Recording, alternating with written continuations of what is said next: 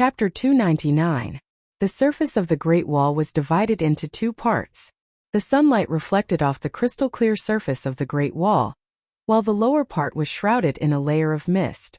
In the morning mist that gradually thinned in the morning glow, the sound of swords clashing resounded through the square. Clang! The sword fell from Galen's hand and landed in the mud. He clutched his wrist and cried out in pain. I lost. His Majesty is so strong. Humph, if it was a real sword that had been unsealed, your head would have been split in two. Elisa laughed loudly at the big night watchman. You really are a stupid ox. After fighting with His Majesty for 10 rounds, you were stabbed twice in the head, once in the shoulder, once in the chest, and now your wrist is broken. Danny commented, Galen, you're stronger than me and John, but your body's coordination and flexibility are a bit lacking. You'll be finished if you meet a master swordsman. I was even worse 2 years ago. When I first started, my swordsmanship was still improving. But in the last 6 months I can't seem to improve anymore. The big Galen said dejectedly. You're using the wrong weapon. Danny pulled down her mask and exhaled a long breath of white mist. She stabbed her sword into the ground and held the hilt with her left hand. Her right hand pointed at the hammer on the weapon rack. You should learn hammering skills. Wear full body armor and have a companion to protect you. Swing the hammer as hard as you can. Maybe you won't be as invincible as Robert, but at least it's better than you, who can't even drag someone down with you. You can try. The former martial arts instructor of Dark Castle, Sir Elisa, said thoughtfully. Alright, who's next? Danny pulled down her mask, raised her sword and asked the night watcher beside her. Me, it's my turn to spar with His Majesty. An old man raised his hand excitedly. Danny saw that the old man was hunched over. His beard was gray, and his limbs were loose. She couldn't help but doubt him. Old man, can you do it? Don't break your bones with one strike. Your Majesty, don't look down on me. I'm the most elite warrior of the Night Watchers, a ranger. You, on the other hand, have already challenged 4 Night Watchers. Are you tired? The old man twirled the sword in his hand and asked with a smile. Do you know how to lift something heavy as if it were light? Danny asked. She hadn't completely stepped into the realm of lifting weights as if they were light, but her endurance had increased by at least 50%. The old man's smile disappeared, and he said in surprise, I didn't expect your Majesty's swordsmanship to be so high. It seems that I have to show my true ability. After he finished speaking, he raised his sword and stabbed towards Danny's heart. His speed was so fast that it didn't match his old appearance. Danny was a little surprised, but she nimbly leaned to the side to avoid the stab. At the same time, she spun around and added her strength to her sword, quickly slashing at the old man's waist. Clang! The sound of metal hitting metal drowned out the chatter of the night watchers. The old man's movements were nimble, and his eyesight was accurate.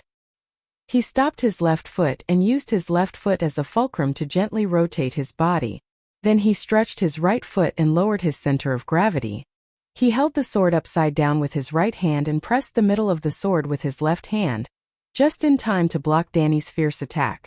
Danny's sword was firmly blocked, but her right hand was so numb that she almost couldn't hold the hilt of the sword. The old man seemed to see her predicament, so he took a step forward and slashed at her head with the sword upside down in a big arc. It was as powerful as thunder. Ah! John, Alistair, old Eamon and the rest of the night watchers cried out in shock. Oma is old but strong, and his swordsmanship is getting better and better. Baristan was also shocked. Just when everyone thought that Danny would definitely be hit, she let out a clear cry. Her waist was as flexible as a willow branch as she bent backwards, and the iron boots on her feet kicked the old man's right hand that was swinging down. Bang plop chi. The sword was kicked more than 10 meters high, and when it finally fell it stabbed into the mud. Before the sword hit the ground, Danny fell into the mud, splashing mud everywhere. But she didn't cry out, nor did she stop moving. She was like a nimble little pig. Under everyone's dumbfounded gaze, she quickly rolled half a circle in the mud, as if she was dodging a sharp arrow that was shot at her. When she changed from lying on the ground to crawling on the ground, she suddenly pounced forward and pushed the old man, who was holding his hand and staring blankly at her, to the ground. With a crack, the old man's right arm was dislocated under the weight of several tens of kilograms of iron armor. Ow! The old man howled in pain. Danny's iron gloves that were covered in wet mud still held the hilt of the sword firmly. The blade of the sword was pressed against the old man's neck. She exhaled clouds of white smoke and asked in a rough voice, "Do you surrender?" "Chi." The sword that was flying in the air finally fell. "Surrender, I surrender." The old man shouted. How is this a training ground?" The one-armed blacksmith murmured in shock. She must have participated in many battles. No, she is only 16 years old. It is impossible for her to have experienced hundreds of battles. This is talent, a perfect talent for fighting on the battlefield, exactly the same as Robert. What's going on? Why is Her Majesty fighting so hard? Todd looked around and asked in confusion. That is her conditioned reaction. The Shadow Tower's commander, Sir Mallister, said with a serious expression. Red Pomegranate Marcy nodded and said, after she fell to the ground, Oma should have pounced or used his left hand to throw a dagger at her. Although Oma didn't do anything, she immediately turned around and dodged. What a terrifying battle talent! Barristan said proudly. Her Majesty almost never held a sword before the age of 15, but her talent is very good. Under my training for more than a year, she has achieved achievements that many knights would never be able to achieve in their lifetime. What, only a year of training? Sir Mallister said in disbelief. This doesn't make sense. All of us started training from the age of 5. Even the extremely talented Prince Riga started practicing martial arts at the age of 12, and only achieved some success after 4 years of training. Barristan smiled bitterly and asked, in the past 14 years, she didn't even have enough to eat and wandered around with Prince Viserys. Who taught her martial arts? Everyone fell silent with a complicated expression. She has strength, speed, and skills. In a few years, Her Majesty might be able to achieve something in the tournament. Yes, she will participate as a mysterious knight. Scholar Yimont said with relief. Barristan glanced at him with a wooden face and said strangely, in a few years, Her Majesty will become the first female knight to win the tournament in the history of Westeros. 7 gods above. Red Pomegranate Marcy said in shock. When did this happen? The red-nosed old man said, a few days ago in the old town. In order to recruit free riders to deal with the pirate attacks, the Hyder and Tyrell families jointly organized a Honey Wine River tournament. Her Majesty changed her name to Layla Vesuvius and Sir Barristan as her knight attendant. When the two of them came to the old town, they happened to encounter this matter, and she signed up as a mysterious knight. Layla Vesuvius, Yimont said thoughtfully. Her mother's name is Layla, and Vesuvius is the surname of the king's illegitimate son. Did anyone recognize her identity? Master Tanner asked curiously. She looks very similar to Queen Layla and Madame Lele. Even I can see that something is wrong. She dyed her hair black, her eyebrows and temperament changed. The old professor shook his head. She defeated Valiant Garan, Laughing Baylor and Horned Hill Deacon consecutively. She won the crown of love and beauty, and took off her helmet on the spot to put on a golden rose crown. There were thousands of people here including me. I have never been so shocked in my life, but no one doubted her identity. The crown of love and beauty? Gosh, what a legendary experience. I reckon the people of the old town will never forget such a scene. Scholar Yimont was fascinated. He could not wait to see the scene of the Targaryen descendants in the Glory Martial Arena with his own eyes. Isn't that so? When the news spreads, everyone will know the true identity of Layla, who put on a crown for herself. Every day, there will be poets reciting her deeds in taverns all over the world, the red-nosed old man said bitterly. John listened with envy and admiration. He grew up listening to old Nan's stories. Fool Florian and Chonchi, Nymeria, Clever Ran, City Builder Brandon, Star-Eye Simeon, Bard Bell.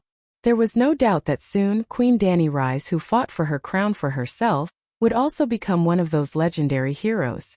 This was the dream that he, Robb, Bran, and even Theon the Chameleon, the 4 brothers shared when they listened to the stories.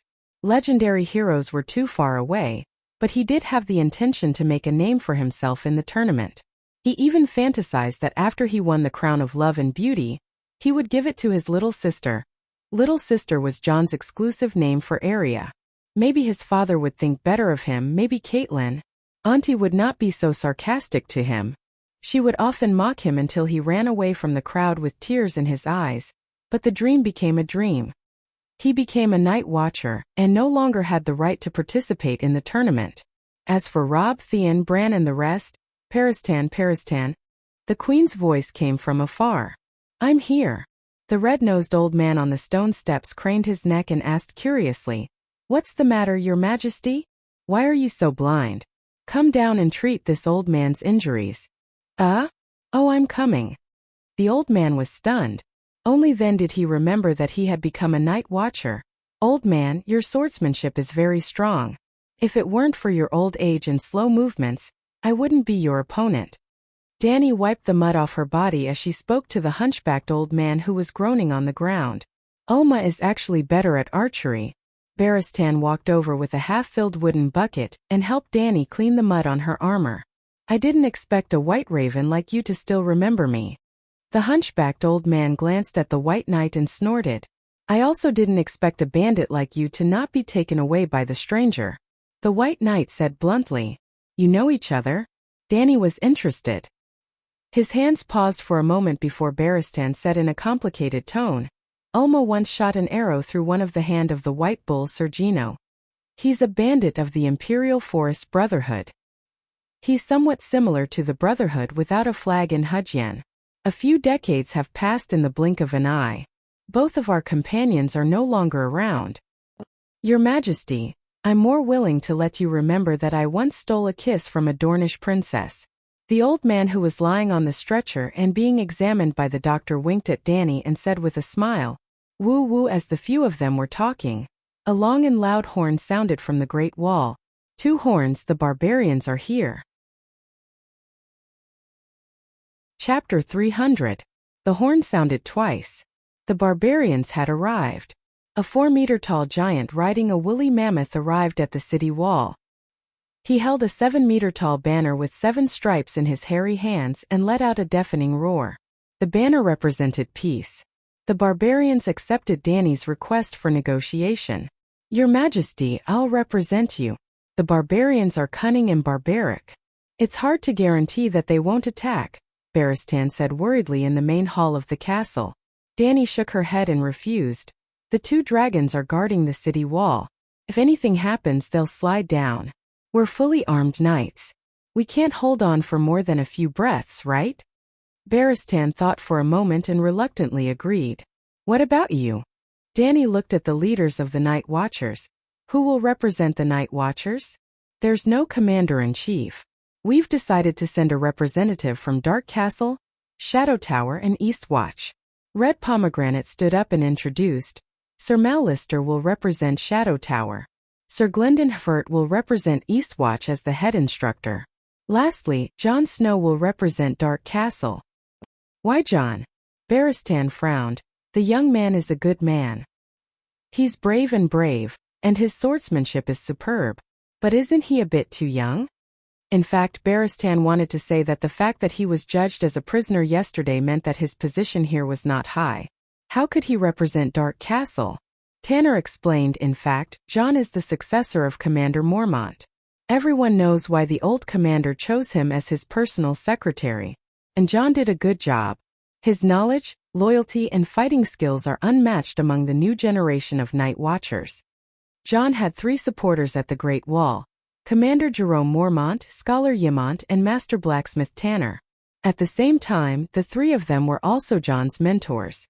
Jon could not become the representative of Dark Castle without the support of Yemont and Tanner. Of course, Dany's suppression of Elisa and Slint last night had also helped him eliminate 2 great enemies and 2 competitors. Okay. Dany nodded. I won't interfere with the internal affairs of the Night Watchers. Just make sure that he can represent Dark Castle. The city gate was opened. Glenn, Todd, and more than a dozen Night Watchers passed through the twisted and narrow tunnel and crawled out of the city gate.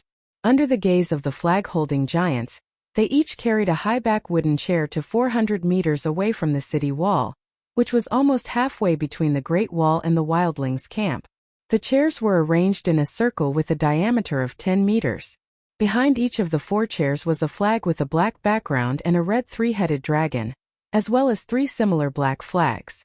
Well, the Night Watchers were dressed in black, wore black robes and held black flags, just to represent 3 different castles. The patterns outlined on the flags were different simple drawings of 3 different castles were drawn in gray paint. After the night watchers planted the flag and left, the giants holding the colorful flag rode the mammoth back to the camp of the savages. About 10 minutes later, the sun dispelled the last trace of the morning fog on the ground. Under the clear sky, everyone could even feel the warmth of spring. Danny, who was wearing a black striped shadow lynx cloak, led by Barristan, John, the tall Glenn, and the gray-haired Mallister followed behind her. At the same time, the fence of the opposite camp opened, and a middle-aged man with black hair and a ragged cloak walked out first, followed by more than 10 barbarians who were either wrapped in animal hides, wearing rusty mail armor, or weird bone armor made of beast bones. On the wide snowy ground, the 2 groups of people slowly walked towards each other. The sky was blue, the snow was white, the sun was warm and the breeze was gentle. Glenn, who was leaning against the battlements on the city wall, pulled his collar and found that his clothes were wet with sweat. He panted nervously and complained to Eddie beside him, "The savages are too cunning. There are only 5 of us, and there are 16 of them. Yeah, if we really fight, we'll be at a disadvantage." Eddie swallowed and stared at the group of savages with his eyes wide open, as if trying to distinguish the expressions of each of the savages. However, until both sides sat down on the wooden chairs in the middle of the snow, no one pulled out their swords. Danny took off her helmet. The warm wind blew, lifting the fine bangs on her forehead. "I'm Danny Liz Targaryen." The leader of the group of savages pulled down his hood. It was an ordinary-looking, gray-haired, middle-aged man. It was obvious that he liked to smile, and there were very obvious smile lines at the corner of his mouth. Seeing the beautiful queen who seemed to be shining in the sun, his eyes flashed with undisguised surprise, and his smile lines unconsciously formed. "You're so beautiful, your majesty." Sir Mallister frowned and said, "Mansred, you're too cowardly to bring so many people here. Why didn't you bring the giants too?" Mansred looked around and shrugged. "These commanders each lead a large tribe, and their status is similar to mine. If Giant Mark hadn't been captured by you, I would have brought him here too." Danny sat down on her own chair. Barristan stood behind her, armed to the teeth, and Mansred sat opposite her. There were not enough chairs, and a few of the savages began to quarrel. In the end, in order to snatch the wooden chairs, the 2 bearded men even hugged each other and wrestled. Danny and the others were stunned. "Now I believe you, their status is similar to yours." Danny's mouth twitched. She glanced at the gloomy king of savages and said strangely, "I thought you were the king of beyond the Great Wall, and your words carried weight." She really didn't plan to play the game of 2 peaches against 3 men. The night watchers had prepared 12 chairs, and the night watchers had only taken 4. The remaining 8 chairs should have been enough for the savages. She didn't expect so many of them to come. "Those without chairs, stand behind me," Mansred growled. The savages also felt a little embarrassed. A few of the commanders who had snatched chairs reprimanded them loudly, and those without chairs glared at their companions with red faces. They also felt embarrassed to say that the night watchers were unfair for bringing out too few chairs. After all, only 5 of them came and took up 4 chairs. While the remaining 8 were hesitating, a red-haired, red-bearded savage threw his oak shield into the snow and sat on it. He shouted, "Mansred, I, Tormund, the giant's bane, am not your guard. I can't stand behind you." "Fine, fine, fine. You can sit anywhere you want," Mansred helplessly. So the other 7 followed suit. They either sat on the shield, squatted, or rolled out a snowball to use as a stool in the space between the 8 chairs. After 7 or 8 minutes, when everyone was seated, Mansred coughed softly and looked at Danny. "Has Targaryen regained the Iron Throne?" "No." Danny shook her head. Mansred frowned and asked again, "Then which dukes do you have the support of?" "In the Westeros, none of the 7 dukes explicitly support me. But once the threat of the savages is resolved, I will take Dragonstone Island," Danny said. "Then how will you negotiate with us on behalf of the 7 dukes?" Mansred angrily. "Squawk Blackie," roared. Squawk Whitey followed Blackie's lead and roared. Danny did not say anything. She only glanced at Mansred and the other savages who were looking at the Great Wall in fear. Alas, the king of savages sighed and said helplessly, I remember that the megalosaurus went extinct hundreds of years ago. Where did your dragon come from? Even if the dragon is gone, there are still dragon eggs. Danny laughed. Dragons are not invincible, Tormund the giant's bane shouted. Danny nodded in agreement and said, of course dragons are not invincible, especially when my dragon is still a young one. The scorpion crossbow developed by the City of Knowledge, and the giant's longbow can successfully kill a dragon if you can shoot their eyes or neck. But you don't have dragon crossbows. The number of giants is limited, and the area of your camp is too big. The giants are too eye-catching. My dragon can easily avoid them and use its dragon flames to devour your wives, children, cows, sheep, and other livestock. There are no cowards among the savages, and they are not afraid of death.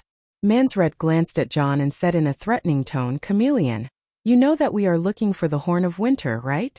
Let me tell you, I have already found Jomun's grave and the horn buried with him under a glacier in Frostfang. If the dragon comes to burn our camp, I will blow the horn immediately and make the Great Wall collapse. Are you kidding? Danny looked at the King of Savages strangely. You think you can scare me with this nonsense? You haven't heard the story of the Horn of Winter? The cold expression on Mansred's face cracked. No, Danny said honestly. That is a magical horn. Legend has it that Jomun, the king beyond the Great Wall, blew the Horn of Winter to awaken the giants underground and end the Night King's rule. The savages believe that the Horn of Winter can make the Great Wall collapse. Sir Mallister explained softly. Danny rolled her eyes and said, brag all you want. Brag or blow the horn all you want. Do you think there is a turnip growing on my neck to scare people with a lie that even children can't deceive? Mansred's face twisted. He really wanted to go back and blow the horn immediately if he had one. Danny did not believe that a horn could blow the Great Wall down, unless Meng Jiangnu's soul was sealed in the horn. However, the savages all believed it, and Mansred really did lead a few thousand of his subordinates to rob a few hundred tombs near Frostfang, hoping to find the legendary Horn of Winter. Mansred did indeed find a huge bull horn, but it was found in the giant's grave and not Jomun's horn. Seeing that the Horn of Winter did not scare Danny, he gritted his teeth and threatened again. I will immediately disperse the team. There are places to climb the 500-kilometer Great Wall everywhere. Climbing the Great Wall is not foolproof. Many people will die, John said. When he was undercover as a savage commando, he followed the savages to climb the 200-meter-high Great Wall with iron rods and ropes. But halfway through, ice fell off the wall, falling and smashing almost a quarter of the savages to death. If he had not reacted quickly, he and Jurgrit would have died in that accident. I know, Mansred nodded and said with a heavy expression. Thousands of old and weak have died all the way from the Windy Gorge to the Great Wall. If we let them climb the Great Wall, maybe half of them will die. After crossing the Great Wall, being chased by the Night Watchers, the Megalosaurus, and the people of the northern region, more than half of those who survive will die. But there is always hope for us free people. There will always be many people who can survive. But if we stay north of the Great Wall, when the real winter comes, we will all die. Deviant ghosts? Danny asked. A savage wearing a snow bear's fur cursed loudly. Those bastards have been following us. Every morning when we wake up, we will find a batch of empty tents. The people inside have been captured by the deviant ghosts. Not only the white ghosts but also the cold and food. We have to cross the Great Wall. Even if you have 100 dragons, you can't change this, Mansred with a firm expression. The savages have always wanted to go to the other side of the Great Wall. But do you know what's there? Danny sighed. The barefoot commander stared greedily at Danny and said loudly, there are women, food, clothes, a big house for the winter, everything we need. Sir Mallister gripped the wooden chair's armrest tightly and leaned his upper body forward like a furious lion about to pounce and bite someone. He roared, no, there are swords, spears, armored knights in the northern region, and even women with bows and arrows. The strangers are waiting for you there. The subterranean dweller with blue paint on his face spat on the ground and mocked loudly. You think we're afraid of you kneeling people? Ha ha ha, my grandmother is an old woman with a spear. She can easily kill 3 people who kneel. The savages beyond the Great Wall were actually the ancestors who crossed the sea from Urso 10,000 years ago. Other than the fact that their ancestors were purer and were not affected by the Andalans, they were essentially no different from the people of the northern region. The savages called themselves free people, while the people south of the Great Wall were degraded as kneelers. Yes, because the people of the Seven Kingdoms had to kneel to their lords and kings. Danny glanced at the cavemen casually and said to the king of savages, "Mansless, you are different from the other savages. At least you know the influence of the political situation of the Seven Kingdoms on your invasion. Unfortunately, the situation in the Westeros has changed in the past few years, and your information is a little outdated." Chapter 301. What do you mean? Mansred frowned. Do you know about the rebellion of the Four Kings? I do. The bloody wedding, the Winterfell incident, do you know about it? That created a rare opportunity for us. If it weren't for you, we would be eating meat by the Southern Lord's fireplace, Mansred said. Haha. Danny sneered and asked, the Northern Territory is in constant war, and we haven't finished the food storage mission before winter. We'll be so poor that we won't even have porridge to eat. Where will you find meat? Mons was stunned and said, no matter how poor they are, they're still richer than us. The leader of the Great Glacier cannibal tribe licked his lips and said, animals without limbs and two-legged sheep with even more delicious meat. The old ones are chewy, and the young ones melt in your mouth. They're very tender. Danny looked at the man with yellow teeth and nodded in agreement. Maybe you're right. The two dragons I've raised love to eat people. I've always told them that you're dragons just like humans. You have wisdom and divinity, and can't be compared to ordinary animals. I've even whipped them a few times, but they haven't changed. Now that they've met a group of inhumane two-legged animals, they can eat to their heart's content. Yellowteeth grinned and said proudly to his companions, look, even the Megalosaurus likes to eat people. You walruses should learn from us. Then, he turned to the king of savages and said cheerfully, Mons, you said that cannibal tribe doesn't sound good and wanted to change our name. Glacier tribe doesn't sound good enough, so I refused. But now that I think about it, cannibal tribe doesn't sound good enough. How about Megalosaurus tribe? Mons put his hand to his forehead and said, okay, let's call it Megalosaurus tribe. Haha, that's great. The way the three night watchers looked at him. Sighing helplessly, Danny said directly, Mansred, since you want to bring the savages across the Great Wall, why don't you surrender to me? I'll take you to the warm and fertile land south of the Great Wall to farm. Submit? You want us to kneel to you? You're daydreaming. Mons sneered. Bah, free people will never surrender. Tormund roared angrily. We can steal and rob whatever we need. But if you want to enslave us to farm, there's no way. I would rather die than be free. Free people will never be slaves. It was as if they had poked a hornet's nest. The 16 barbarians glared at Danny furiously. They stood up and roared loudly. Some of them even pulled out their swords and slammed their shields. They looked at Danny, eager to fight.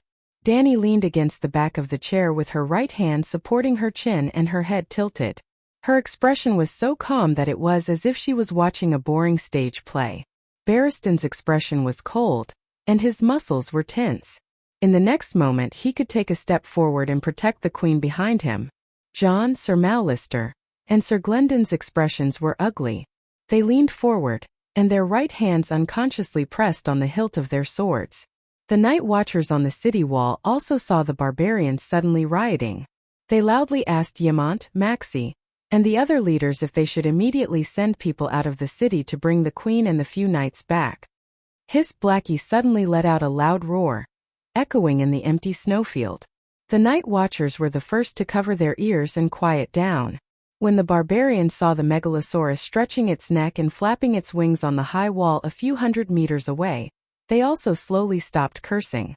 Seeing the barbarians put away their weapons with ugly expressions and sit back down, Jon Barristan and the rest secretly heaved a sigh of relief. Their stiff bodies relaxed. Danny's charming purple eyes glanced at every barbarian. She said softly, since it's a negotiation, of course you can propose any conditions on the spot. Just like when you said that you wanted to kill all the night watchers, climb over the Great Wall, set fire to the northern region, eat people and steal women. I didn't pull out my knife to kill anyone, did I?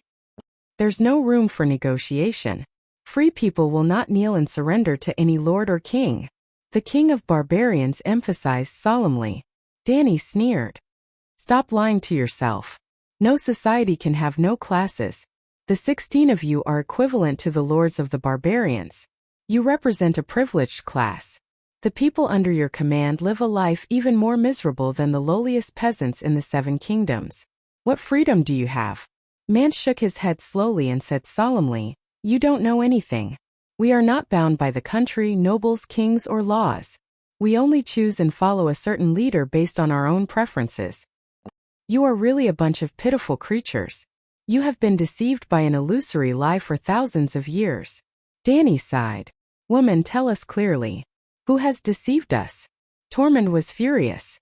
Danny said slowly, "With the barren land beyond the Great Wall and the level of civilization of you barbarians, you don't even have enough food and clothing. You don't have the right to pursue freedom. An ordinary barbarian from birth to death spends most of his life working hard for a meal. However, no matter how hard-working and intelligent a barbarian is, it is impossible for him to survive the winter with his own strength. This does not depend on whether he can accumulate enough food to survive the winter. You have no laws, no restrictions, and are used to bullying the weak. The strong rob the weak of their daily necessities to survive. He is powerless to stop other barbarians from robbing him. At that time, he will only have 2 choices. The first is to die freely. After working hard for a few years to prepare food for his family, he will starve to death and his wife will be taken by someone else. The second is to freely choose who to be enslaved by. He will not be able to protect his property alone. He can only rely on the power of an organization. He can rely on an overlord. However, this will form the most primitive bureaucratic system. It goes against your idea of complete freedom. It is not as advanced as the Westeros feudal system. May I ask, what kind of freedom is the above 2 situations? You just have no morals and etiquette. It is the naked law of the jungle, the survival of the fittest. What is there to be proud of when you live a life no different from a wild beast? In other words, the wild boars and wolves in the forest are also free, but whoever envies them is a fool. After listening to Danny's words, Jon suddenly felt enlightened. He had not forgotten Yrgrit's preaching to him about knowing nothing. Bound by his identity as an illegitimate child and the strict discipline of the Night Watchers, he actually envied the freedom of the barbarians deep down. At one moment, in the underground hot spring beyond the Great Wall, when he knelt down to lick Yrgrit, the cheerful and unrestrained feeling made him want to abandon everything and stay in the cave with the female barbarian for the rest of his life. Now, after Her Majesty's analysis, he suddenly realized that the so-called free people of the barbarians was indeed a lie. Sir Mallister and Sir Glendon smiled and nodded. They said proudly, "Your Majesty is right. We are humans, not beasts. We understand etiquette, justice, shame, and morality." Manslade's face was gloomy, but he could not find a rebuttal. He sat there in silence, thinking hard. What's wrong with the survival of the fittest? The strong are born to enjoy better women and food, Tormund said righteously. Between civilizations, countries, and races, the survival of the fittest is a matter of course. But within a civilization, benevolence, justice, and the public are more important. The survival of the fittest is possible, but it must be moderated. We are humans after all, and humans are born with compassion. Jon nodded, feeling that he had never thought so clearly in his life. He felt enlightened. Barristan, Mallister, and Glendon were also deep in thought. They admired Her Majesty's wisdom even more. But on the side of the barbarians, even the most civilized Manslade could only think hard, as if he had encountered a difficult problem. The others, like Tormund, were at a loss. What are you talking about? Get to the point. The leader of the hard-footed people, whose skin was like boiled leather, cursed. Okay, I'll give a simple example. Danny rubbed her face and sighed. Let's say you're King Manslade, and I have the same number of soldiers. There's no Great Wall, no Megalosaurus, and no giants. Winter is coming, the barbarians can't survive, and the people of the Northern Territory lack food. He wants to go south to steal food, and I want to protect the people of the Northern Territory.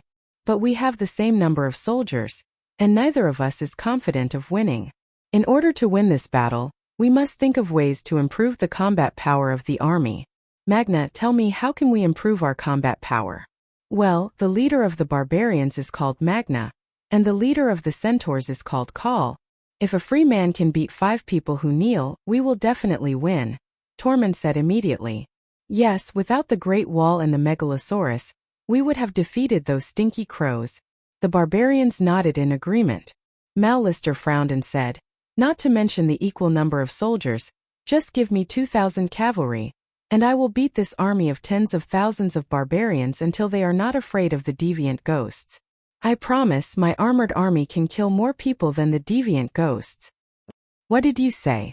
The crows are bragging. Dany said with a straight face. Quiet down. I said, give me an example. Let's say that the soldiers of Mansred and I are exactly the same as the barbarians. This? Tormund muttered. Only the gods know who will win and who will lose in the end. Our forces are equal, and neither of us is confident of winning. The best choice is to avoid fighting. But this battle is too important. Whoever wins, their people will survive. Whoever loses, their people will be wiped out in the winter. In order to win this battle, I have decided to improve my own strength, research smelting technology, and refine steel from ore.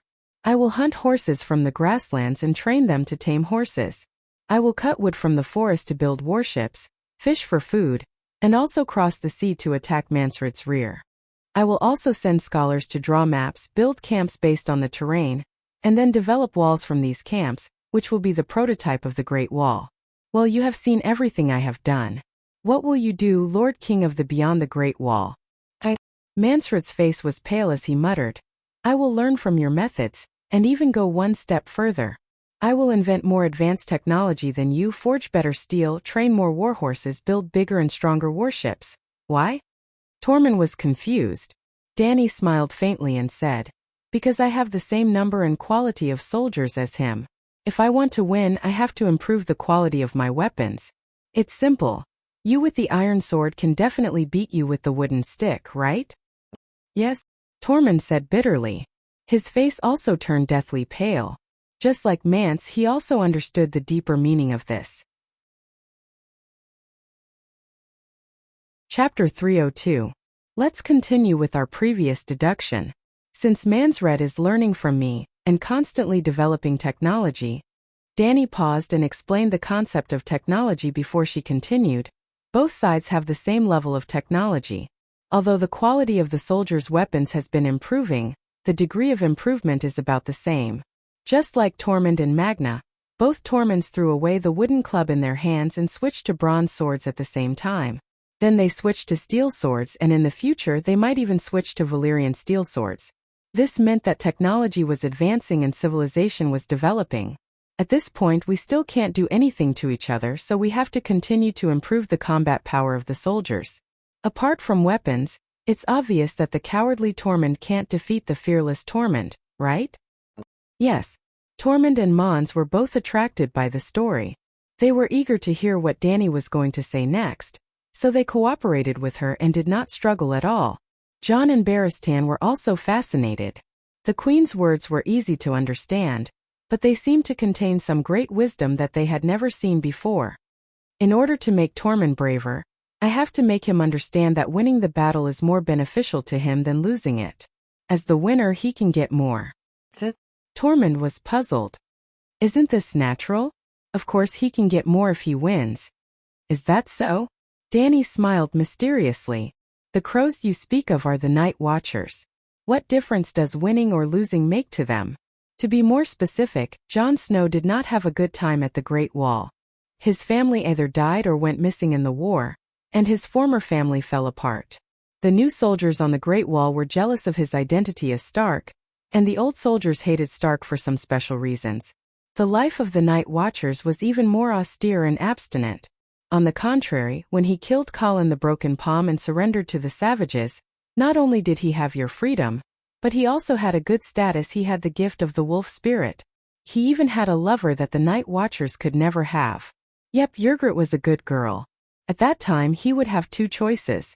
One was to completely integrate himself into the group of barbarians, break into Dark Castle, and let the hundreds of thousands of barbarians go south to wipe out the warlords of the northern region. At the very least, he would be able to avenge his family and destroy the Bolton family. If the barbarians were stronger, they might have been able to destroy Fry and Shake Lannister's rule. To be able to take revenge, have a lover, and be free, that's great. However, he did not hesitate to make the second choice. He continued to carry out the mission given to him by Colin the Broken Palm. He went undercover among the barbarians, alerted the night watchers of Dark Castle, and ruined Mance Rayder's wonderful plan to seize the city gate. Think about it, why would he do that? He's stupid and knows nothing. Mance Rayder stared coldly at John. Crows are crows. They are not trustworthy. The barbarians were filled with righteous indignation. His mind was bound by some useless things, Tormund said slowly as his eyes flashed. Danny glanced at the red-haired savage and said with a smile, "You understand him better." "No, I can't understand it at all." Tormund hurriedly shook his head in denial. As if understanding an idiot would make him an idiot too. Danny shrugged and continued, "John did it for honor, Stark's honor, and the honorable oath of the men of the Night Watchers." "Your Majesty." John's eyes were red. He was so moved that he was about to cry. Barristan patted the young Night Watcher on the shoulder and smiled with relief. No matter how bad the Westeros were at the moment, there were still some promising stars. Let's continue our previous topic. I'm against Mance. If I can bring honor to my soldiers, they must work harder, right? Yes. Mance nodded. But what does that mean? Civilization is made up of many things. Besides technology, there's also spiritual culture. Why does John have honor? If he was a savage who burned, killed, and plundered, and abided by the law of the jungle, would he have such honor? I don't agree with that, Tormund said angrily. You're slandering the barbarians. Let me tell you, I have honor too. What honor can bandits and robbers have? Sir Mallister sneered. I didn't surrender even when facing 2 megalosaurus. Is that an honor? Tormund glared. Tormund, you're even robbing your own kind. Surely you won't sacrifice yourself to protect the weak, right? Similarly, you won't feel honored to protect the weak, right? Tormund was speechless. He could not lie. In other words, wolves ate sheep. Beyond the Great Wall, the strong were the wolves and the weak were the sheep. It was natural for wolves to eat sheep. He never felt that there was anything wrong with it. Therefore, wolves would not protect sheep, and they would not feel honored to protect sheep. Danny sighed and concluded, but John, Sir Barristan, Sir Mallister, Sir Glendon, and all the true knights of Westeros will. Because the spirit of chivalry requires us to take pride in eliminating the strong and helping the weak, but the spirit of chivalry should not bind you barbarians. Yes. Barristan was excited. Your Majesty has completely analyzed the difference between us and the barbarians. John, Mallister, and Glendon nodded. They could not help but feel proud. Humph, to the lords and kings, aren't the common people lambs to be eaten? Manslade's eyes flashed. Well, you admit that the king of Beyond the Great Wall is no different from me? Danny smiled strangely. It went back to the original question. Was the freedom that the freedmen talked about a lie? If Magna Beyond the Great Wall was no different from the lords of the 7 kingdoms, then where did the freedom that the barbarians were so proud of come from? Then she said seriously, I don't deny what you said. The common people are lambs to the lords and kings. So we have always had a dream to build a truly fair and just world full of love. For this dream we have been working hard. Maybe the results are little, but it's better than having no hope and no progress at all. Mance's ordinary-looking face turned even paler, but he still managed to say, anyone can say something nice, but not even a fool will believe it when it comes from the mouth of a queen who chews sheep. A fool won't believe it because he doesn't understand. You're a smart man, so you'll believe it. Danny smiled. Let's continue the previous topic. The battle between us is not over yet. Soldiers with a sense of honor are braver. Under the same conditions, my army will win. At this time, if you don't want to lose, what should you do? Learn from you. Danny nodded. Remember I mentioned before that in the war between civilizations and races, the weak are eliminated and the strong survive. If you learn from my social system and develop your spirit and culture, it means that your law of survival in the barbarian society will be eliminated, right? Yes, Manslade said dejectedly. Those who are eliminated are the weak. Your current social system is not up to standard. From technology to culture, your civilization has lost to us in all aspects, Danny declared. Manslade was speechless. He lowered his head deeply. Even the most active Tormund looked depressed, as if he had suddenly lost his soul. Some of the other barbarians were confused, while some understood a little. But whether they understood or not, everyone understood one thing. Manslade, the king of the Beyond the Great Wall, had lost to the silver-haired queen. Unlike Jon and Barristan, who were beaming with joy, Dany's expression was indifferent. She continued, "The battle between us is not over yet. Manslade, if you can recognize reality and learn from my strengths, at least you can maintain a stalemate. In this verbal war between civilizations and races, you have not lost. Let's continue." "Yes," the king of the Beyond the Great Wall said in a hoarse voice. He knew that he had already lost. Even if he could look at the problem rationally and learn humbly, the imitators would at least be one step slower. He had been slower in technology and culture for several times in a row. The quantitative change had caused a qualitative change, leading to an irreversible collapse. The more desire a person has, the more motivation they will have, and the chasm of desire will never be filled. With honor, they will ask for more things such as wealth. Our soldiers have the same weapons and fighting spirit, but in addition to honor, if I promise them money, will they be braver and more proactive? Yes.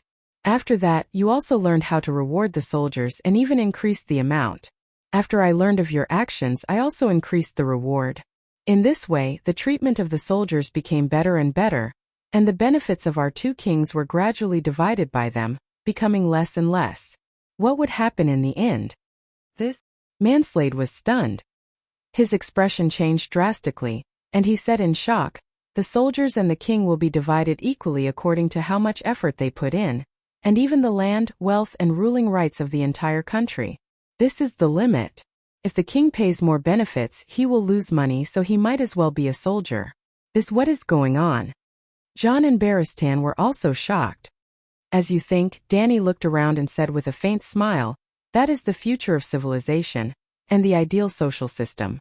Fairness, justice, everyone is the master of the country, and the interests of the country are closely related to everyone. The king is no longer a wolf, and the people are no longer sheep. They are all the same species, wolves. There is a difference in strength between a strong wolf and a weak one, but it is much better than the despair of a sheep facing a wolf." "Why is this?" Jon was confused. "As I said, the law of survival of the fittest is actually beneficial to the development of civilization." Dany leaned back in her chair and looked at the king of Beyond the Great Wall, who was hit hard, and said lazily, "Okay, after saying so much, you should have made a choice, right? Or you can recognize the reality and change from this moment on, or you can be completely eliminated in this race competition." Mansred nodded. His expression was complicated. There was sincere admiration and gratitude, but also a deep sense of helplessness. After a while he said, "Dany, rise, you are the first king to convince me, and also the most special king I know. You may even become the greatest king in history. Compared to you, Robert Baratheon is a tragic sight. Thank you for letting me understand this. But the king of Beyond the Great Wall is different from the rulers of the Seven Kingdoms. There are some things that you can decide on your own, but I..." Sigh. He shook his head and did not continue. Dany glanced at the barbarians around her. Some were confused, some were arrogant, some had flickering eyes. There were all kinds of expressions, but few were submissive. She immediately understood his difficulties. Mansred was most likely convinced by her words, and had the idea of surrendering to preserve the barbarian race. However, the barbarian tribe was formed by the common goal of invading the Seven Kingdoms. He could not change the barbarian strategic goal, and could not persuade them to surrender to the kneeling man. "You have seen Robert?" She decided to change the topic and ease the atmosphere. Chapter 303. 3 years ago, I received news that Robert was bringing his family to Winterfell as guests. I brought my lute, classical guitar, and a pack of silver deer. I climbed the ice wall near the carriage tower, crossed the new land, and traveled 10 kilometers to the south to buy a horse. I didn't enter Winterfell directly. Stark's guards knew every villager in the vicinity. I rode another 600 kilometers to the south and found Robert's Great Wheel Palace. Freelance riders and mercenary knights often gathered around the royal family, hoping to serve them. I was better than them.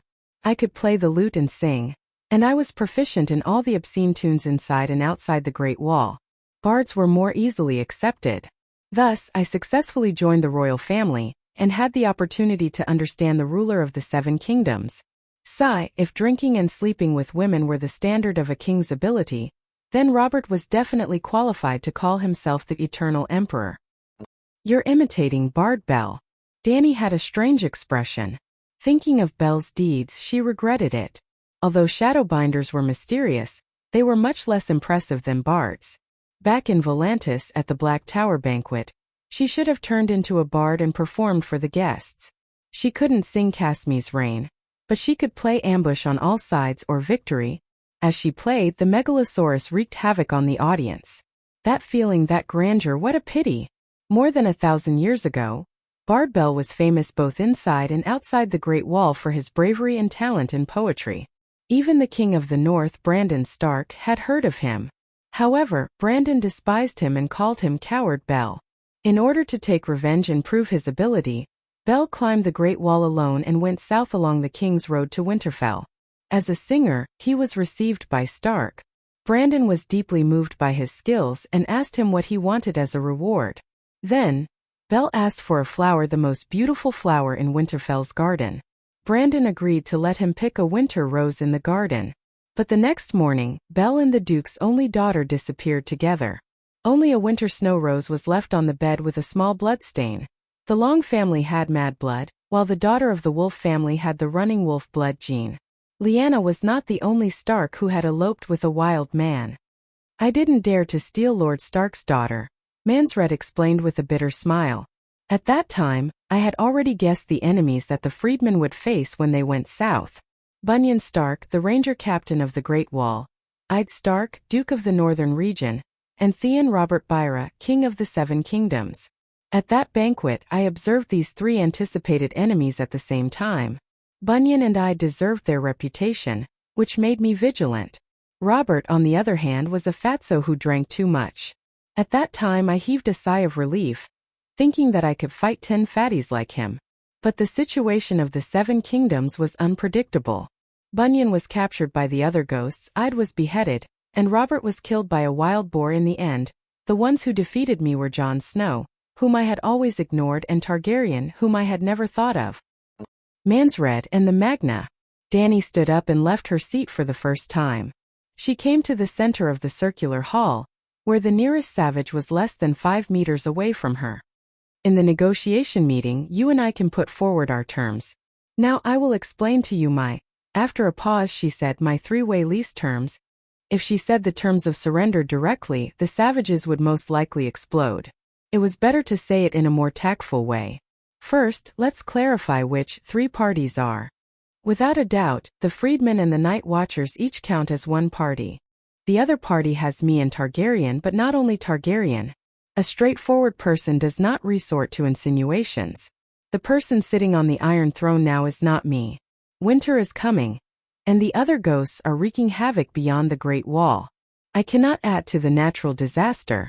Before the next summer, I will definitely not challenge the position of ruler of the 7 kingdoms. This will inevitably cause the composition of the third party outside of the Night Watchers and the freedmen to be extremely complicated.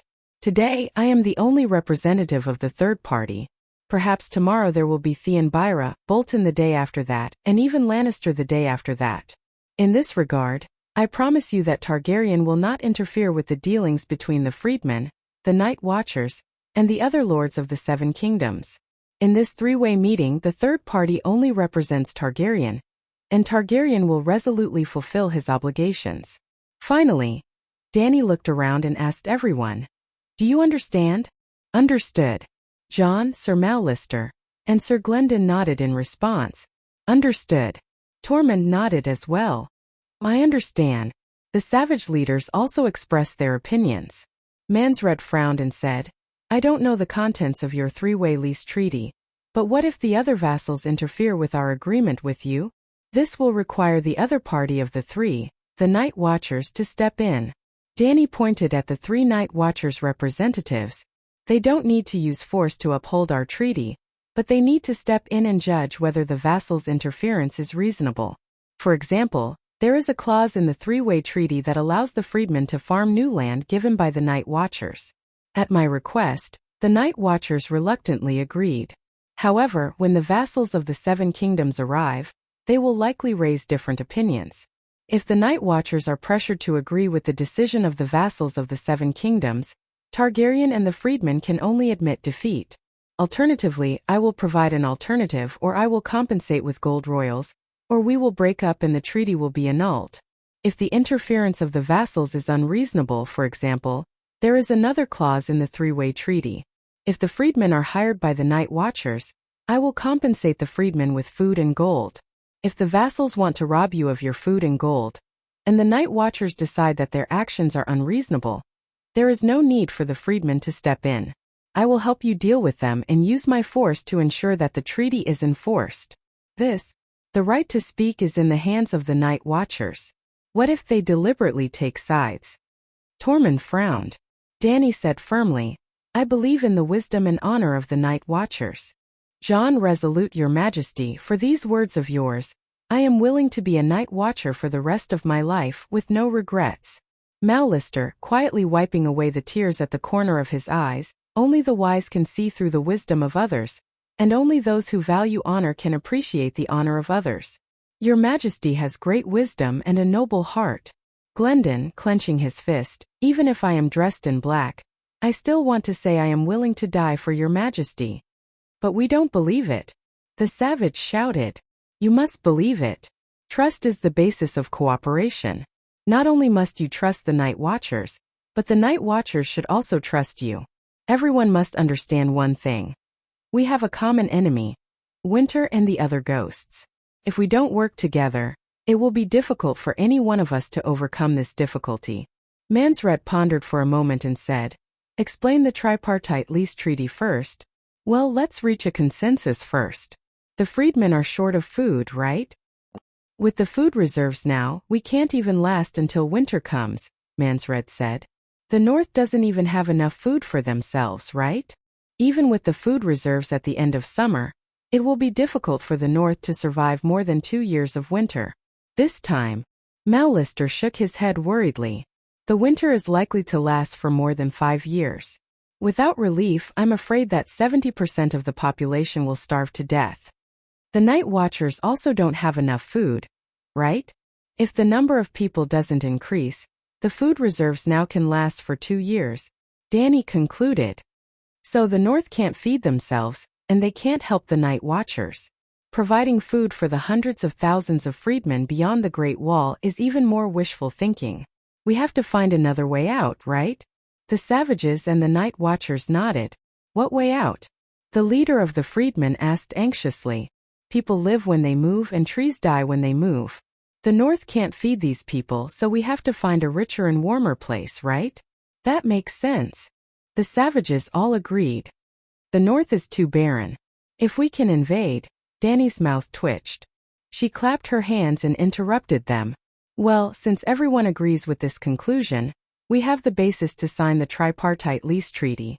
As she spoke, she looked at the sky at a 45-degree angle and revealed a compassionate expression. She sighed softly and said, Barbarians are also human beings. They all have parents, wives, and children. I really can't bear to see you break up your families in the cold winter and the harassment of deviant ghosts. So, the first clause of the treaty is that Targaryen will rent a number of ships to the freedmen. Travel expenses, food, seeds, farmland. I'll be responsible for moving the 100,000 freedmen to the Great Plains of Ursos, where the people are stupid and rich, and where there are no Night Watchers or fearsome Iron Knights. With the food, seeds, livestock, and vast farmland I'll rent, you can farm, graze, and spend the winter in peace. In the meantime, I'll guarantee your freedom of religion, personal safety, and the sanctity of your property. At the same time, you'll have to abide by my codex. After all, you're in a foreign land and have to adapt to the new environment. Of course, when the winter is over, I'll arrange for ships to send those who want to go back to the Great Wall. You can take the food, wealth, and children you've accumulated over the winter, and live happily as freedmen beyond the Great Wall. At that time, you can completely abandon the codex and return to your former customs.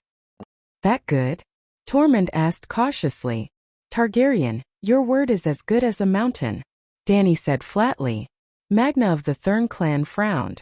It's not that I don't believe you, but you're paying too much, aren't you? You're only giving us benefits, but you're not benefiting at all. This kind of agreement is very unsettling. I've always wanted to do good, but... Danny shook her head in distress and said reluctantly, how about this? I have some enemies on the continent of Ursos. They're all slave traders who specialize in enslaving the freedmen. They're the natural enemies of all the freedmen in the world. You can rent me a group of brave and fearless freedmen who can fight for the sake of promoting the freedom of the freedmen, for the sake of justice. How about that? Thurn Magna let out a long sigh and smacked his lips. It's still a little unsettling. Danny gritted her teeth and said reluctantly, give me a portion of the food you grow, just 20%. As a freedman, how's that in return? I'm relieved. Thurn Magna nodded and said reluctantly, she needs our food. She seems trustworthy.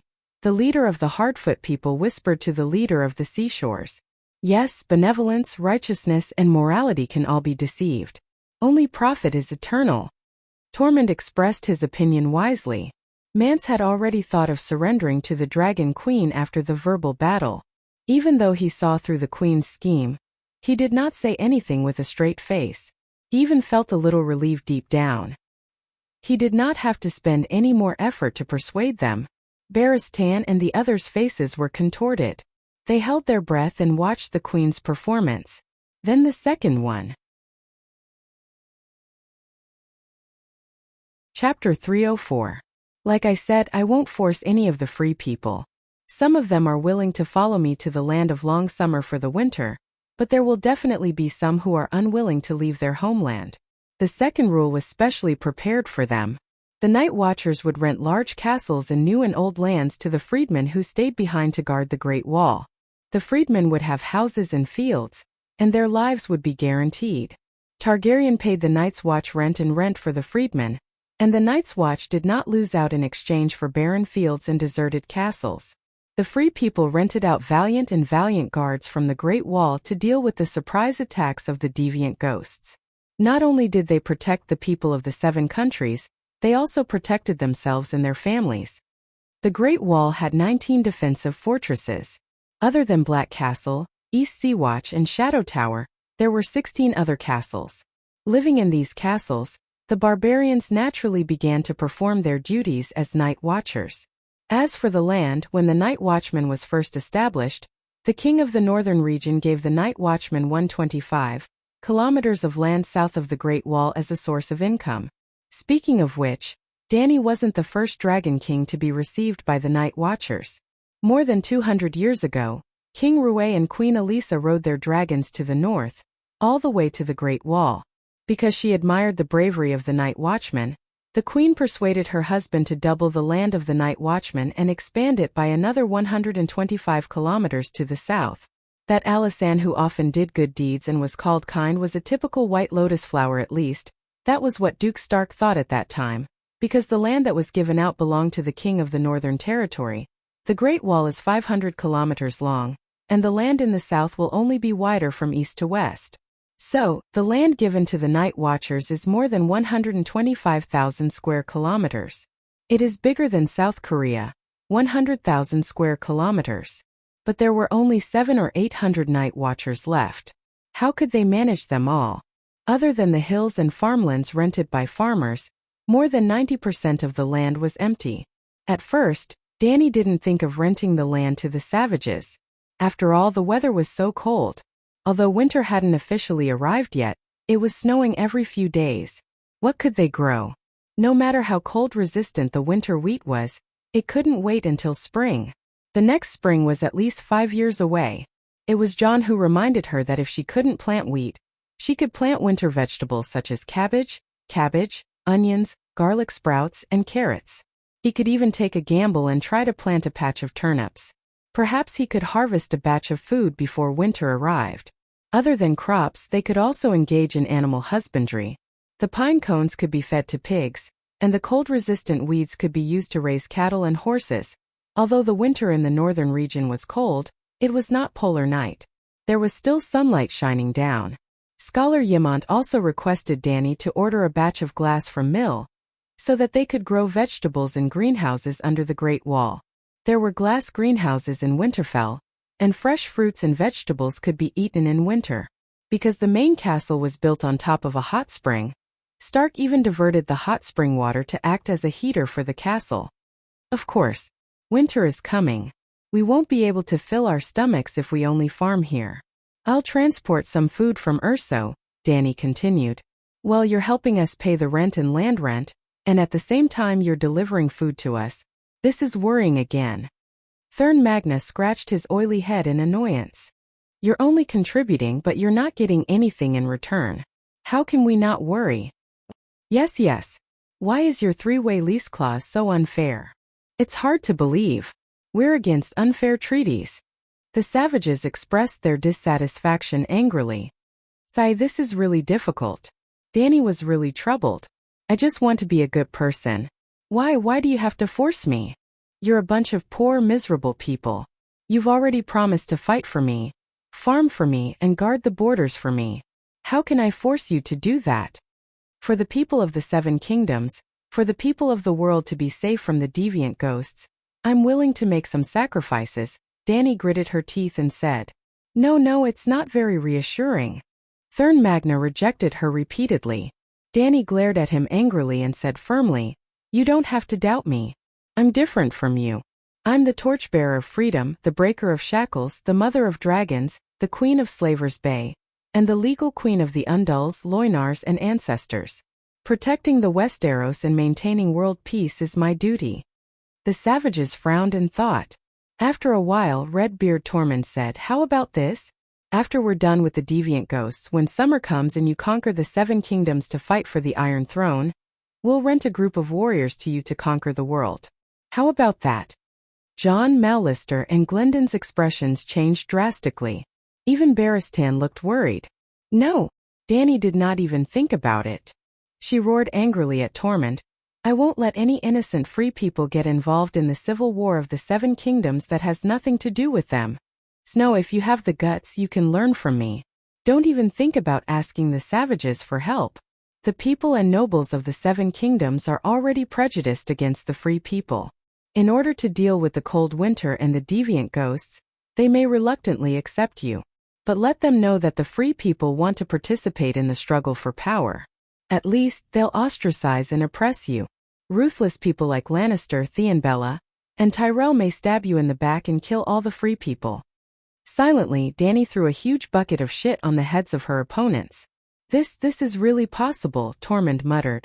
Just look at Stark's miserable state, and you'll know how shameless and terrifying those great nobles are.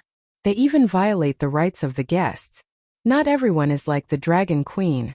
Well, the savages also followed the tradition of the rights of the guests and the sacred oath. In fact, they were originally the first people. Like the Night Watchers, stay neutral and maintain a pure political stance. Don't participate in the power game of the Seven Kingdoms. No one will be able to find fault with you. Dany said. Okay, please continue, the savages murmured.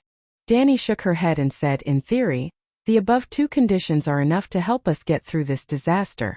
The remaining small details can be added bit by bit according to the situation. At this moment, Mansred seemed to wake up from a deep sleep. He stood up and said, Dragon Queen, you didn't think of finishing the negotiation in one go, did you? Go back and discuss it.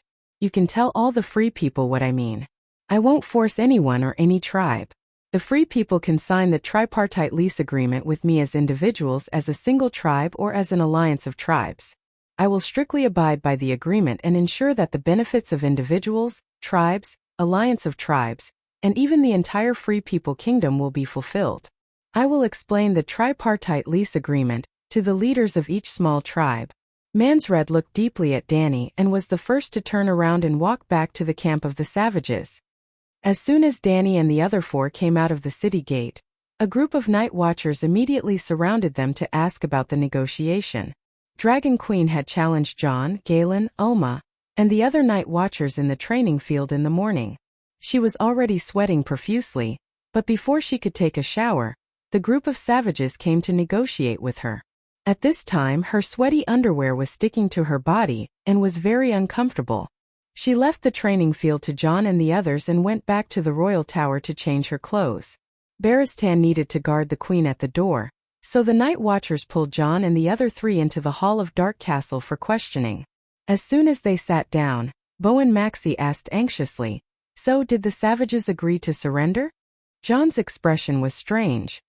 He first nodded, then shook his head and said, "They didn't surrender, only rent.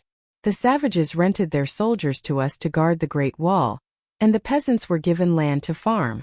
The night watchers took rent from His Majesty and rented the Great Wall to the savages. His Majesty also has a lease agreement with the savages." After John explained the tripartite lease agreement in detail, Professor Paristan exclaimed, "Isn't this a surrender agreement?" Sir Mallister smiled bitterly and shook his head. The savages were unwilling to kneel to their lord and king, and they were unwilling to surrender to us. But in another way, they were immediately grateful to His Majesty, and even suspected that His Majesty was too kind and had a conspiracy. That's not right. The other savages may have been fooled by this little trick, but why didn't Mansred object? Scholar Yimont was puzzled. John, Mallister, and Glendon looked at each other with admiration. Because Mansred has already been convinced by His Majesty, and he intends to surrender. In the savages' camp in the white bearskin tent, Mansred lay on a blanket made of animal skin. The firewood in the brazier crackled beside him, and the red light of the flames cast flickering shadows on his face, just like the king of savages' mood at the moment. A beautiful blonde pregnant woman sat down beside him without a sound. She pulled Mansred's large, rough hand up and placed it on her swollen belly. She said gently, "Mansred, do you feel it? He's moving." "Yes, he's a strong young man." Mansred placed his empty left hand behind his head and looked at his wife. "Dana, you may give birth to him on the other side of the Great Wall." "You?" Dana's heart skipped a beat, and she blurted out, "What about the dragon and the Targaryen queen?" Mansred bitterly and said, "My dear, the dragon is no longer an obstacle. Instead, he may become your and your child's protection." "You?" Dana's eyes widened, and she said in disbelief, "You want to surrender?" "Yes, I was convinced by that woman, and I plan to surrender." After saying this, the king of savages felt as if a heavy burden had been lifted off his shoulders, and his body relaxed. Dana slowly calmed down, and gently stroked her husband's cheek. She asked, "How did she convince you? With a dragon?" "No, something even more terrifying than a dragon." "What's more terrifying than a dragon?" "Reason." Mansred bitterly. "She used simple and common language to explain a reason that changed my worldview. That reason made me understand one thing. The ideal I'm working hard to pursue now has no meaning to the free people beyond the Great Wall. It may even lead to the destruction of the people who trust me. Dana, the title of king beyond the Great Wall, doesn't bring me much power, only responsibility.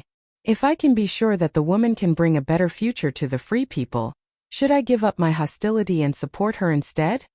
The king of savages looked into his wife's eyes and asked for help, as if her answer could help him get rid of his confusion. "I believe you," Dana said with a smile. With just a simple sentence, Mansred was like a car that was fully charged, and it started running again with great vigor.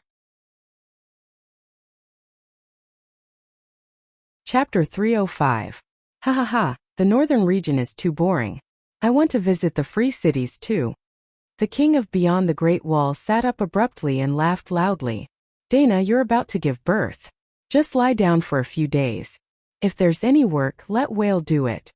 Mance rubbed the back of his wife's red and swollen hand tenderly and said, "I'll call a meeting with the tribe leaders. When we enter the Great Wall, I'll have more time to spend with you." As the wife of the king of beyond the Great Wall, Dana did not have many privileges compared to the other women in the camp.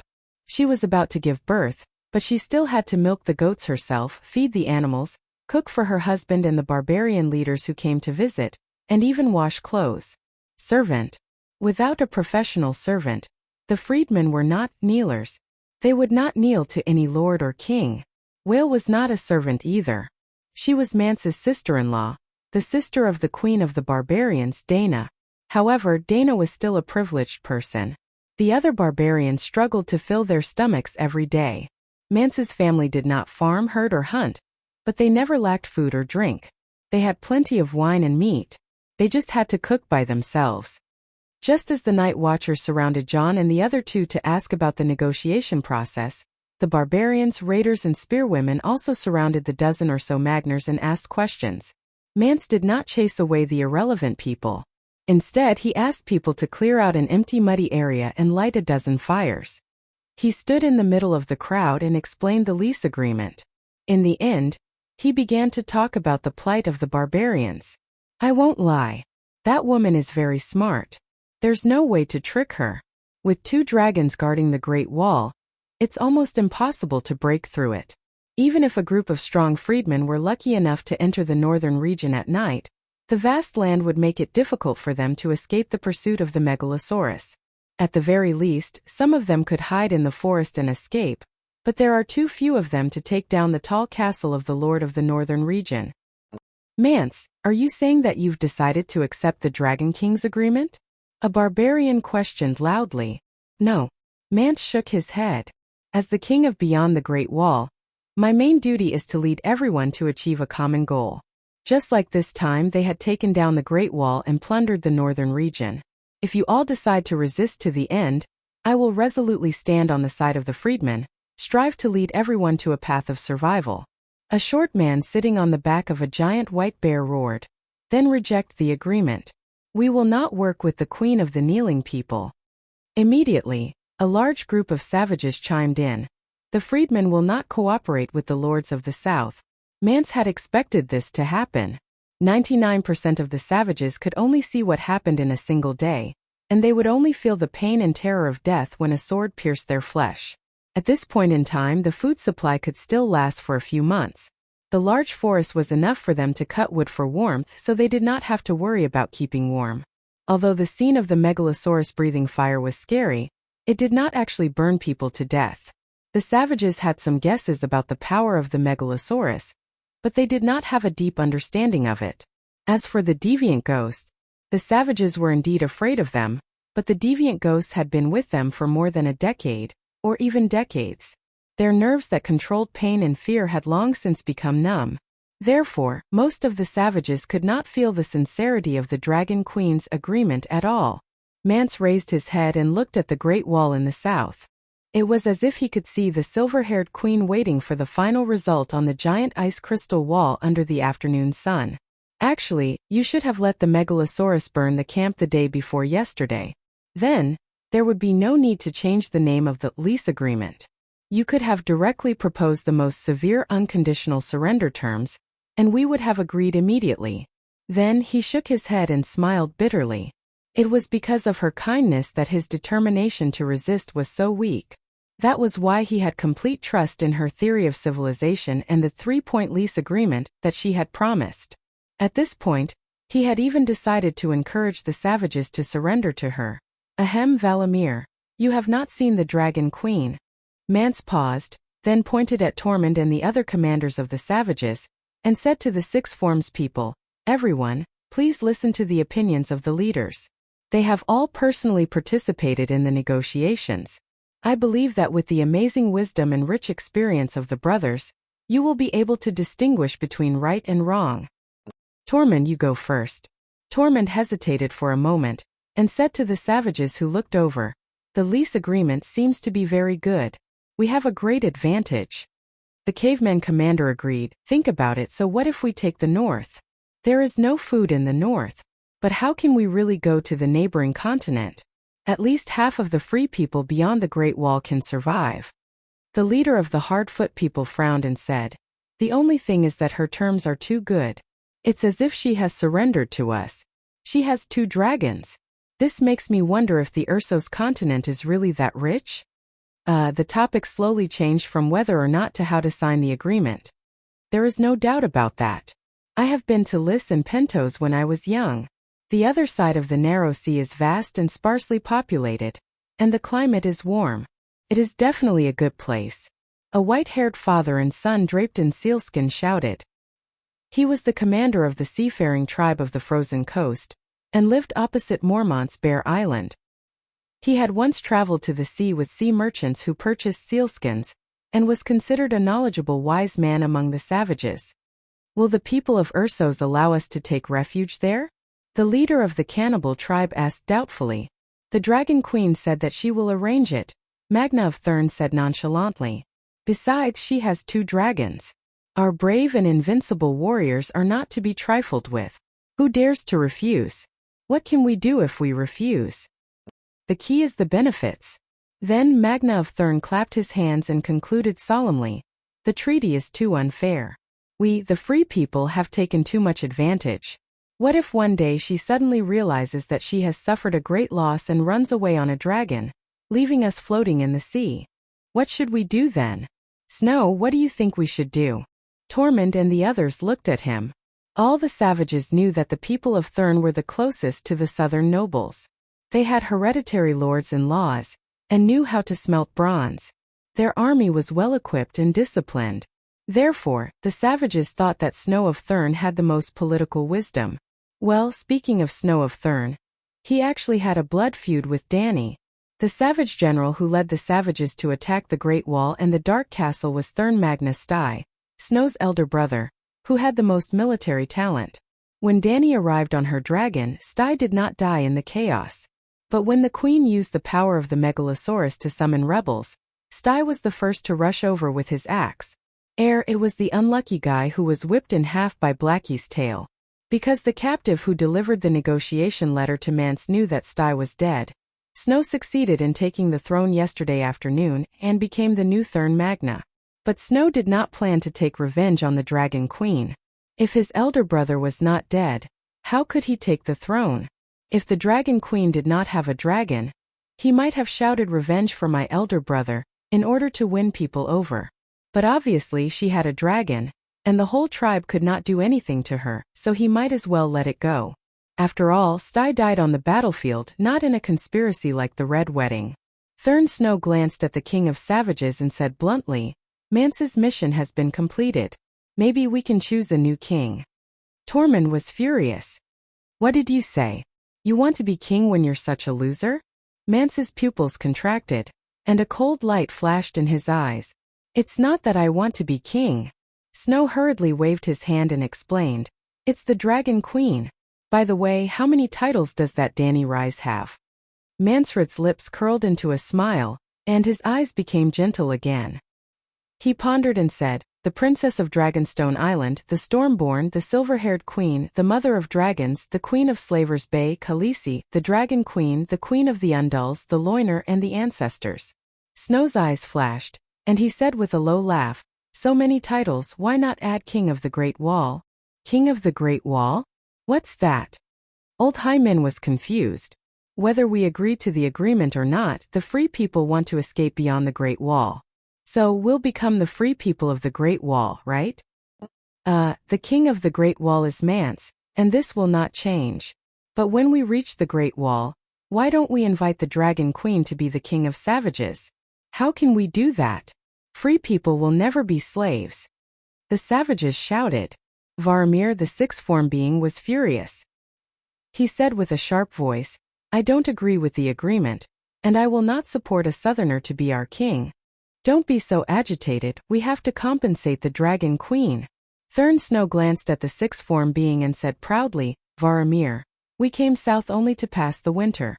But when winter is over, we'll all return to our homeland beyond the Great Wall. What's the point of being the king of the Great Wall? Tormund's cheek muscles twitched. Isn't this a little too shameless? We're savages. Thurn Snow said matter-of-factly, I don't agree with the Queen of the South, and I don't agree with the agreement. The sixth form being straightened his neck and said firmly. Immediately a group of savages and raiders shouted, yes, we're raiders. We don't farm or guard the Great Wall. We want to rob the weak people of the South. Tormund glared at them and turned to the sixth form being. Varamir, you're a shapeshifter, and you have powerful animal companions. You don't have to worry about food, and you can escape before the deviants come. You don't have a family, you don't have any clansmen. You live alone, your whole family lives. But we are different. Go to the camp and see how many old, weak women and children are there. Do you want to deprive them of their last chance to live for some unknown reason? The noisy savages quieted down. Some were at a loss, some hesitated, and some started to think about the future of their tribe. Is there really no way to take down the Great Wall? Some of the savages asked unwillingly. Mance pointed at Varamir and said, among the free people, he's the strongest. He should be the one to answer this question. The six form being's pale face flashed with embarrassment. I don't know. How about this? Mance thought for a while. We'll follow the principle of voluntary participation.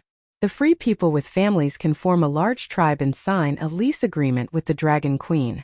Those who think they can feed themselves and their families can continue to stay beyond the Great Wall. Those who can't survive beyond the Great Wall can sign a new contract with the Dragon Queen. They can also cross the Great Wall and go to the north to rob and make a living. You want to divide the free people? Varamir asked in disbelief. We've never been united. Mance smiled bitterly. Chapter 306. Mons had made a huge mistake, and Danny and the Night Watchers did not notice it at the time. In the morning, the Magna of the Barbarian tribe had a three-way meeting with the Night Watchers and Danny. In the afternoon, Mons tried his best to promote the tripartite lease agreement among the barbarians while protecting himself. Because Tormund, Snow, and the rest of the Magna, whether they were subdued by Danny's dominance as a queen, or by her personal charm, or by her promises of benefits, or perhaps they were like Mons, who had enough reason and wisdom to recognize the sincerity of the queen's offer of a treaty. In short, the majority of the Magna supported the signing of the agreement. Therefore, Mons' promotion was effective. At least a quarter of the barbarians were moved on the spot, another quarter were resolutely against it, and the remaining half were at a loss, ready to go with the flow as the majority. Therefore, Mons made the decision of free choice. Free people could freely choose whether to accept the Dragon Queen's conditions and go to the south for the winter, or cross the Great Wall with their own abilities and plunder the northern territory. He was doing it out of kindness, dividing the barbarians beyond the Great Wall, eliminating the unruly plunderers, and allowing more barbarians to survive. This was also very beneficial to the Queen and the Night Watchers. Those who crossed the Great Wall were obedient people, easier to manage, and lower the chances of conflict between the barbarians and the northerners in the future. Therefore, when Tormund brought the revised terms to the city gate and told Danny and the Night Watchers, they immediately agreed. Then, Jon and Barristan, as the representatives of the Night Watchers and Targaryen respectively, brought a parchment scroll to the barbarian camp. The parchment scroll contained the full amount of the tripartite lease agreement, 2 official terms, one of which was proposed by Mons. The barbarians could freely choose to become the barbarians of the Great Wall in batches, and the Dragon Queen and the Night Watchers had to abide by the first 2 terms of the agreement, treating all barbarians equally.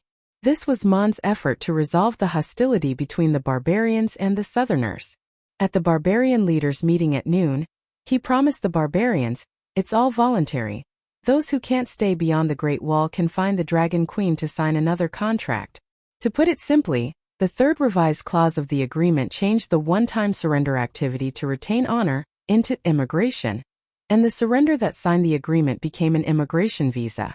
Danny thought to herself, transporting nearly 100,000 people to the other side of the narrow sea would require too many ships and a huge amount of work. If the barbarians came in batches and she sent them in batches, it would definitely be easier. The Night Watchers also thought that if they took in tens of thousands of savages at once and something happened, the hundreds of Night Watchers would not be able to manage them all. It was better to tame them batch by batch. If they encountered any problems, they could slowly solve them under control. Mance thought to himself, instead of arguing endlessly and even causing internal strife among the savages, it's better to divide the savages. Those who are willing to live can live, and those who are diehard can die. First of all, the divided barbarians would lower the Southerners' wariness of him and the barbarians. After all, only the barbarians who were united under the king of beyond the Great Wall would be feared. The scattered barbarian tribes would never be seen as a threat by the Southerners. Secondly, he really couldn't think of a second way to survive other than surrendering to the Dragon Queen. She had a dragon. However, none of the 3 parties had ever considered the thoughts of the unruly people. The savages were all unruly people.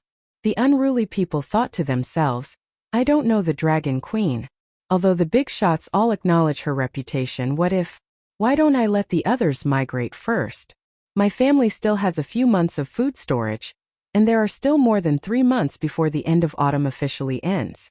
After the first batch of migrants is settled in the south, I will decide whether to migrate them based on the situation. After all, my life is mine and I only have one life. If the life of the migrants is harder than it is now, then Anyway, I'll migrate sooner or later.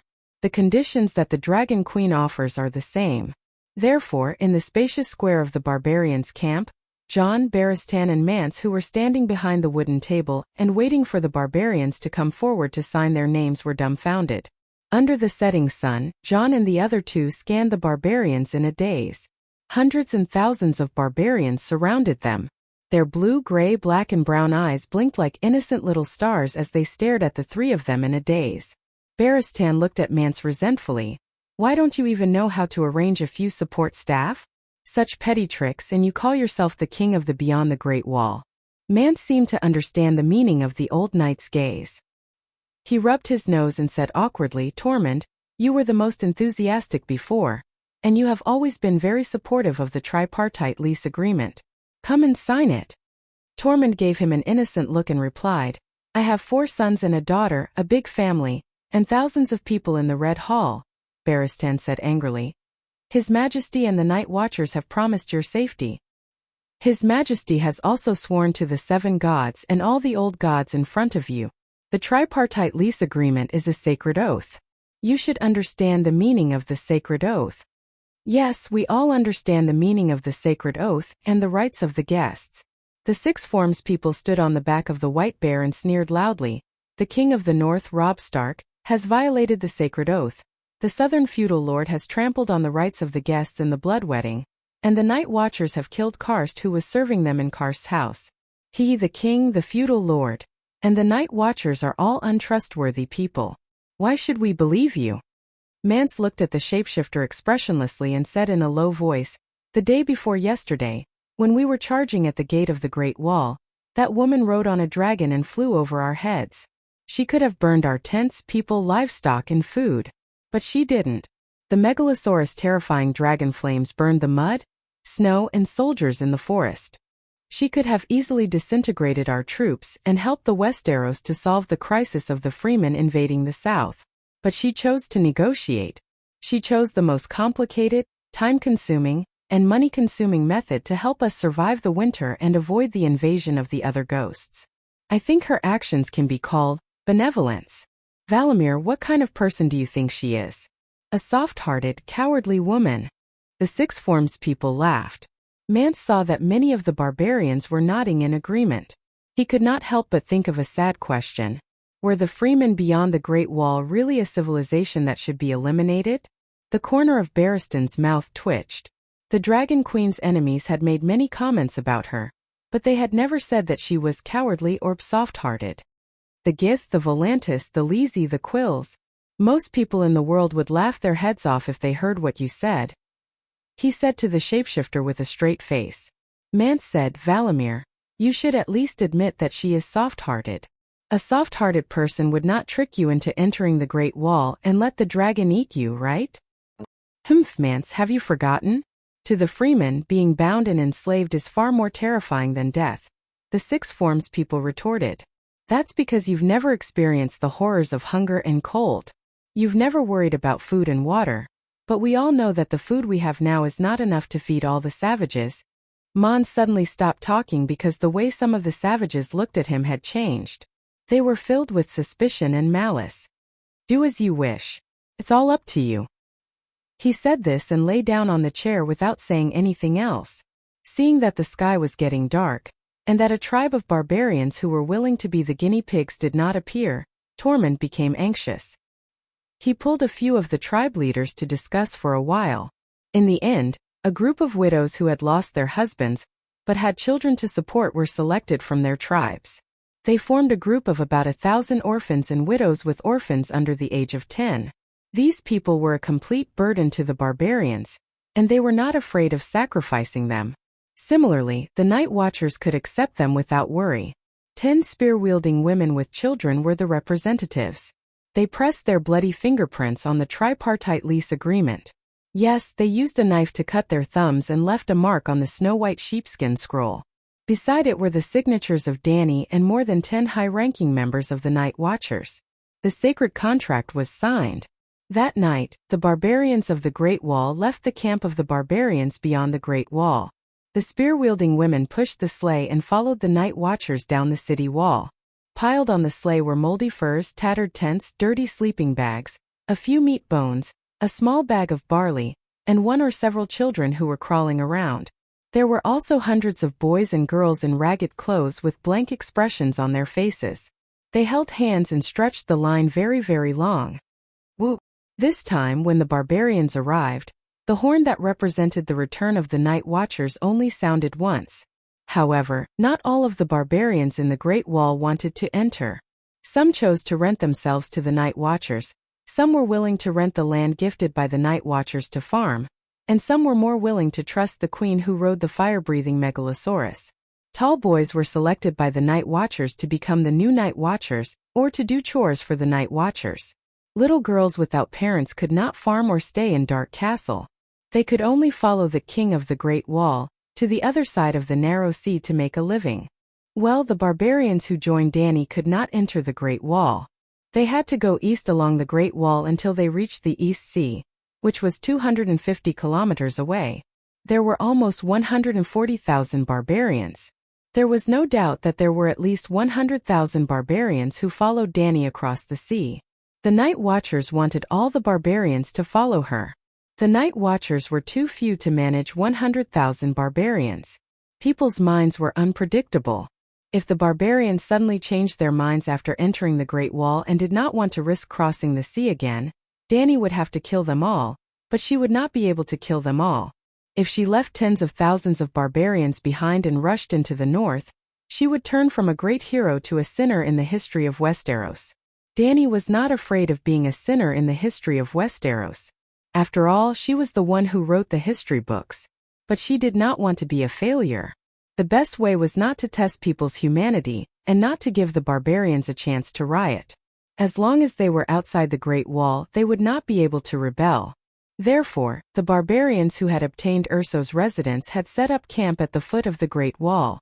In the afternoon, some barbarians cut down the forest and transported a large amount of wood to build a second barbarian camp, the camp of the savages of the Great Wall. The barbarians lived in the new camp for the first time. When the number of barbarians reached 5,000, they began to move east together. The Night Watchers were busy for most of the night. In total, they accepted 147 young Night Watchers and 183 spear-wielding women with children. The spear-wielding women would take their children to the land given by the Night Watchers to farm and hunt. The next morning, Jon and Barristan came to the barbarian camp again and sat at the table as immigration officials. But not long after they sat down, the urgent bugle call suddenly sounded in the east. Chapter 307. It was another sunny day. The blue sky was dotted with 4 or 5 white clouds. The snow on the ground slowly melted under the warm sun. The gray glacial wall that stood between the sky and the earth began to sweat. Drops of crystal clear water gathered together and flowed into a small stream. In this quiet and peaceful morning, there were instructors training the Night Watchers in the yard. There were also Night Watchers shouting loudly to command the giant prisoners to move bricks and build the wall. Danny was also in the yard. There was a large round table in front of her. Scholar Yamant spread out a detailed map of the frontier. A few Night Watchers and Ygritte gathered around the table and were discussing where to find the deviant ghosts. Well, after helping the Night Watchers solve the problem of the barbarians invading the south, Danny was ready to move on to the next step of her plan. She wanted to find a few living ghouls and deviant ghosts and test their strength. It would be best if she could capture one. Suddenly, the sound of a horn came from the sky. Then Golan, who was on duty on the wall, hurriedly shouted to the dark castle below, "The Rangers are charging towards the barbarians' camp." "Rangers? The Night Watchers' Rangers?" Blacksmith Tanner raised his head and asked loudly. "The Eastwatch's Rangers," Golan shouted from the wall. "Is Katek crazy?" Bowen and Maxie were shocked. Danny's heart skipped a beat.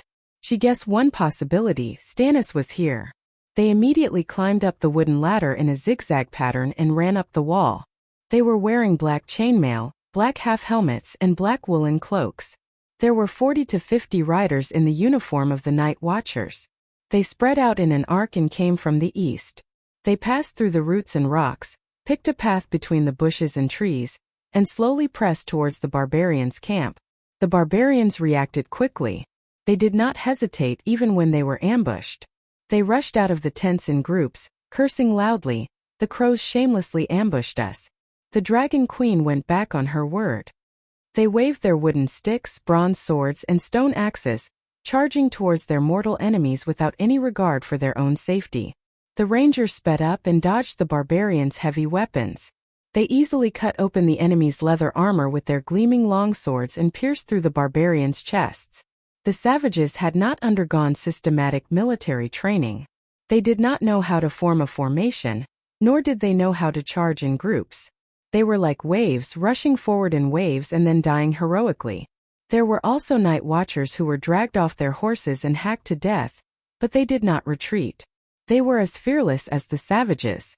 But gradually, the barbarian infantry, giants, barbarian cavalry, and mammoths carrying wooden castles of archers, almost all of the barbarian army flooded the eastern rangers. The rangers finally couldn't hold on any longer.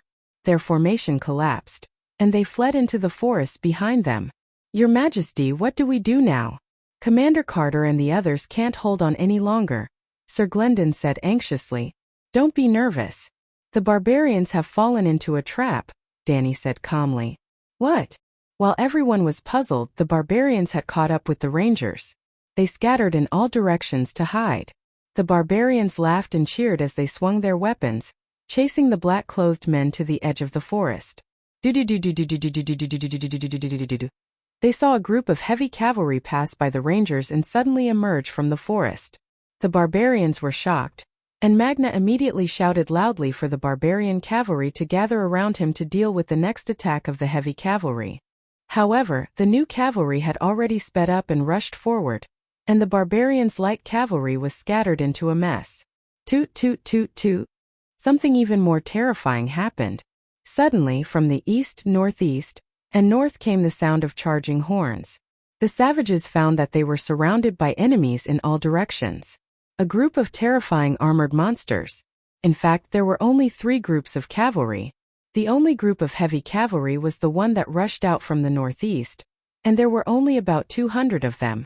The remaining 2 groups of cavalry were mainly free riders wearing short leather vests and round helmets, mounted archers, and ordinary soldiers without horses. Each group had about 400 to 500 people. The scary thing was their leader. There were close to 200 true knights. They were noble knights wearing steel armor and bright wool jackets, with obvious clan emblems painted on their chests. They charged the savages from 2 directions. A surging torrent of armored troops suddenly came out of the wood in the north, and struck the upper flank of the savages.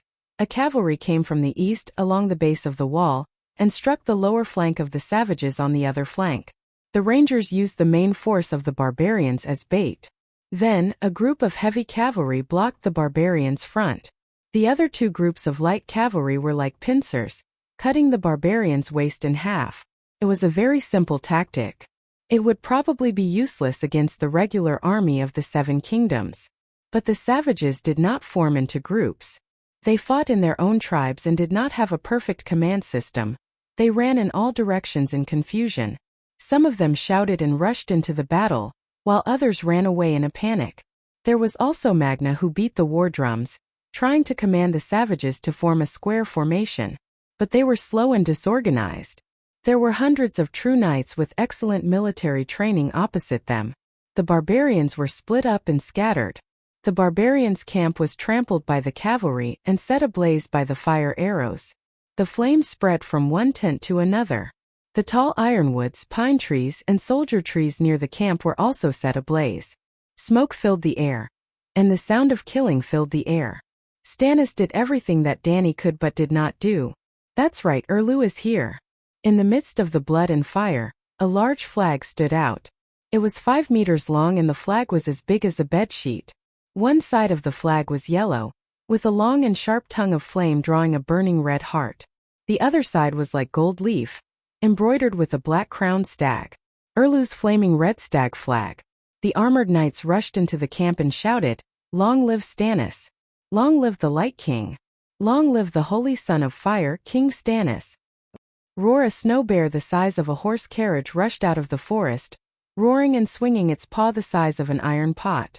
A noble knight holding a black dagger piercing through the red heart flag was slapped into a pile of meat paste along with his horse. Then the giant snow bear rushed into the squad of knights. Its sharp claws flashed as it went on a killing spree. Its snow-white fur was stained with blood, some from the enemy and some from itself. A squad of 20 knights was wiped out in half a cup of tea's time. But when the giant snow bear ran to the next squad, a shocking scene occurred. A red-haired woman in a red robe rode a horse in front of the giant snow bear, as if she was taking a stroll in the park. She only glanced at the snow bear before she continued to move forward. Boom! The snow bear seemed to have been drenched in a rain of gasoline and then set ablaze by a lighter. Its huge body was instantly enveloped in yellow flames. Roar! The giant snow bear roared as it rolled on the ground. Even the night watchers on the city walls could clearly feel its pain and anger. But no matter how it struggled, the flames showed no signs of extinguishing. Instead, it set the nearby tents and trees ablaze. But in Dany's ears, she also heard another person's voice. It was a man's wail, a wail that came from his soul. Chirp! The goshawk flew through the clouds and under the blue sky. It was like a sharp arrow piercing towards the red-haired woman in a fluttering red robe. At the same time, 3 gray wolves and a shadow lynx the size of a warhorse ran quickly through the crowd, silently sneaking to the side of the red-robed priestess. The moment the goshawk, cat and 3 wolves pounced towards the red-robed woman from the ground and the air, time seemed to have slowed down. From the perspective of the dragon spirit, Dany could even see the mocking smile on the priestess' lips. Boom boom boom boom boom. With a light wave of her sleeve, the 4 beasts on the ground and the goshawk 500 meters in the air were set ablaze at the same time. Roar! The man's soul howled again, filled with hatred and despair. The goshawk turned into a ball of fire and smashed into the forest. The 3 wolves and shadow lynx only had a small part of their bodies covered in yellow flames, as they fled into the depths of the snow forest while howling. What happened? Why did the giant bear and the goshawk burst into flames? Professor Peristan was puzzled. Dany glanced at him and said with contempt, "Don't you still have the Valeglia steel chainring hanging on your chest? You didn't even notice such an exciting and intense battle between mages?" "Mage? Shapeshifters?" the old man asked. The strongest shapeshifters of the barbarians, the 6 forms person, fought against the Red Priestess of Stannis. The 6 forms person lost miserably and was almost unable to retaliate. Dany said calmly, "Ah, how tragic." The night watcher suddenly shouted. It turned out that the heavy cavalry had pierced through the barbarians' cavalry and infantry and crashed into the group of giants behind them. Like a naughty child playing with a doll, the giants easily lifted the armored cavalry from the horses' back, pulled off their heads and broke their arms. One of the giants, who was 4 meters tall, lifted the heavy cavalry's legs with both hands and pulled with all his might. Red blood, green intestines, and brown liver flowed into the giant's bloody mouth. Roar! The giant chewed on the innards of the cavalry and pulled with both hands. The corpses on both sides hit 2 of the heavy cavalry like cannonballs. The horses neighed and flew back 4 to 5 steps. Stannis' 3 cavalry units, including the footmen without horses, had a total of less than 1,500 people. There were only 200 heavy cavalry units in the middle that were responsible for holding off the barbarians' main force. However, there were more than 100 mammoth cavalry units and more than 300 footmen running barefoot. The heavy cavalry units against the barbarians' light cavalry and footmen who were armed with wooden sticks and bronze weapons was like a tiger in a flock of sheep. It was like an iron pot smashing into a glass bottle. However, when faced with the real heavy giant footmen, just one collision was like an iron pot hitting a hydraulic press. Bang! The giant swung the tree trunk in his hand and a cavalry unit flew at least 12 meters high like a baseball from one end of the battlefield to the other. The giants are so scary. Stannis' heavy cavalry units are done for, Sir Mallister said with a pale face. In less than 10 minutes, the last heavy cavalry unit was also torn apart by the giants. Nearly 200 heavy cavalry units were wiped out and the giants only lost 2 small men who were only 3 meters tall. Roar! The giant's gray hair was stained with blood, and he roared angrily in the direction of the Great Wall. Those idiots still think that a certain queen betrayed them and ambushed the barbarians' camp. Well, the barbarians' camp was indeed filled with the slogan Dragon Queen's shameless ambush. However, after seeing the flaming red stag flag, most of the barbarians gradually fell silent. Even if they did not understand the meaning of the flaming red stag flag, they could tell that it was not a 3-headed dragon. Your Majesty, should we go and save them? Bowen Marcy leaned over and asked softly. Save who? The giants are ferocious. I think the barbarians are going to turn the tables. The chief of Red Pomegranate huffed. Haha, the barbarians are our potential allies, but Stannis is our clear enemy. I didn't ride my dragon down and spray that guy's face with dragon flame because I was giving you Night Watcher's face. I didn't want to fight for power on the neutral Great Wall.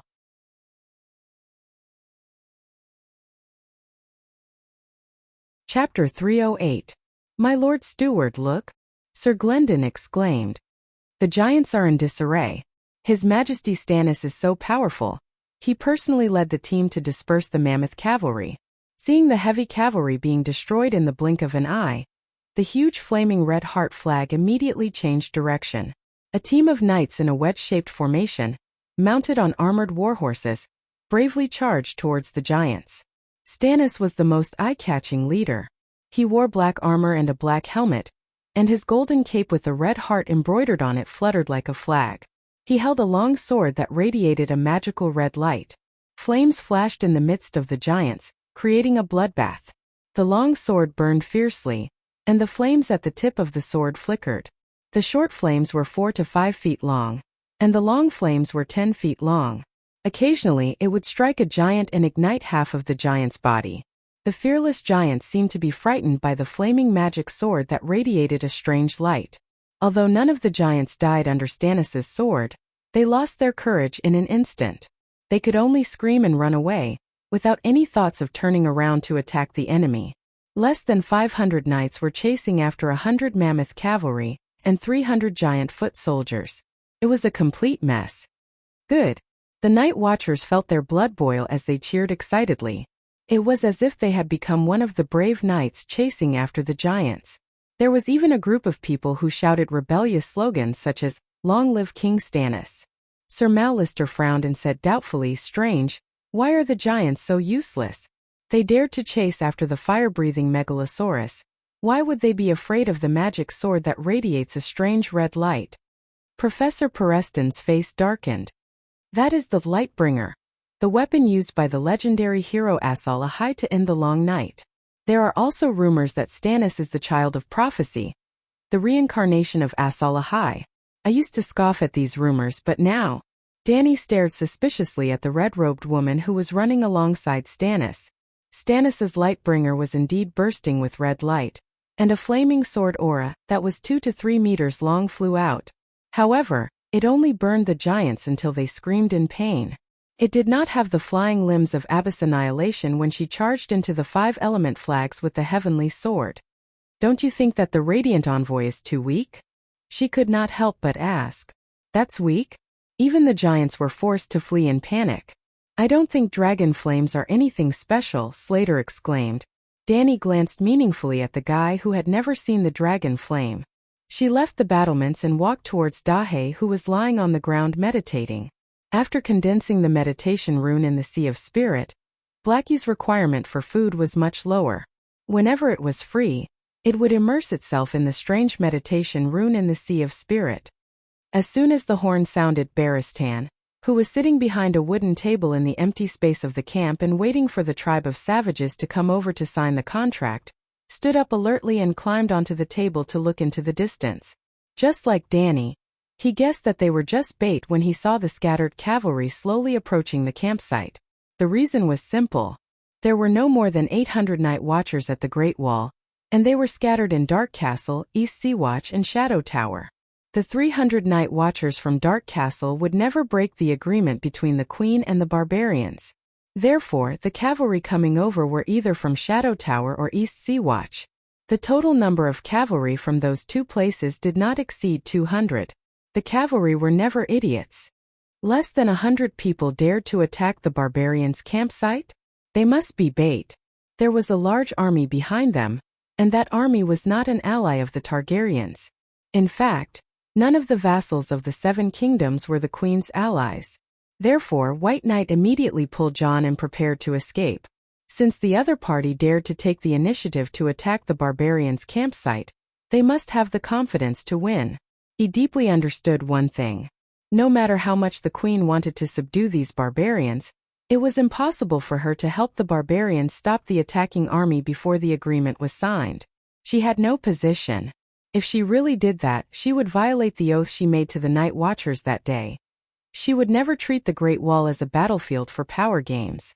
She would not take the initiative to provoke any army that came to the Great Wall, no matter what grudges they had with the Targaryens. If you are not stupid, you should understand that they can't be Targaryens, Barristan said loudly to Mons and the leader of the barbarians. The other party came with ill intentions. If you trust me and Queen Daenerys, please follow me to the new camp immediately. I promise on behalf of the Queen that I will not take advantage of the situation and force you to sign the tripartite lease agreement. As a guest, I will only provide Her Majesty with a reason to protect you from the other vassals of the Seven Kingdoms. The ones who attacked the campsite were the Rangers. You broke your oath and attacked. We will no longer trust the Raven and the Mother of Dragons, a barbarian shouted. The Hexagon Valamir stared at the old knight viciously and said in a dark voice, "They deliberately used negotiations to make us lower our guard. These two idiots are abandoned pawns. Mons, let me kill them." Barristan was so angry that he laughed. He stared straight at the gloomy king and said, "Mons, I don't understand this shapeshifter. Don't you know my identity? Abandoning the captain of the Kingsguard just to attack you? Do you think that Her Majesty's two dragons are decorations? Or do you think that a megalosaurus kills faster than a sword? She doesn't intend to stop those people?" Mons' expression was ugly. It was not because he believed the hexagon, but because he guessed the Dragon Queen's attitude towards this matter from Barristan's reaction. "If you sign the contract immediately," Mons raised his hand and interrupted him, "we will take your words as a threat. The freemen will be even more disgusted by the agreement." "I know, that's why I didn't intend to mention this at all." The old knight smiled bitterly and shook his head. "You also understand the current political situation of the Seven Kingdoms. If the Queen helps the freemen deal with the vassals who come to the Great Wall, not a single soldier, a single grain of wheat, or a single copper coin will be sent to the Great Wall in the future. The barbarians were never the reason for Her Majesty to come to the Great Wall. The deviants are our real enemy. We need the Seven Kingdoms to unite and deal with them together. This is also why Her Majesty has always been tolerant of the freemen. You are also an important force against the deviants." "I understand." Mons slowly exhaled. As he put on his leather armor, chain mail, and raven-winged helmet, he ordered loudly, "Hamo, lead the raiders to mount and form a cavalry. Tormund, form 3 rows of spears with your son. Wang, blow the horn and summon the giants. Valamir, hide in the forest and use your animal companions to help us tear apart the bastards who have broken into the camp. Snow, you lead." At the end, he turned around and said to the White Knight who was about to climb onto his horse and leave, "My wife is about to give birth. Please take her to the new camp and ask Master Ymont to help take care of her." After a pause, Mons pointed at the simple wooden fence beside the camp and smiled bitterly. "I have been thinking about how to deter the megalosaurus flying in the sky. The barricades and other defensive measures against the megalosaurus are ineffective against the megalosaurus. This is bad. Sir Barristan, take as many women and children as you can from the camp." Well, Mons shouted at his white bearskin tent. When a tall blonde woman in animal skin lifted the curtain and walked out, he said loudly, "Wail, the camp did not prepare any barricades. The cavalry might charge in. Cooperate with Sir Barristan and Jon Snow and bring Dana and the women and children to the new camp." At first, Wail and Jon rode their horses and shouted loudly in the camp. Not many of the barbarians ran to the new camp. However, when the first cavalry unit charged into the camp and set the tents on fire with fire arrows, the men, women, elderly, and children all ran for their lives. Most of them ran aimlessly. They ran into the forest and ran into the hooves of the enemy's horses. When they saw some people running down the wall, a group of them immediately ran in that direction. The new camp at the base of the wall was opposite the barbarians' camp. The outer fence was less than 600 yards away. Even the children could reach it in 2 minutes. By the time Stannis chased the giants into the forest, the new camp was already full of people. The new camp was a temporary base for the settlers. When the number of barbarians reached 5,000, they began to move to Eastwatch. Therefore, the maximum number of people in this camp was 5,000. Many of the barbarians were herding sheep, sled dogs, pigs, chickens, ducks, and other livestock. Such a large group of barbarians naturally attracted the attention of Stannis's cavalry. However, the flag at the gate of the camp made them hesitate. The flag of the red dragon on a black background represented the former royal family, the Targaryens. When Stannis and his army completely defeated the giants and the barbarians were left without any resistance, a group of riders finally came to the gate of the camp with the flag of the Red Heart of Fire. "I am Sir Gordy Farron, a subordinate of King Stannis." A young and powerful voice came from under the visor. He shouted at the night watchers outside the camp gate. "You are the night watchers. Why are you helping the tyrant and stopping the king's army?" Jon stepped forward and explained, "Sir Gordy Farron, this camp belongs to Queen Dany Liss. In fact, how dare you?" Before Jon could finish, Gordy Farron shouted and raised his bloody longsword at the night watchers. "Do you want to be a traitor? There is only one legitimate king in the 7 kingdoms, and that is King Stannis. She is a Targaryen, a dragon, a megalosaurus, a true dragon." Toad shouted behind Jon. Gordy Farron waved his sword as if he wanted to cut Toad and his rebellious words in half. He declared loudly, "Only King Stannis is a true dragon. Without Dany Liss, the Targaryens have been completely destroyed. Get out of the way or I will execute all of you for treason." The 100 or so knights behind him also pointed their long swords at the night watchers, issuing a silent but real threat. Jon frowned. "Sir, before your arrival, the barbarians beyond the wall were no longer a threat. Instead, they might become our allies." The night watchers colluding with the barbarians? He admitted it. "Kill." Gordy Farron kicked his horse's belly and was about to speed up towards the camp. Squawk! The never-before-heard roar of a beast caused the hearts of the knights and their horses to tremble. As soon as they looked up, they saw a ferocious beast that had walked out of a nightmare and was charging towards them. "Dragon, it really is a dragon!" The knight screamed in horror. His voice was shrill and filled with fear and despair. Boom! The bright red dragon flames descended upon the world like a pillar of fire.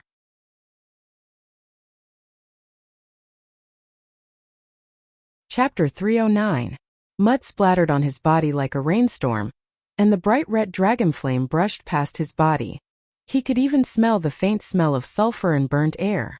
The warhorse under him swayed as if it was drunk, unsteady on its feet and neighing in fear. Screech! The terrifying roar of the dragon gradually faded away. Gondifalon looked around. A dozen riders had fallen off their horses, and all the warhorses were restless. There was a twisted, charred trench on the ground, as wide as a palm and half a finger deep. The sparks and smoke proved that everything that happened just now was not an illusion. The pillar of dragon flame fell from the sky like a sharp sword of divine punishment, brushing past their bodies and brushing past them. Gulp! Understanding all of this, Gondifalon swallowed hard.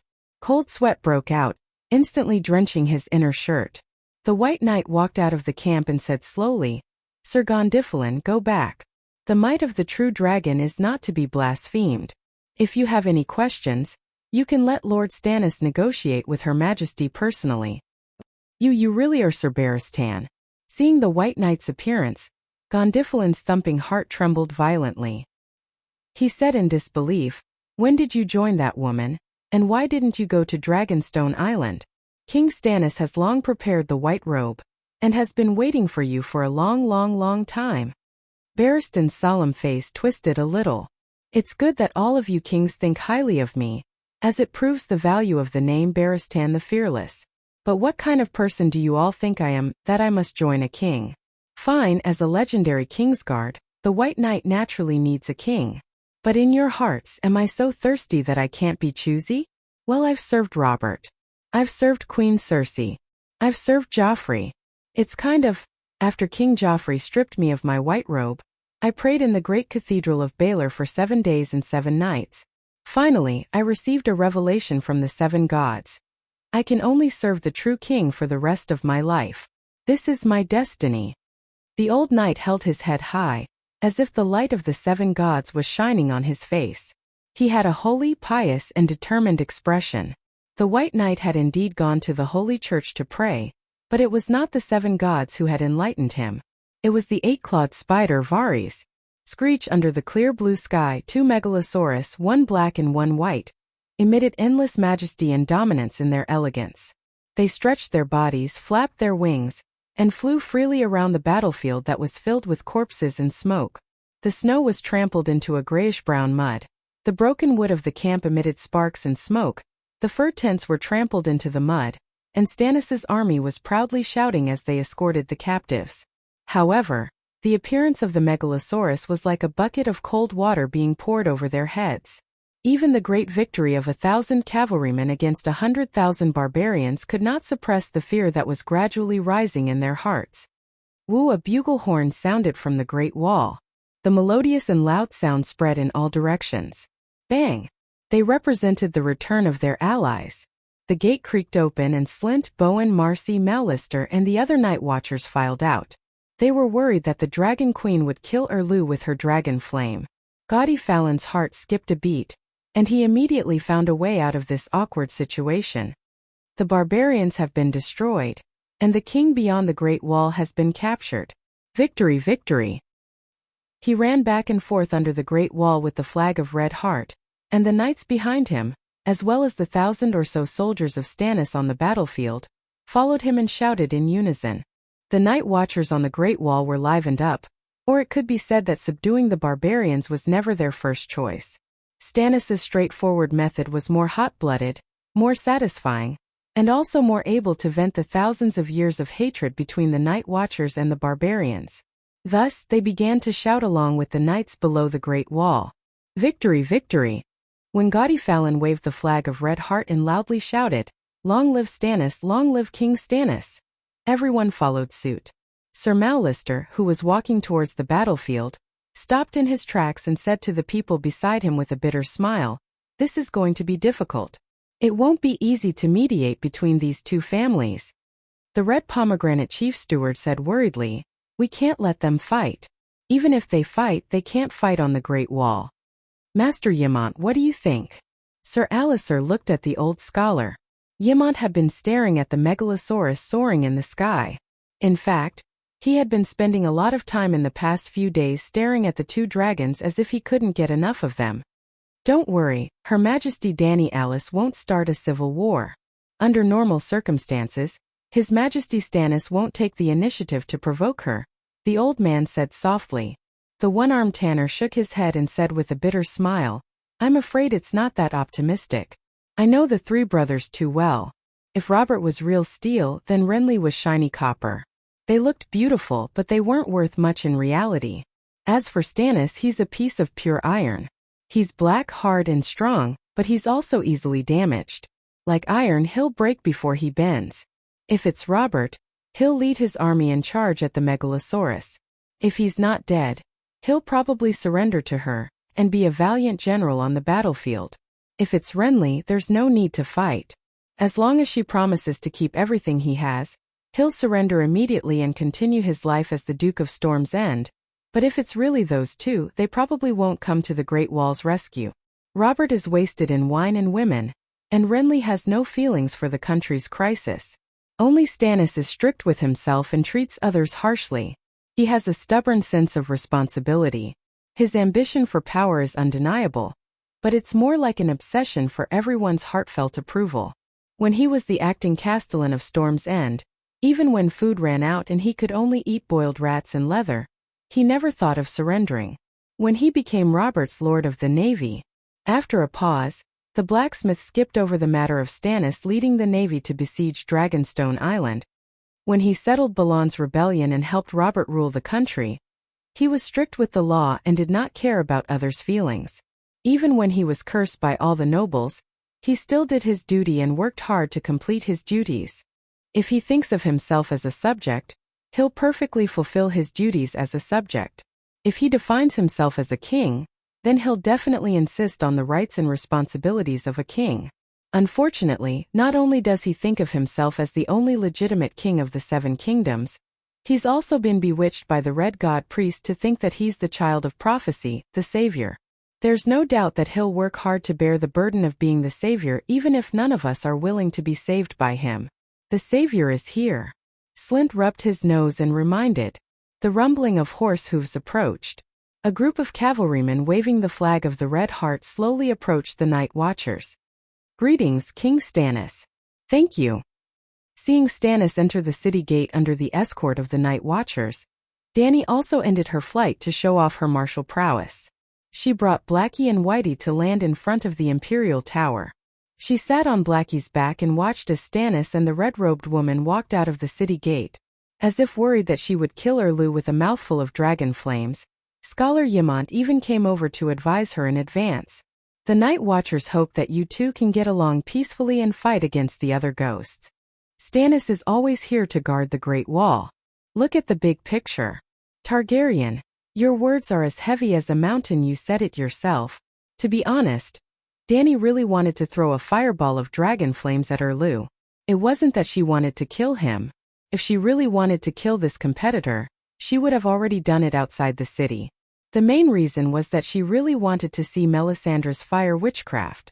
Or she could let Erlu try using the Radiant Bringer to split the fireball, and see if the legendary wife-sacrificing sword lived up to its name. The second son of the Lu family was born with broad shoulders and strong limbs. He had black hair and blue eyes. His skin was as hard as iron after being exposed to the sun for a long time. He was 36 years old and severely bald. He had a square chin and sunken cheekbones.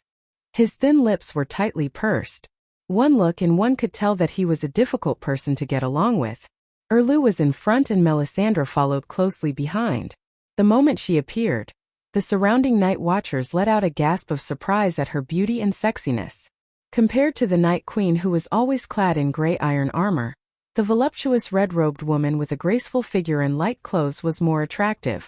However, in Dany's eyes, Melisandre was like a ball of red, flirtatious flames. Her flushed heart-shaped face, red eyes, red hair that reached her waist and red robes. Even from 7 to 8 meters away, she could feel that her body was like a burning furnace, emitting waves of heat. The heat was real. It was not an illusion, nor was it magic. Even ordinary people could feel the heat from her body. Just like her dragon, her blood and fire came from the same source. Her body was also made of magic and emitted heat unconsciously. However, when it came to a fire mage, what kind of witchcraft did it represent? As soon as Stannis and Melisandre entered the yard, they noticed the Megalosaurus breathing out smoke and fire and Dany watching them from the back of the Megalosaurus. For a moment the air seemed to be heavy. Melisandre, Red Pomegranate and the other night watchers looked nervous and sweaty. Their mouths opened and closed but no words came out. Erlu did not avoid Dany's gaze, nor was he affected by the awkward and heavy atmosphere. He went straight to the king's tower and said while biting his cheek, "I didn't expect you to come to the Great Wall." Dany smiled and said, "I don't care about the barbarians. However, when I was looking through the recent intelligence of the Westeros in the City of Knowledge, I noticed the warning of deviant ghosts that the commander-in-chief of the Night Watchers sent to the scholars." Stannis pulled out his long sword. The red sword shone with a magical red light, as if it was made of magma and surrounded by a circle of red flames. He held the sword and raised his square chin. He gritted his teeth and said, "Dany, since you know about deviant ghosts, you should know that the night is long and dangerous. Ordinary people can't survive this disaster. Only the child of prophecy can bring light to the world again." Dany looked at him strangely and then turned to the red-robed woman who was staring at Blackie. She asked, "High Priestess Melisandre, Supreme Priest Benello insists that I'm the reincarnation of Yasur Ahai. What do you think?" "You're not the child of prophecy." Melisandre's voice was a little hoarse, like a small brush, gently brushing in people's hearts. It was as sexy as her body, but her tone was very firm, without the slightest hesitation. Danny patted Blackie's neck and said proudly, "I've hatched a dragon." Melisandre said loudly, "A dragon has 3 heads. You're only one person." Danny, King Stannis also has the blood of a true dragon. He's the real savior. If you really have a kind heart, you should cooperate with him to fight against the evil and powerful ancient gods. Haha, a dragon has more than 3 heads. I can make it have as many heads as you give me dragon eggs. If you want a dragon, go hatch it yourself. Danny sneered.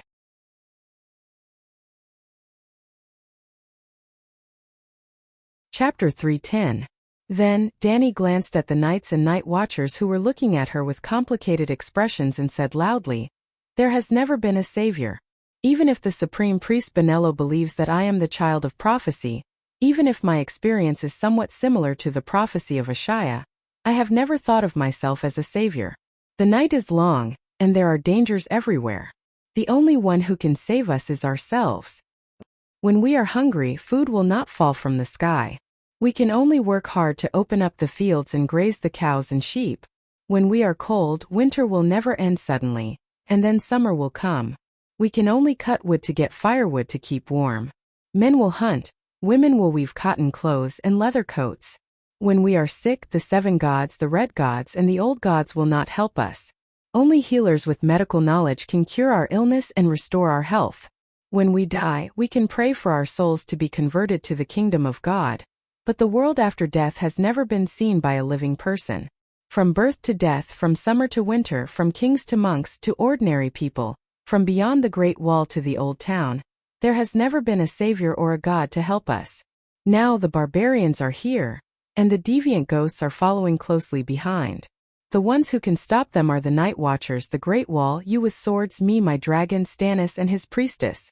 This is the result of everyone's hard work. No one can take all the credit alone. Acknowledging a savior is denying yourself and denying the kingdom itself. Night Watchers, knights, your swords are still stained with blood. You are still injured and bleeding. You are fighting for your lives. Are you going to deny your own life because of a prophecy, an unconfirmed reincarnation of Yasur and Ahai? Danny shouted loudly, like the head of a shipping organization, trying to push an idea into everyone's mind. The effect was not bad. Almost all the Night Watchers agreed. Many knights under the banner of Blazing Red Heart were also thinking and nodding silently to show their agreement. Good, well said. Dr. Peristan, whose gray robe was stained with blood, squeezed out of the crowd. He was so excited that his eyes were brimming with tears. He waved his arms and shouted, "We can only rely on ourselves. Gods, saviors, children of prophecy, magic, and dragons are all illusory and unreliable. In this real world, only our hard work is the most real." Danny blankly glanced at the red-nosed old man and asked, "Why are you back?" The old doctor was startled and said, "The barbarian queen's child has been born. It's a son. Both mother and child are safe." When Stannis attacked the wildlings' camp, old Dinamance had a difficult birth. Jon had planned to ask Scholar Yimont to help Dana deliver the baby, but Danny thought that the old scholar was too old to take the trouble of dropping him off the city wall in a hanging basket, so she asked the red-nosed old doctor to do it. Almost all of the scholars knew medicine, not to mention that he was an experienced doctor. Danny waved her hand and chased him away. There are still many injured people outside the city, including the wildlings, the rangers, and Theon Bella. You're already wearing black clothes, so be careful. The old man felt wronged. Didn't I stand up for you because you were alone? Melisandre looked around and smiled charmingly. You don't know what you're about to face. The ancient ES god is gathering power. It's terrifying, evil, and powerful. Mortals can't fight against it. The cold wind is already blowing. Soon it will be a long night that will never end. I don't deny the power of everyone, but kings against kings, soldiers against soldiers, farmers grow food, and lords rule. Compared to the deviant ghosts, the wildlings are just appetizers. However, compared to the ES god who preaches death and coldness, the deviant ghosts are not worth mentioning. Then we can only rely on the children of prophecy. The ES god you're talking about is the old gods. Danny frowned. I know that the great king of light is the only one and sees all the gods and sects as heresy. However, we're just mortals. We don't participate in the battle of the gods. We only need to deal with the deviant ghosts. Danny Alice, you're very extraordinary among mortals. But your mortal eyes still can't see through the fog, Melisandre said slowly. Your Majesties and all the knights, the snow is melting outside and it's a little cold. Why don't we go to the hall and sit by the fireplace to discuss the settlement of the wildlings? One-armed Tanner suggested. Old Yamant frowned and said, King Stannis just led his subordinates in a big battle. I'm afraid he didn't rest much last night. There are also soldiers who died in battle. The corpses in the wild can't be left there. Why don't we rest for a day and let the soldiers treat their injuries? The corpses outside the city should also be burned immediately. We'll hold an official meeting tomorrow. Yes, the corpses must be burned before dark. Otherwise, we won't be able to find them tomorrow, Ygritte said. You are. Stannis coldly glanced at the wildlings and giants in the yard. They were clearly different from the night watchers. Why aren't you locked up? You're not even wearing chains. Yes, I'm a prisoner of war. I was captured by the Dragon Queen. Ygritte rubbed her flat nose and smiled, revealing her uneven white teeth. With a dragon watching from the side, we wouldn't dare to rebel. We're helping the ravens to build the wall. It's not convenient to work with chains on. After Redhead's reminder, Stannis noticed that there was an additional curved stone wall around Dark Castle. The foundation was still being laid, and the wall hadn't been built yet. Stannis's face turned serious. His eyes were like small lanterns. He roared at Red Pomegranate, the Night Watchers aren't allowed to build a wall. Are you trying to rebel by building a wall? Bowen Marcy's face turned pale. He said with a trembling voice, Yes, it was Her Majesty Danny Alice who ordered us to build it. Danny explained last time, only 150 raiders almost took down Dark Castle. If the Deviants follow suit, the Night Watchers will be finished. Deviants can climb over the wall? Stannis frowned. I don't know, but Deviants are intelligent. Even the resurrected ghouls retain their memories. They pretend to be corpses and are brought into the wall by the Night Watchers. Then they get up in the middle of the night to attack Commander Mormont. Deviants were much smarter than zombies. When the Night Watchers didn't know about them, they deliberately arranged a few ghouls to pretend to be corpses at the gate of the wall. The Night Watchers naturally had to bring their brothers' bodies back to be buried. In the middle of the night, the ghouls would crawl out of the cellar and sneak into the commander's tower according to their original memories to avoid the patrols of the Night Watchers. If Jon's direwolf hadn't been alert enough to wake Jon up when it sensed the danger, many senior officers of the Night Watchers would have died. In the end, Danny added meaningfully, and I'm not afraid of the Night Watchers rebelling. The wall is useless against dragons. Stannis gritted his teeth and turned his horse around without saying a word, heading towards the commander's tower. Melisandre pursed her lips and glanced at Danny, then followed Erlu and left. Dark Castle could accommodate 5,000 soldiers at most. Even if the king's tower was occupied by Danny, there was still enough space for Stannis and his men. Soon Erlu's knights were busy. Some of them were injured, while the rest were escorting captives and cleaning up the barracks. Under the lead of the Night Watchers, they went out of the wall to collect the corpses. Melisandre even led some people to burn a big horn. When Danny was about to enter the new camp outside the wall to check on the surviving barbarians, old Yamant suddenly came over and grabbed her arm. He looked at her seriously and said, Don't leave the dragon. What's wrong? Danny was shocked.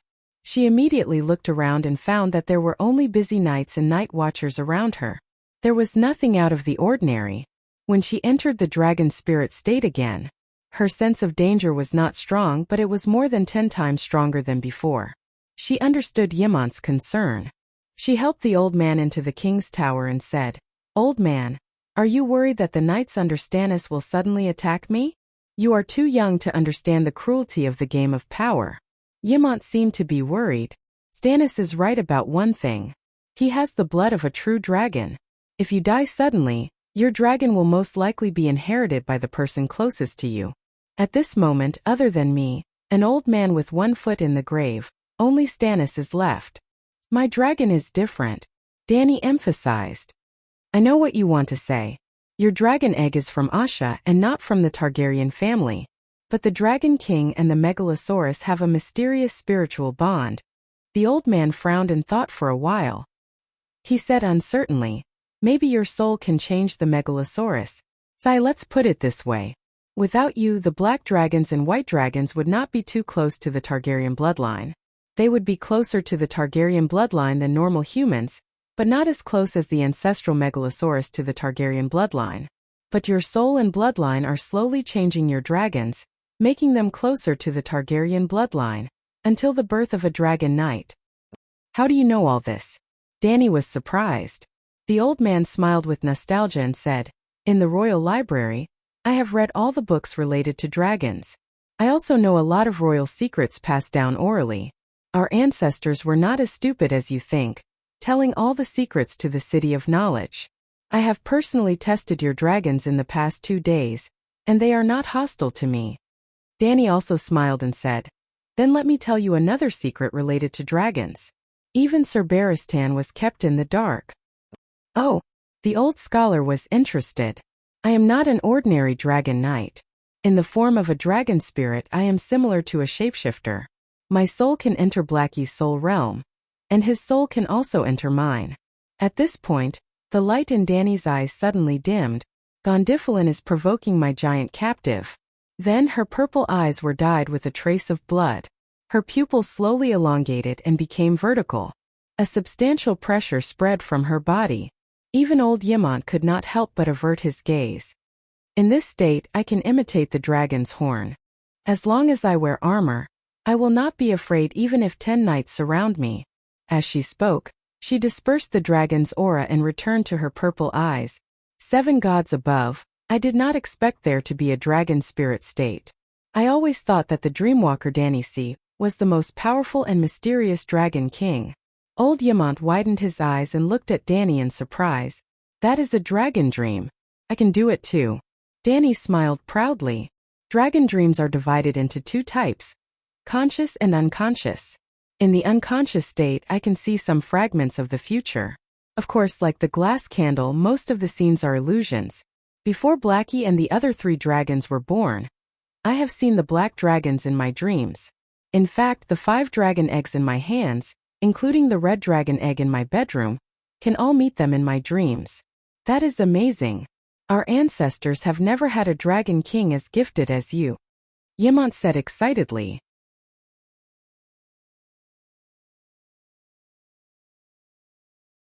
Chapter 311. That's not the most amazing thing. Through the dragon spirit state, Blackie copied a full set of meditation runes from my mind. Now his magic power is increasing crazily every moment. In the future, he will be at least 10 times stronger than Balerion. By the way, old man, do you know the lifespan of a megalosaurus? Balerion died of natural causes. He was not more than 300 years old. However, I have seen the information left behind by my ancestors. There is an old dragon in Valeglia who lived for more than 1,000 years. Dany nodded and guessed. I suspect that Blackie is not the first dragon to learn meditation. There are some powerful wizards who can enter the dragon spirit state like me. So, the necessary condition to hatch a dragon is a dragon spirit? The old man asked. No, if the Dragon King, Dreamwalker, and Dragon Spirit are the 3 levels of a dragon rider, there is a 4th level above them, the Mother of Dragons, which is my current state. In the magic era where the magic tide surged, hatching a dragon is a natural phenomenon. As long as the dragon egg is alive, it can hatch when the time comes.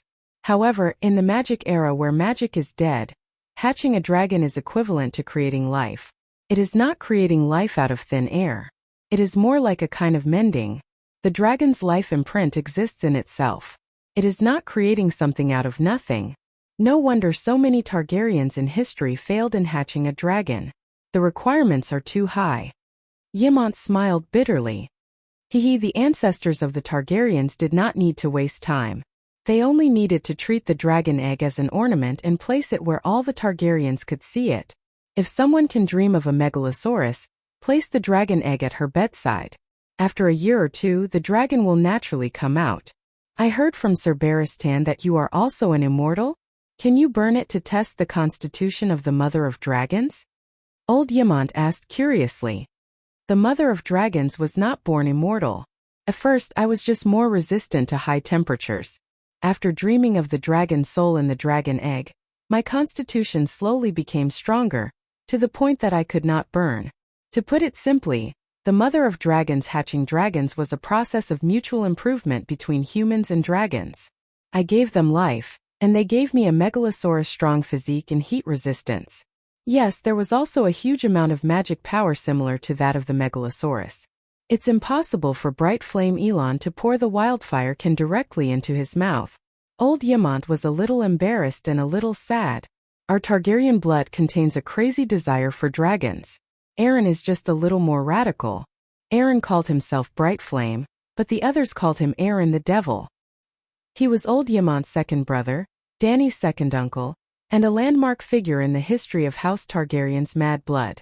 That guy was the crown prince, the heir to the Iron Throne, and the future ruler of the Seven Kingdoms.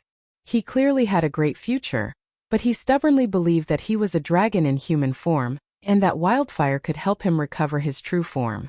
Then he drank a can of wildfire, and burned until not even his bones were left. I saw a message when I was flipping through the royal blackmail in the Old Town Library. Dany had a strange expression. Aaron once sneaked into Igor's bedroom in the middle of the night, grabbed his manhood, gestured with a knife, and laughed that he would cut it off so that he could have a sister to marry. Is it true? The City of Knowledge even knows about this? My father explicitly ordered that this matter is not to be spread. Yamant was angry and embarrassed, and his face was red with anger. This is nothing. The City of Knowledge dared to provoke the royal family to start the dance of the blood dragon. Why would they care about this trivial matter? That's why I have to warn you. Old Yamant's expression became serious. You have to leave the wall as soon as possible. Other than Sir Barristan and me, there is no one you can completely trust here. Just like just now, if you enter the city gate alone and someone shoots at you with crossbows from the killing hole above, calling for the megalosaurus won't help. Also, Master Tanner, he suggested that you and Stannis go to the hall for a meeting. I deliberately found an excuse to help you decline. He may not have any bad intentions, but if you really enter the main hall of the castle, there may be hundreds of knights who will immediately attack you. In short, before you bring a large group of trusted people here, never face Stannis alone, don't test his humanity, and even... Old Yamant's eyes were sad, and his tone was sad. Since Stannis came to the wall, he could not even trust the Night Watchers. I think my performance is not bad, Dany said with a gloomy expression. Your three-way lease is almost perfect. To be honest, I'm glad that you can be kind to the barbarians. Old Yamant smiled with relief, and then shook his head and sighed. But the Night Watchers and the barbarians have an 8,000-year blood feud. When the Raiders and the Night Watchers fall into each other's hands, their humanity will be completely suppressed by their bestial nature and hatred. Being beheaded is the best outcome. Before Stannis came, you were the only savior of the wall. They had no choice but to listen to you. But without a doubt, the way Stannis dealt with the barbarians was more approved by the Night Watchers. After a pause, the old man sighed.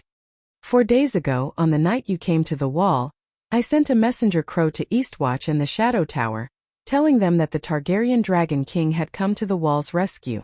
Stannis must have arrived at Eastwatch by then, but Scholar Hamuan did not reveal any information to Dark Castle. As the commander of Eastwatch, Carter Pike personally led the Rangers to attack the barbarians' camp with Stannis. They do not know about the dragon spirit, the mother of dragons. I did not expect you to have such a close relationship with dragons. But everyone knows that dragons only have one rider. When that rider dies, the dragon will accept a new knight. I can even guess what some people are thinking.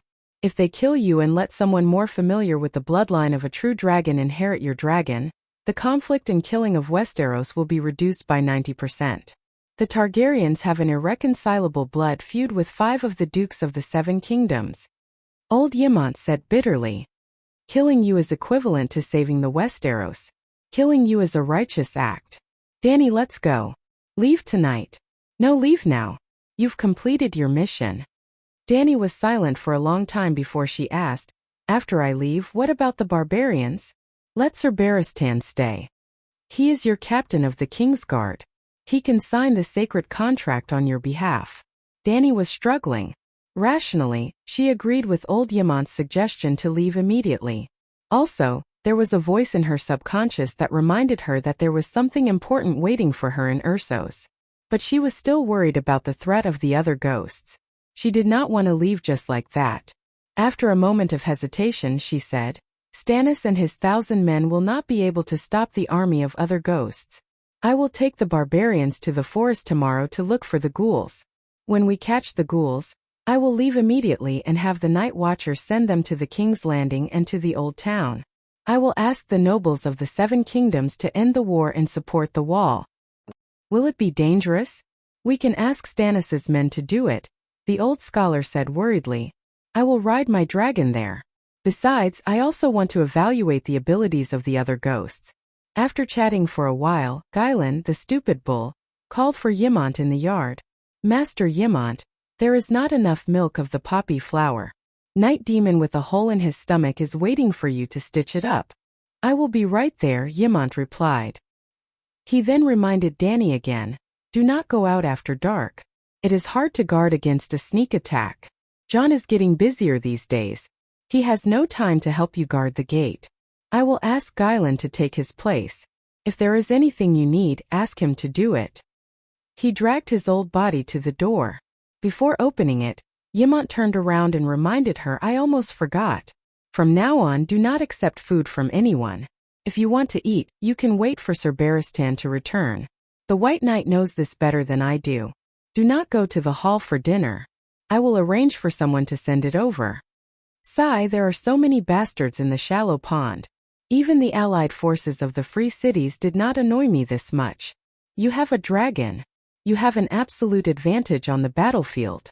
Those who are unwilling to lose can only use methods outside of the battlefield to deal with you. Even if they lose their honor and go against tradition, the 7 kingdoms now. Old Ymont shook his head and left with a sigh. Not long after Ymont left, Ygritte called Dany out of the door. Dragon Queen, those knights have been harassing Marg and the others, the red-haired girl said as she pointed at Godofalin. Godofalin had already taken off his helmet. He had a handsome face, a bum chin and a short golden beard. He was in his early 20s and looked like a tough guy. However, his eyes were a little frivolous, which ruined his good looks. I just want to compete with him, Godofalin said with a smile. I heard that he is the Giant King. I killed a giant this morning and received the title of Giant Killer. If I can defeat the Giant King, I will receive more honor. The strong Marg was 3 meters tall. That day he used his fist, knee, and shoulder to smash 3 iron fences that were as thick as an arm and an old oak door that was 10 centimeters thick. Yes, only the inner city gate was broken by him. The outer city gate was 30 centimeters thick and was smashed by a mammoth. At this moment, the Giant King Marg was a little miserable. There was a white cloth wrapped around his back to his shoulder armor. There was also a large gray bedsheet that emitted the smell of herbs on his lower abdomen. He looked dispirited and weak. No wonder this stupid knight wanted to use him to become famous. Dany crossed her arms and glanced at Godofalin and his companions in disdain. She sneered, go find Stannis. As long as he signs the no responsibility life and death contract, any of you can challenge Marg. Godofalin looked at the big guy beside him in surprise. The giant Marg looked back at him indifferently. There was no fear. Instead, he clenched his fists and seemed to be eager to fight. Could it be that this sickly look was an act? The knight could not help but suspect. He smiled and said, I mean a spear competition. There is no need to fight to the death. You took a seat in the latrine and stepped on a white maggot that was wriggling over. Could you control your strength and not step on it until its stomach is broken? This disgusting and vicious comparison made the young knight explode with anger. I killed a giant, he emphasized. Dany raised her chin and said coldly, before Stannis used the flaming sword, the giant tore apart more than 100 knights like you without much damage. Wake up. Without that weird red sword and the red-robed witch, you wouldn't even be able to touch a single hair of the giant. Wah wah wah, wah wah wah. While they were talking, the sound of a baby crying came from outside the newly built wall and the hole in the city gate. A fat man walked over from outside the wall and pulled out his long sword. He stood behind a blonde female barbarian who was holding a crying baby. He screamed in despair. 7 gods above, Dark Castle has been conquered by the giants? Gilly, we are done for. Sam? Gilly, who was beside Danny, quickly walked over and exclaimed, Sam, you're not dead. Gilly. Sam, who was as fat as a pig's shoulder, was stunned. He asked in confusion, did you guys surrender to the barbarians? Gilly's face darkened and said in a bad mood, we won. These giants are all captives. They are helping us repair the city. Captives? Why aren't they shackled?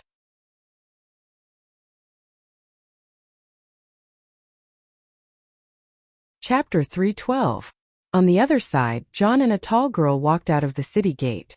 Behind them were two spear-wielding women carrying a stretcher. The cries of a baby could be heard from the stretcher. Your Majesty, this is Mance's wife, Dana. John bowed before pointing at the pale blonde woman on the stretcher and explained, the environment in the new camp is too bad. It's under the wall and can't see the sun. Now it's crowded with people. Dr. Paristan is worried that she won't be able to make it through. Okay? Danny nodded. You can bring the seriously injured to the wall. Don't worry about Stannis. Can you let my sister see Mance?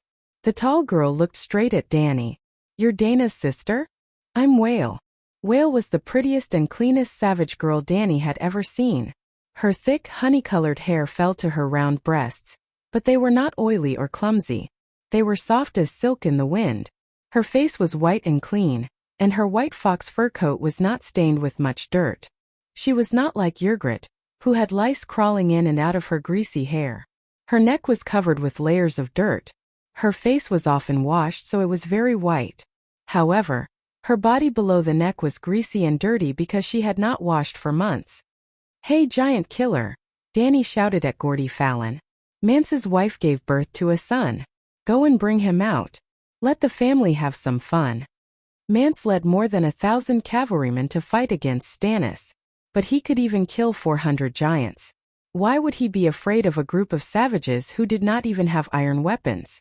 Thus, the king beyond the wall was captured by Stannis, and was now imprisoned in the prison of Dark Castle.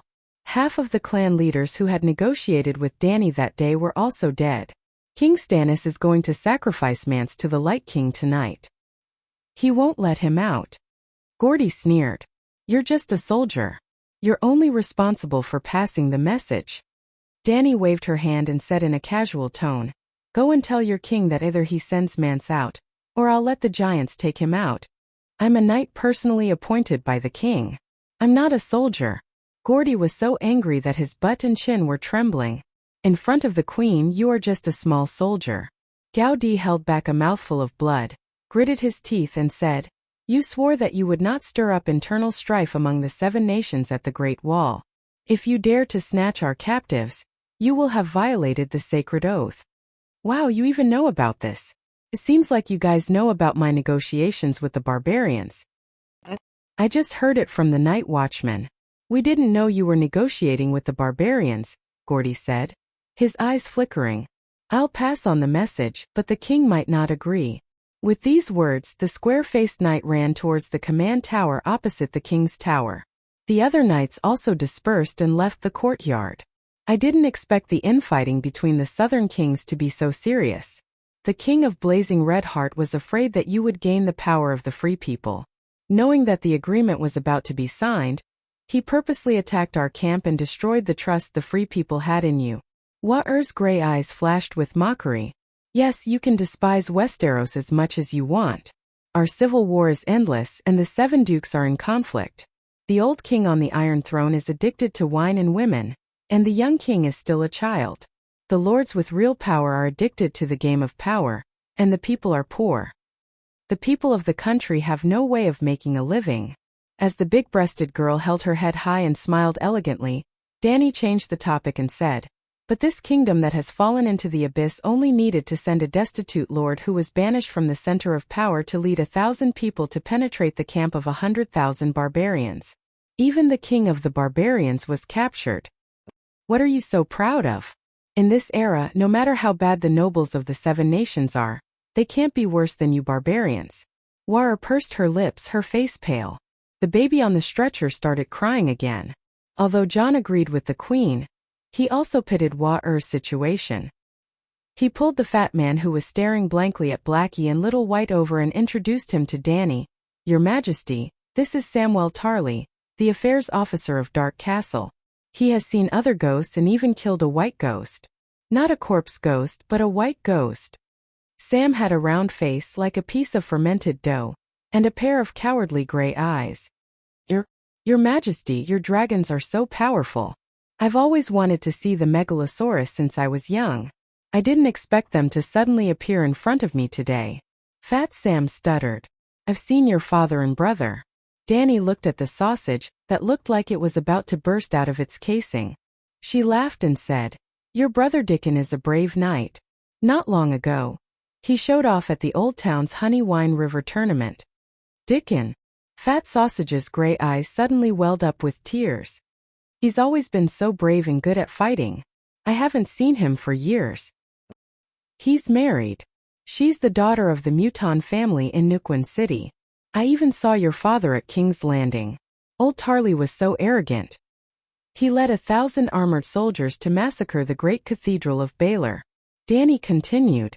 Everyone gasped. Calm down. It didn't work. The Archbishop compromised. Then, Danny told them about Little Rose and Circe. I didn't expect King's Landing to be so chaotic. John murmured. If we don't catch a deviant ghost to wake them up, it will be even more chaotic in the future. Danny sighed and turned to Fat Sam. She asked, with your size you can't climb the wall. How did you get across the Great Wall? Sam had followed Mormont to the north. If they wanted to return to Dark Castle, they could only go through the north gate. However, Fat Sam came from the south. I can't say. Sam's face turned red and he said in a sobbing tone, You can't even tell me? No, I can't. If you don't tell me, I'll feed you to the dragon. Danny put on a stern face and threatened. His Blackie immediately got up and stuck its neck out. Its head came to Fat Sam's face. Sparks from its nostrils fell on Fat Sam's hair, causing smoke to rise. Fat Sam's body went limp and he immediately collapsed on the ground and cried loudly. After a while, a warm smell of urine came from his crotch. Blackie glanced at him in disgust and retracted its head. Are you going to tell me? Danny asked again. Don't let the dragon eat me. I won't tell you. Fat Sam cried on the ground. What? The baby in Jilly's arms also cried. Jilly's eyes were filled with fear. She begged Danny with a sobbing tone, I'll tell you. There's a tunnel in the well that leads to the outside of the castle. Don't let the dragon eat Sam. Don't. Damn it. Danny cursed and scolded Fat Sam. Are you stupid? How can you hide something like this? If we don't block the tunnel immediately, the north will fall immediately when the savages find out. And deviant ghosts, when they see the savages running to the Long Night Castle, won't they follow? Sob, sob, sob, I can't tell you. Jilly, you shouldn't tell either. Fat Sam could only cry. His face was covered in snot and tears. He looked extremely pitiful. Sam, Her Majesty is right. If there really is a tunnel, we must block it immediately. John crouched down and held Fat Sam's shoulder. Sam pulled John's sleeve tightly and pleaded with a pleading expression, No, John, you don't understand. Apart from the night watchers, no one can pass through that place. We can't let outsiders know either. John secretly glanced at Danny, who had a gloomy expression, and said awkwardly, Her Majesty isn't an outsider. Danny's eyes flashed. She was about to ask again when the stupid cow Gollin beside her reminded her softly, Your Majesty, the King of Savages is here. Melisandre held her hands together like a lady and hung them in front of her abdomen. Her red robe fluttered as she walked over with light steps. The mud in the courtyard smelled like she had walked out of the palace's ballroom. Behind the red-robed lady was Sir Gaudy and 2 guards with red hearts emblazoned on their chests. Mansford's brown hair was messy, and his brown weasel skin coat was stained with blood. No one knew if it was his own blood or the enemy's. He has the king's blood. The red-robed lady walked to the side of the stretcher and was about to touch the baby's cheek. Slap! Whale rushed over aggressively and slapped the priestess' tender fingers away. He stood in front of his sister and shouted, Which, you can't touch my sister's child. Melisandre turned around and glanced at John, Danny, and Sam with a faint smile. Finally, she said to Mansred, It's better not to meet. Even if King Stannis doesn't punish you for leading the savages south, the Night Watchers won't let a brother who breaks his oath go. Well, Mansred used to be a night watcher and swore an oath to Weirwood. In the opening episode of Game of Thrones, I'd cut off the head of a sloppy man with a sword of ice. That man was a defected night watcher. Anyone who broke their oath and fled the wall would be beheaded no matter who they were or what reason they had. When the news of Ide's death at the King's Landing came, Jon fled on horseback in the middle of the night. If it weren't for Gren, Sam, and a few other friends who chased him back, Old Mormont would have cut off his head. Well, Old Mormont guessed that Jon would run away and sent someone to wait for him in front. Even though Old Bear had been grooming Jon as the successor of the commander-in-chief, he still sharpened his knife and waited for him to make his choice. Mansred smiled at the red-robed lady and walked straight to the stretcher. He leaned over and kissed his wife's pale cheek before carefully picking up the baby wrapped in a sheepskin blanket. He sighed and said, "Dragon Queen, Dana and my son aren't Stannis' captives, are they? All right, I'll register them as barbarians of the fortress later." Dany nodded in agreement. Then she asked, "What's the child's name? You can give him a name." Mansred stroked the baby's wrinkled cheeks and replied, "He doesn't have a name. The custom of the free folk is that he can't be named before he's 3 years old." Jon smiled and said, "Everyone calls him Prince of the Barbarians and born on the battlefield." Born on the battlefield. Dany's mouth twitched. She couldn't help but think of her own born on the battlefield. Aren't these foreigners a little too casual with their naming? No, the free folk have a king beyond the fortress but never a prince. Our king is chosen. There's no succession system. Mansred shook his head. It's too windy outside. Let's carry Dana inside first. Jon and Sam brought Gilly, Whale and the others to the spear tower that housed the barbarians. It was the tallest tower in Dark Castle. It was more than 70 meters tall and had 20 floors. The hall at the bottom floor was more than 6 meters tall. Dany's giant captive also lived there. Gaudy and the 2 soldiers escorting Mansred followed them. Melisandre stayed behind. "Dany, Rise, can we talk in private?" Dany only hesitated for a moment before nodding in agreement. The wooden door to the hall on the first floor of the King's Tower was wide open. The 2 of them sat by the fireplace and could see the busy crowd outside. "Dany, Rise, when I first heard that you were hatching a dragon, I had my suspicions." Melisandre's peach cheeks had a hint of confusion. Yesor and Ahai would be reborn in the land of smoke and salt, and awaken the demonic dragon in the stone. Your rise to power confirmed part of the prophecy. At that time, Stannis and I both felt lost and sad. So we held a sacrificial ceremony, hoping that the King of Light would illuminate the future for those who were lost. That night, what we saw in the flames was still Stannis holding up the Lightbringer. Your figure was faintly discernible, as if you had appeared with him. Do you understand what this means? Stannis is the true child of the prophecy, and you...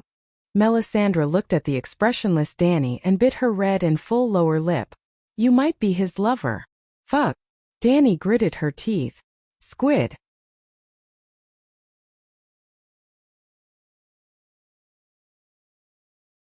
Chapter 313.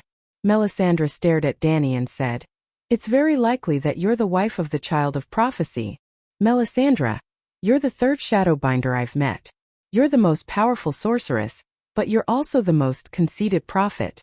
Dany had a strange expression. She wanted to say the stupidest, but the Shadowbinder was too powerful. What if she attacked her through her red eyes? Dany observed the foundation of her meditation technique.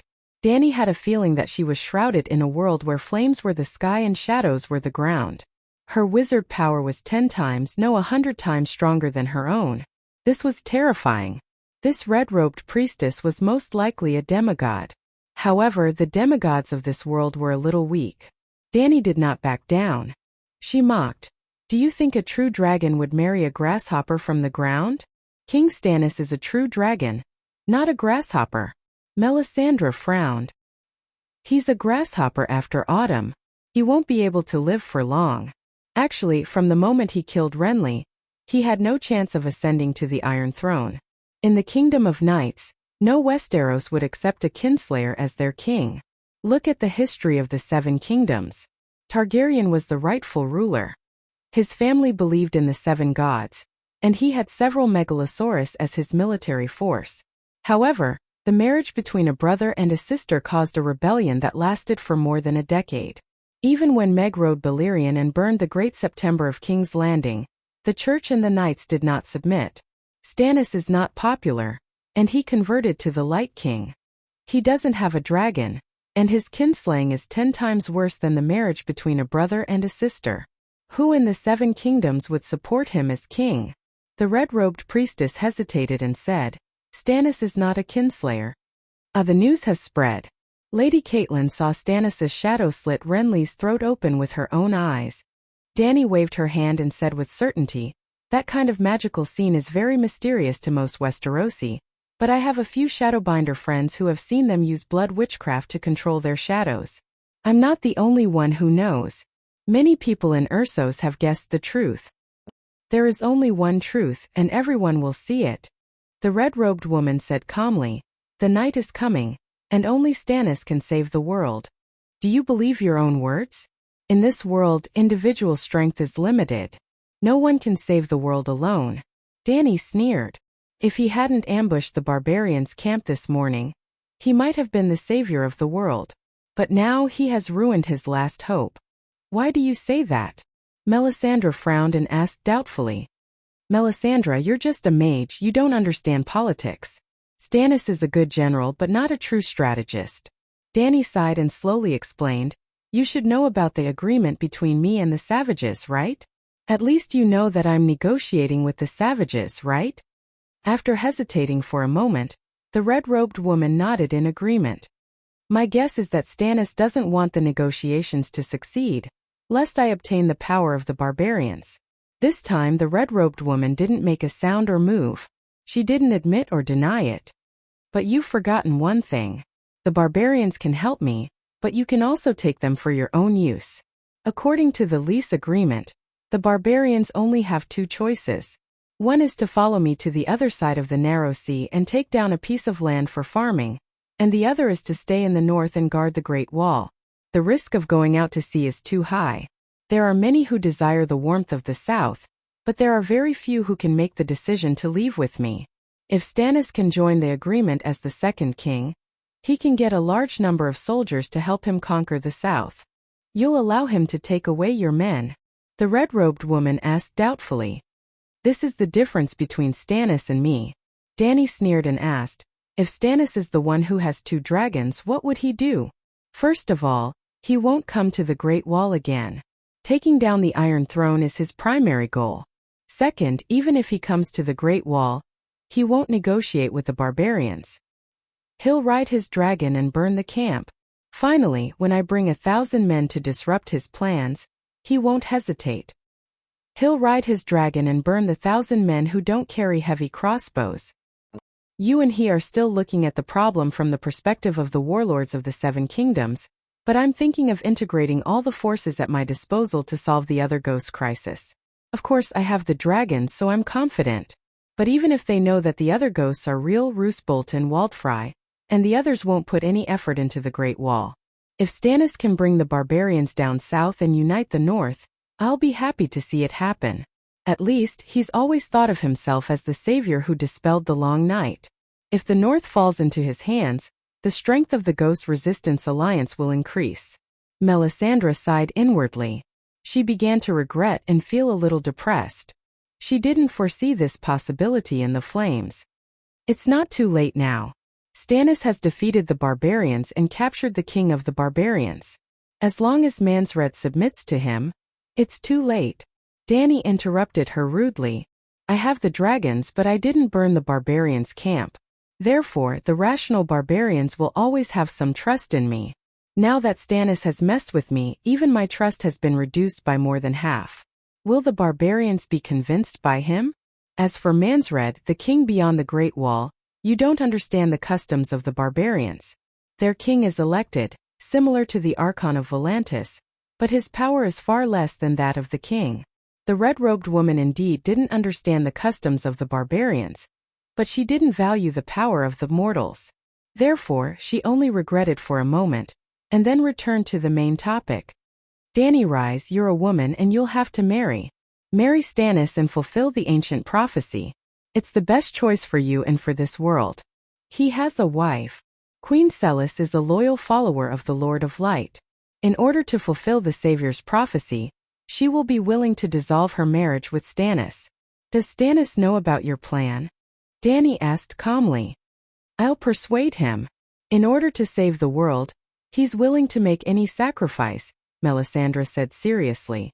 You're doing something more difficult than ending the long night, Dany said unhappily.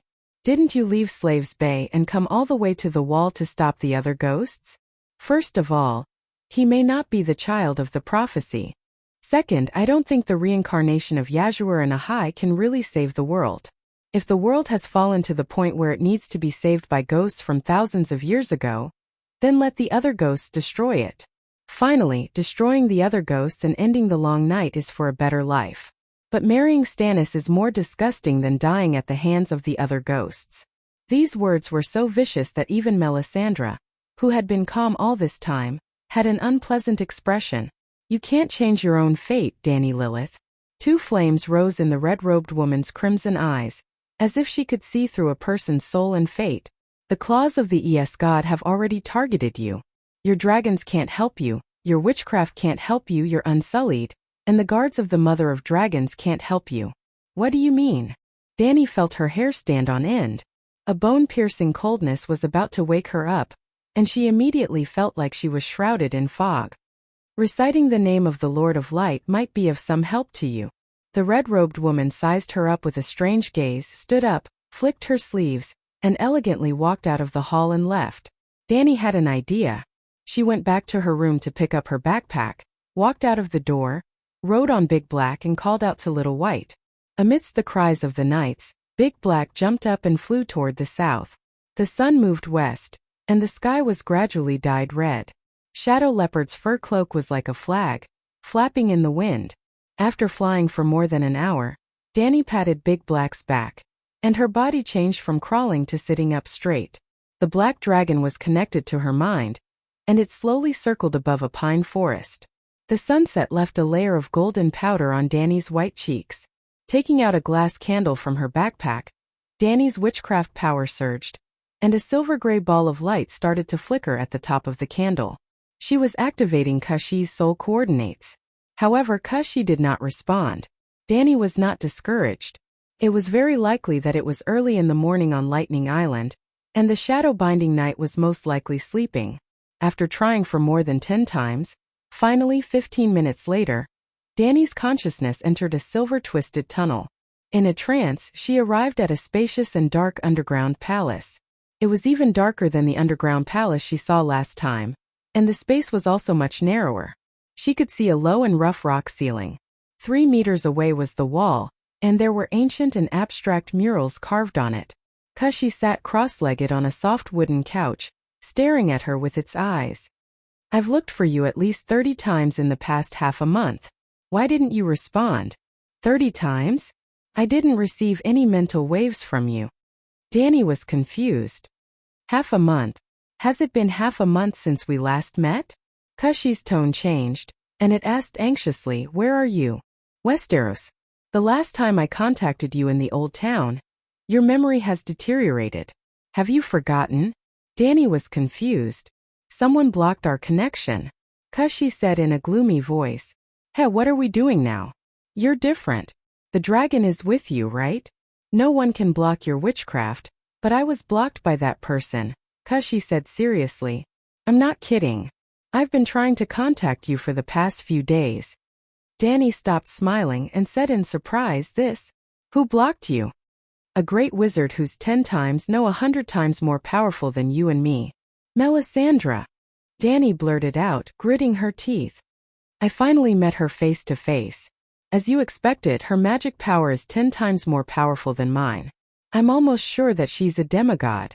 Just a moment ago she even threatened me. That's why I left the Great Wall and contacted you a few 100 kilometers away, asking for your help online. Other than the prophecy, I can't help you. After a moment of hesitation, Kashi advised, the best way is to leave the Westeros immediately. If you're far enough away, even the gods can't hurt you. Kill him, kill him, kill him, kill them, ha ha ha, kill them, ha ha ha, kill them, ha ha ha, kill them, ha ha ha, kill them. Suddenly a low misty voice sounded in the room. Hundreds of people were speaking at the same time. There was the dignity of an old man, the cowardice of a woman, the crispness of a girl, the voice of a man going through puberty, the whispers of a lover, the roars of fury, the curses of hatred. Kill him, kill them, peel off their skin, cut off their testicles, cut open their bellies. Then there was the sound of chewing. A heart that's still beating is the best. The voice was like a flexible steel wire, twining around Danny's heart and drilling into her soul.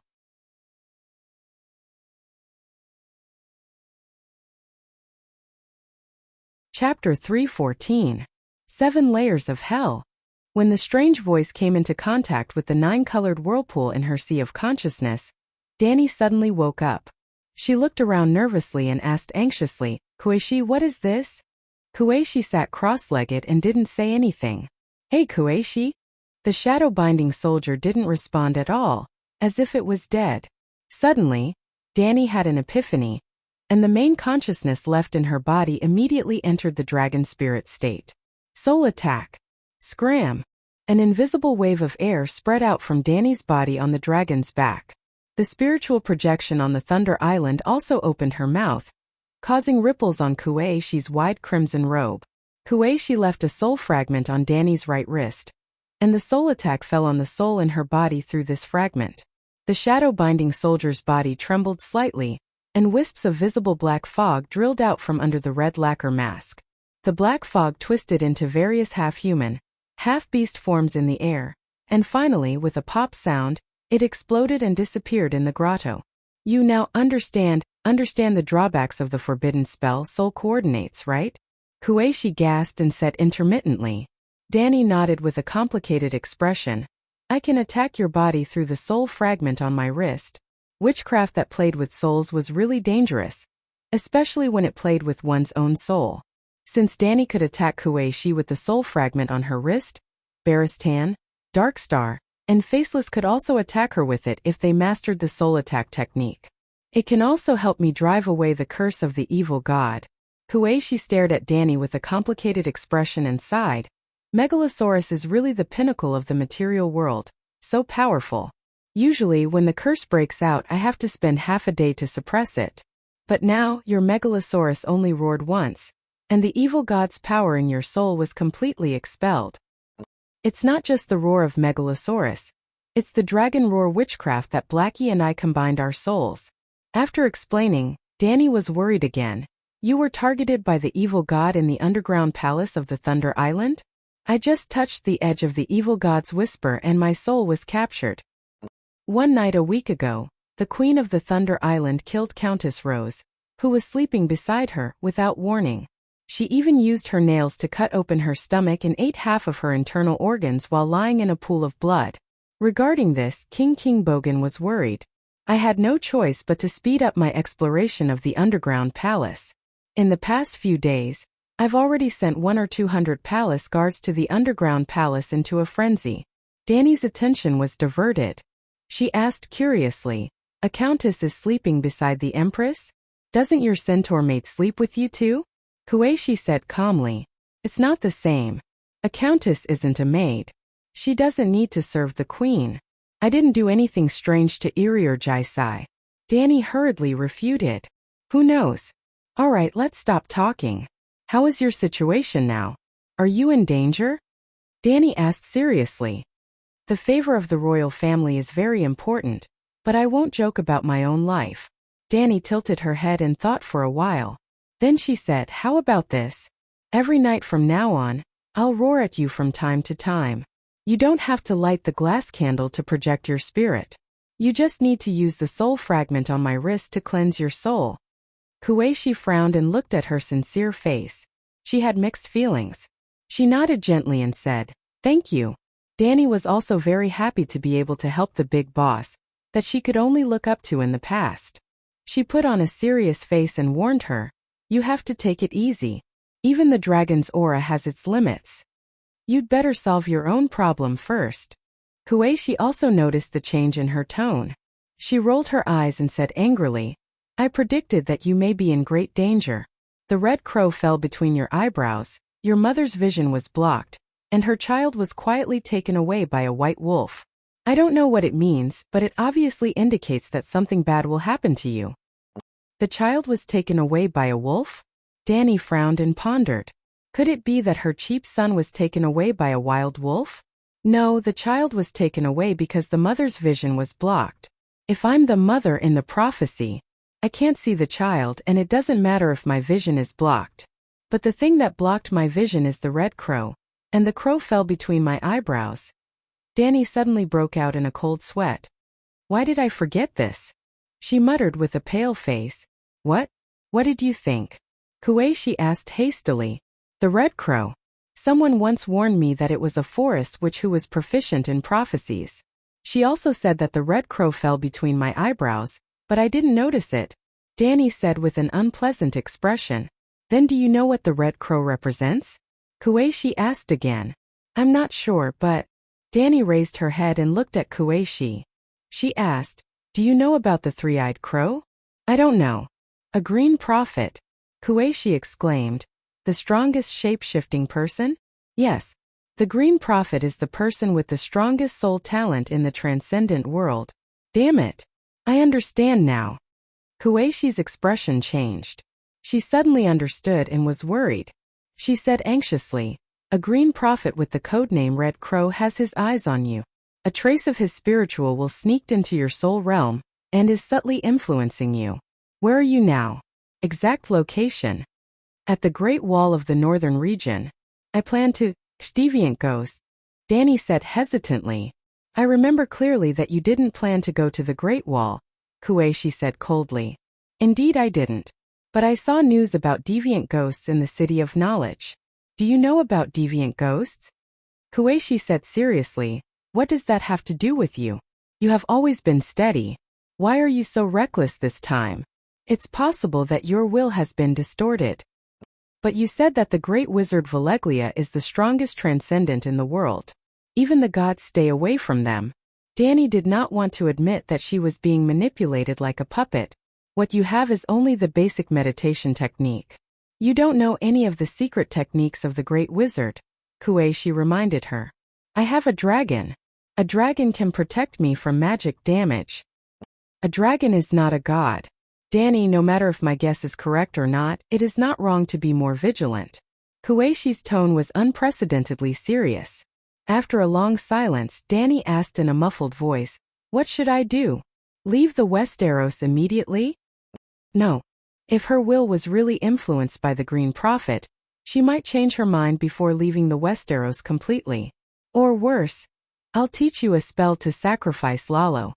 As Kueishi spoke, she quickly pulled out a wooden box from under the soft couch and took out a roll of smooth black parchment. Sacrifice to the Light King? The parchment was 1/2 meter wide and 2 meters long when it was opened on the couch. It revealed a strange pattern that looked like a shadow drawn by light gray ink. Both sides of the pattern were densely packed ancient Asiatic characters. Lalo the Shadow Devil. Use sacrifices to please him, and you will be temporarily blessed with divine power. As long as there are enough sacrifices, you will be able to dispel the will of the Green Prophet in your soul realm. Kueishi pointed at the pattern on the scroll and quickly explained, this is the layout of the altar. You don't have enough time to master all the sacrificial witchcraft. However, Lalo is very greedy. As long as you follow the layout of the altar and offer enough sacrifices, he will definitely respond to you. Here, the shadow-binding sorcerer consecutively marked 17 or 18 locations on the map. Place a couple in each of these locations. It doesn't matter how old they are, as long as they love each other. Find a few more villages. Wait. Danny interrupted her. Her expression was unpleasant. You want me to sacrifice living people? If not living people, then livestock? That is Lalo we are talking about. He is not interested in livestock. I won't sacrifice. I won't sacrifice even a chicken to any evil god, Danny said firmly. Kueishi slowly moved her right hand away from the parchment and said with a complicated tone, then do you have any good ideas? If the Green Prophet really can't deal with one dragon, then 2 or 3. I have a similar experience before. Let's call it a day. I will try it now. Before Kueishi could say anything else, Danny's spiritual projection suddenly faded and disappeared. After a long time, Kueishi muttered to herself in a low voice, This guy is growing fast, and there are more and more troubles. I hope we can be safe this time. The black dragon circled above the snowy mountains and forests at a low speed. The afterglow of the setting sun appeared on Danny's uncertain face from time to time. Beside her, Little White slid across the top of the cedar tree in boredom, hoping to find one or two prey to eat. After a while, Danny came back to her senses and put away the glass candle. She smiled at the black dragon and said, "Blackie, after learning meditation, your hunger resistance has increased a lot." Squawk, Blackie's voice was obviously proud of itself. "Yes, your brain is smarter too." Squawk, Blackie screamed at the idiot Whitey and flew towards the southeast according to Danny's instructions. Hoguan Town was an abandoned village south of the Great Wall and west of the King's Road. The kind Elisa once rested in the watchtower in the lake beside the village for a night, so it was renamed Hoguan Town. It was a famous place. Bran had stayed here when he went north, and the barbarians had also stayed here before they attacked the Dark Castle. At this time, Danny and her 2 dragons landed in an apple forest outside the village. Withered yellow leaves were spread on the ground, and there were only a few fist-sized brown shriveled apples hanging on the branches. Danny found a dry ground and sat down. Blackie and Whitey crawled on her left and right sides. She put her hands on the foreheads of the 2 dragons and murmured, "Blackie, Little White, and Little Green, Little Gold, now Mom is in big trouble. Bran, that bastard, is crossing the timeline and distorting my will. Blackie and my dragon spirit state can't detect his spiritual fluctuations. Now we have to deal with the old Dragon King and the Dragon's Horn. 3 dragons, no, 4 dragons, enter my spirit realm together. 4 dragon spirits will definitely make Bran vomit blood. Come in, Blackie, you go first." Very good. Little White, you take it." Little White, hey Little White. After calling for a long time, she still couldn't enter the dragon spirit state with Little White. Danny opened her eyes and stared at him. Little White stared back innocently with his golden eyes. Clap, clap, clap. After slapping Little White's forehead 3 times, Mother of Dragons scolded loudly, "We are in a crisis now, why are you still so stubborn? Last time, in order to save you 2 little bastards, you immediately joined forces. Now, in order to save me, you have no reaction at all?" Little White's eyes were blank.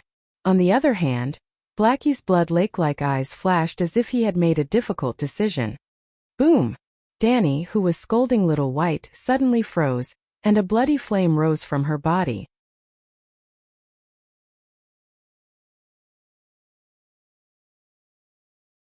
Chapter 3:15. While Danny was angrily scolding Whitey for being unfilial, Dahe, who had entered the dragon spirit state, seemed to understand her current dangerous situation. Its blood-red eyes flashed with a very human-like look of determination. Its head was completely on the ground as it closed its eyes. The next moment, Danny's scream stopped abruptly. In the blue soul space, a 9-colored sun suddenly flew in from the sky, like a meteor the size of the sun smashing into the Earth's atmosphere.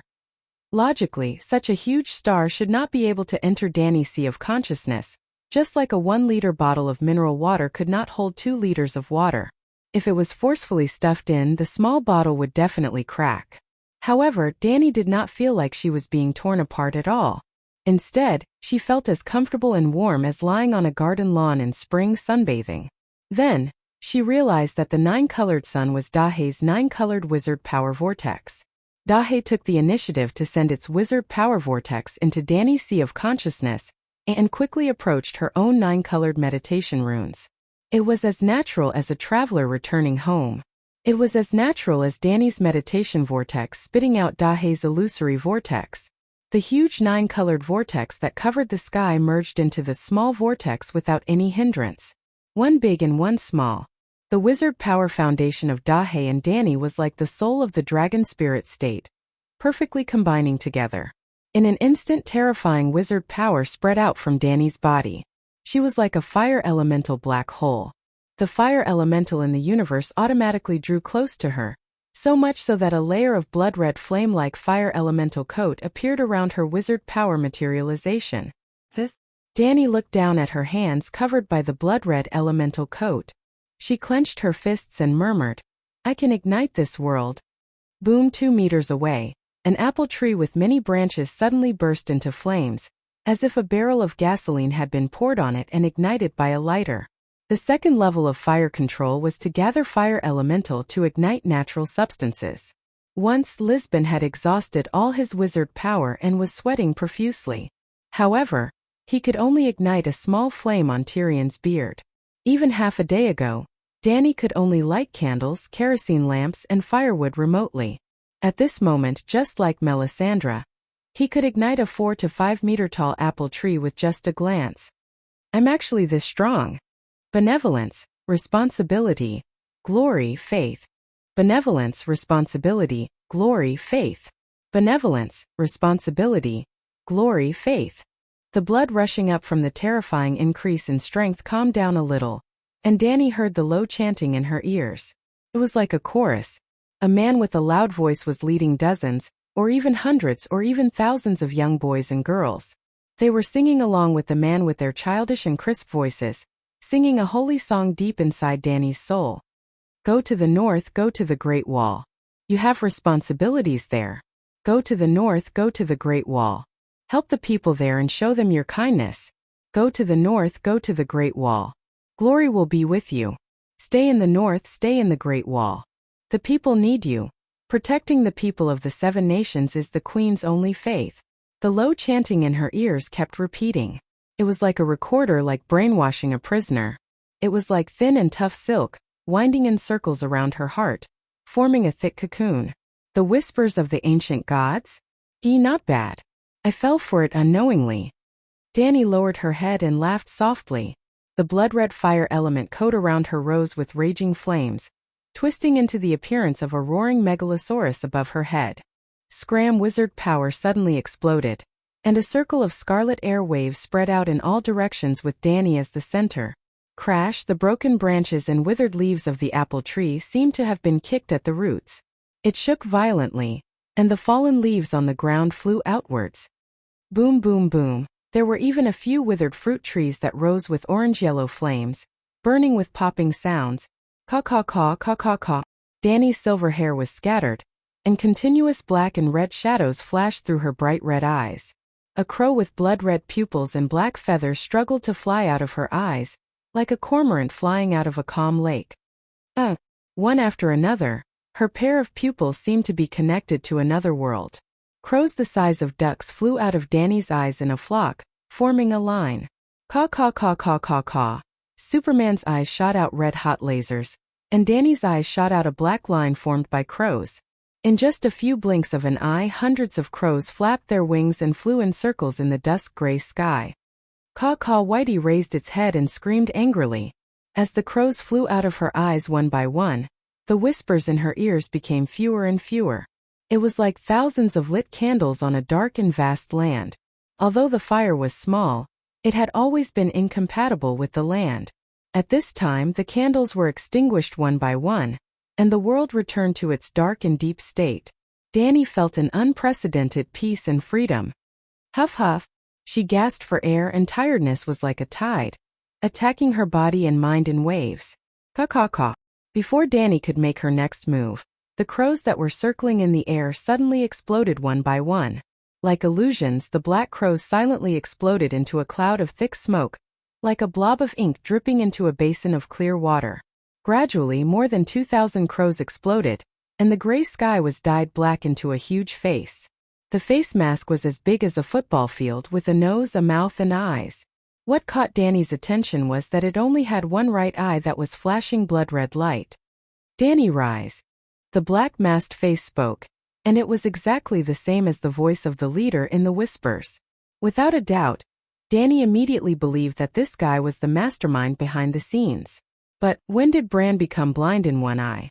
Could it be that she would blind his left eye in the future? That's not right. When did she, the Dragon Queen, become so easy to talk to? Based on what he did today, when she had the ability to take revenge in the future, she would definitely tear him apart. How could she just blind one eye?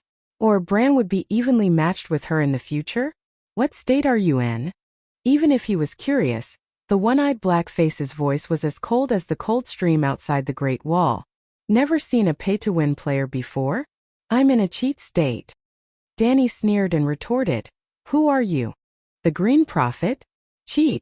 What state is that? Your wizard power suddenly increased by 100 times, and you even have a trace of divinity. It's very strange. A trace of confusion flashed across the black face. Then he said, I am the Green Prophet, and also the guardian of this continent. When did the Westeros have a guardian? Dany was puzzled. Could it be that the Green Prophet has always been protecting the Seven Kingdoms? The Green Prophet is not necessarily a guardian, but I am willing to dedicate my life to protect the peace of the Seven Kingdoms. Thus I am a guardian. Dany Rise, I have no ill intentions towards you. I only hope to help you walk the right path and become the next guardian of the Seven Kingdoms. Distorting a person's will is the greatest evil towards them. Dany sneered. Protect the Seven Kingdoms? Look at the current chaotic situation of the Seven Kingdoms. The disasters of war continue for years. The people are in a terrible situation. The winter is coming, but there is no food. Etiquette, justice, honor, and morality have all been abandoned. Is this the result of your protection? Other than you, I have not interfered with anyone's choice. I am a guardian, not a nanny. Most of the time, I only observe and do not make decisions. But you are different. Your thoughts, your stand, and your decisions can easily affect countless people. Dany Rise, I have no selfish motives. I only hope to help you become a good person, a better person, and at the same time, make this rotten world better. If he did not say this, Dany could still suppress the anger in her heart and communicate with him. Now that she heard this bastard sincerely preaching to her to be a good person, Dany could not hold it in any longer, her anger causing her wizard power to soar into the air, the fire elements turning into a cloud of fire that covered the black mask. At the same time, she roared into the sky, unleashing a soul attack in her strongest state. Demon die. Ugh, even at a time like this, she still habitually put the blame on the enemy. Whoosh! Hiss! Under the dusky sky, a blood-red waterfall of flames suddenly rose, mixed with a powerful soul attack, upstream for 3,000 feet. The black mask's face was like the surface of a lake that had encountered a hurricane, rippling black waves rolling. Caw! The huge black face let out a crow's caw. The red right eye sunk into light gray spiral ripples, almost exactly the same as Obito's. Under Dany's shocked gaze, the black smoke was sucked into the bloody eye at the center of the whirlpool. Slowly, the color of the black mask became lighter and lighter. It turned from black to light gray. Finally, it completely disappeared. The only thing left in the sky was crow. Dany exclaimed, "It's just a crow." There was only a red-eyed crow flapping its wings left in the sky. Caw, caw, caw. A mental wave passed into the apple forest below. Dany could clearly hear the black-faced man's voice. Dany Rise, one day you will understand the great spirit of sacrificing yourself for righteousness. I will wait for you. This green prophet was unexpectedly Chinibu. Dany's beautiful face was almost twisted out of shape. Damn it, sacrificing one's life for a righteous cause. How scary is that? Just you wait. I won't look for you even when the deviants destroy the human race. Big Black, Little White, go and kill that bald crow, Dany ordered loudly. Caw. Little White, who had been ready for a long time, jumped, accelerated quickly, and rushed toward the red-eyed crow. But Big Black didn't react at all, lying there motionless and silent. Big Black. Only then did Dany realize that Big Black's condition was not right. Although he was still in the dragon spirit state, she couldn't feel his soul. Roar! Just as she came to Big Black's side and anxiously patted his head, Little White, who was in midair, wailed. His wings and tail twisted into a ball as if he had cramps, and struggled to dive down.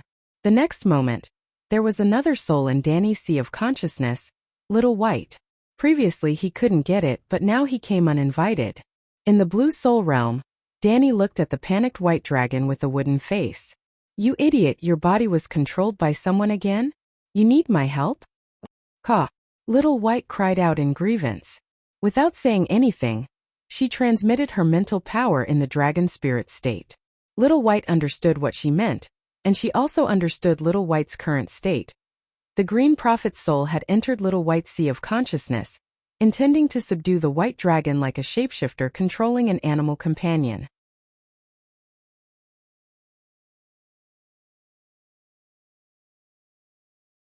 Chapter 316. In the orchard, Little White screamed crazily and rolled around in the mud. It bent the apple tree and broke the brittle branches. It unconsciously spat out dragon flames from its mouth, igniting the rotten leaves and branches on the ground. Crow landed on the top of an apple tree beside Whitey, its red eyes flickering with a flickering light. Danny, on the other hand, was standing tens of meters away. She seemed to be in a daze and did not react at all. Blackie was lying beside her and did not move at all. Suddenly, Little White's body stiffened, no longer struggling, opened its mouth wide, and let out a long and loud dragon cry. You're courting death. At the same time, in the spirit realm, Danny rode on Little White's neck, roaring angrily at the giant blood-eyed crow opposite her.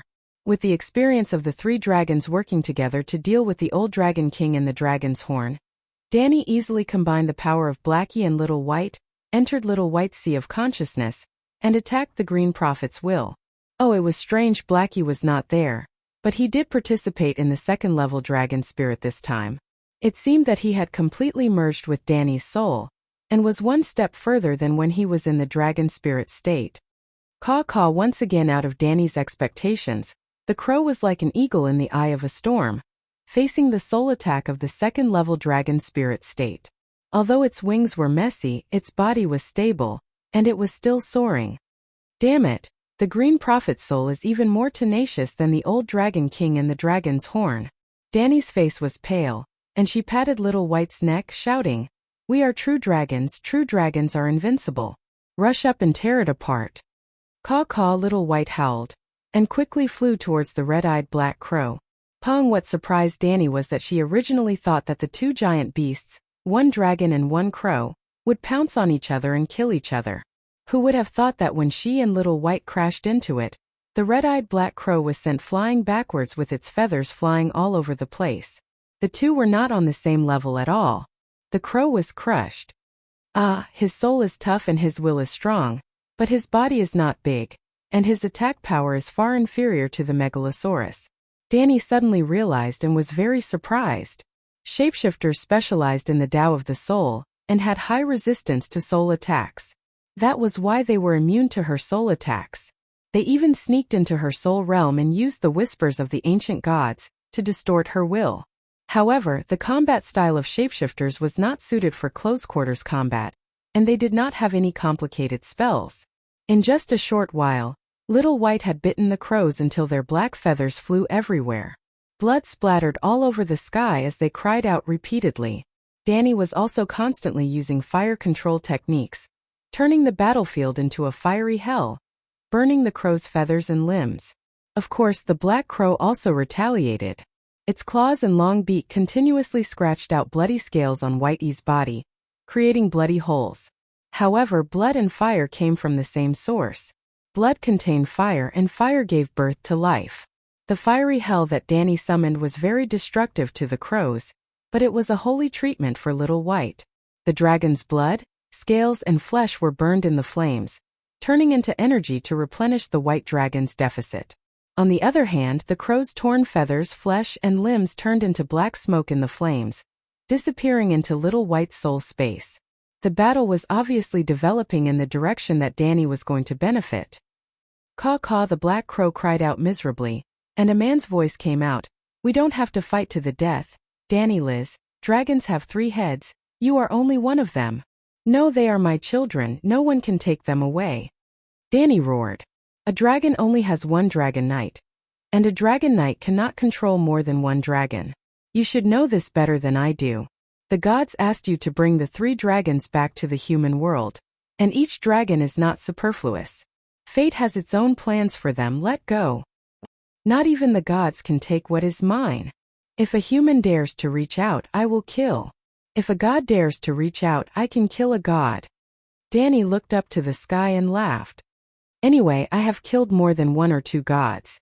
You are too greedy. Dragons belong to Targaryen, not just you. The crow cried out. Danny sneered. Valeglia's ancestor Belarus once said the same thing to me. Therefore, he is lucky enough to be at the top of my must-kill list. I swear that one day, when I have mastered my magic, I will go to the ruins of Valeglia and kill that bastard. At this time, the crow's torso was almost completely torn apart, and the remains of its body were annihilated in the fiery clouds, leaving only the head under Little White's foot. You can't kill me. The crow cried out. "You are about to die," Danny said coldly. Bang! The crow's head exploded into a cloud of black smoke and disappeared under Little White's claws. But in the next moment, the crow's voice sounded again in Little White's magma-like soul space. "You don't understand. When you meet my original body, even 1,000 of me will not be a match for you and your dragon. But in the realm of the soul, I will never be destroyed." Outside the fiery clouds created by Danny, a cloud of black smoke turned from light to thick and slowly formed into a red-eyed crow as large as a hill. "Shit!" Danny was stunned. The Green Prophet's soul was so strong and indestructible. "I really mean you no harm," the crow said in a complicated tone. "There is nothing more vicious than twisting a person's will. Benevolence, responsibility, glory, faith," the crow said softly. "Which one of them does not belong to the glory of humanity? You already have all of these qualities. I am only helping you to strengthen your faith and make you more determined and perfect." Danny pointed at the crow and said, "I am the king." The king accepts advice, but refuses to accept the control of the king. "Don't talk nonsense. You are going to die today." Squawk! Little White roared again and rushed over. He waved his claws and spat out dragon flames. The crow was badly mutilated and its limbs flew everywhere. Danny continued to summon balls of flames to burn the crow's limbs and feathers to ashes. The crow cried, "It's useless. My soul is indestructible." "Ah!" The Green Prophet howled in pain as if his balls had been crushed. "What did you do? My soul origin has been destroyed." "Stop, Danny, Liz, ha ha ha. You dare to say that your soul is indestructible in front of the Mother of Dragons? Do you know what the Mother of Dragons is?" Danny laughed excitedly as her guess was confirmed. In Little White's consciousness, the crow's body was burning in flames. In the sky above Danny's soul realm, green spiritual rain fell continuously. Every time the crow lost a piece of flesh, it would immediately be cleansed into a pure spiritual quality. The Green Prophet had completely lost a part of its soul origin. However, unlike the colorful spiritual quality in the past, the spiritual quality transformed by the Green Prophet's soul origin was crystal green. Moreover, it did not immediately fuse into the soul realm. Instead, it gathered into a small lake of crimson green. However, Danny did not have the energy to study the Green Prophet's unique spiritual quality. Right now, the most important thing was to kill the three-eyed crow. She could leave the matter of checking her spoils of war for later. "What did you do? I'm not telling you. Just be a confused ghost." Danny continued to enter the spiritual bestowment state of the Mother of Dragons. She focused her energy and burned the crow's spiritual body while cleansing the soul power that was stripped out of it into spiritual quality. The Green Prophet and the dragon's horn had the same goal: to seize control of her dragon. However, the method to expel them was slightly different. The dragon's horn controlled the dragon completely by relying on the superior Dragon King's soul pressure. When the young dragon faced the old Dragon King, it was like a lamb facing the might of a tiger. As long as Danny entered the triple dragon spirit state, the three dragons would work together. The quantitative change would lead to a qualitative change, and their soul pressure would surpass the old Dragon King's. Then, the dragon's horn's dragon-controlling wizard spell would naturally lose its effect. The Green Prophet's soul pressure was not even comparable to a single megalosaurus. However, just like how humans tamed beasts with their intelligence and skills, shapeshifters had a unique talent for seizing. They could use their own will to replace the will of their animal companion. It was equivalent to temporarily seizing the body of a beast. Look at Valamir. He was a short and old middle-aged man. His body was weak, but he managed to use his shapeshifter's talent to seize the legendary creature Shadow Lynx. Valamir was definitely not a Shadow Lynx that was subdued by soul pressure. This was why Danny's old method soul pressure was almost ineffective against the Green Prophet. To be honest, Danny could not find a way to resist the Green Prophet's forceful seizing ability. Burning, tearing, and devouring by the Megalosaurus could not harm the Green Prophet's soul. She was almost at her wit's end. Fortunately, Danny remembered that she still had a bug-like spiritual bestowment skill. Through burning with fire, she could convert the essence of nature into spiritual substance and give it to a dragon egg or a Megalosaurus. No matter how tough and immortal the Green Prophet's soul was, The fact that the soul was made up of spiritual substance could not be changed. Before you recover, I'll burn the soul into spiritual substance. The effect was unexpectedly good. When it came to killing, crows were far inferior to the megalosaurus. Every piece of the body that was torn apart by Whitey represented a piece of the soul. Danny burned the pieces and turned them into spiritual substance. In the end, no, Danny rise. The crow's head exploded into a cloud of smoke in the flames. Then, it turned into a rain of spiritual substance that fell into Danny's sea of consciousness. Huff, huff, huff, it's finally over.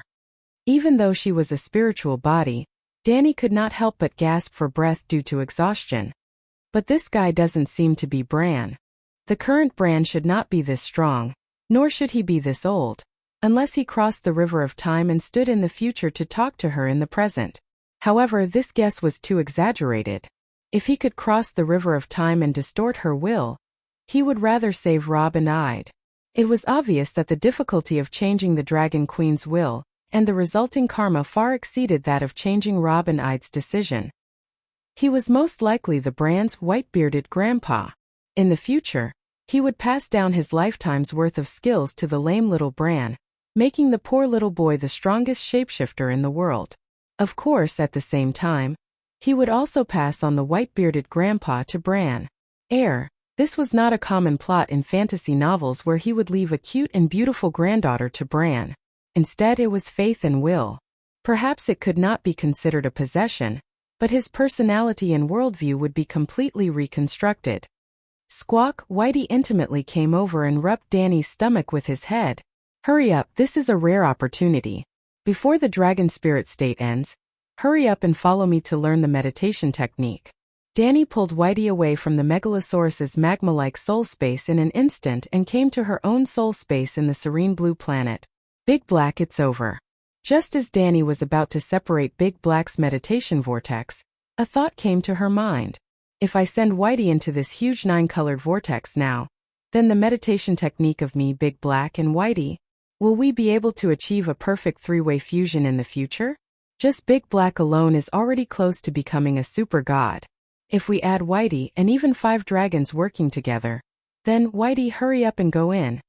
The more she thought about it, the more excited she became. Danny immediately urged Whitey. Squawk, Whitey hesitantly approached the 9-colored vortex. Then it was swallowed bit by bit. The vortex suddenly expanded by almost twice its original size. The vortex spun faster and faster, and the clear 9-colored vortex turned into a bright white ball of light. Pop! Pop! One was illusory while the other was solid. 2 huge 9-colored vortexes were spat out from the white ball. The illusory one flew into Whitey's soul space, and the solid one belonged to Big Black. Danny did not care about Whitey, who was condensing the meditation technique runes, and immediately entered Big Black's soul space. Oh my god, the side effects are so big. Looking at Big Black's meditation vortex that was full of holes, Danny was extremely shocked.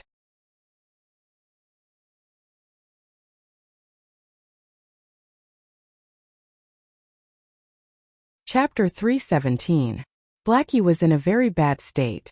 Not only did the meditation vortex in its soul space slow down, but there were also many illusory holes.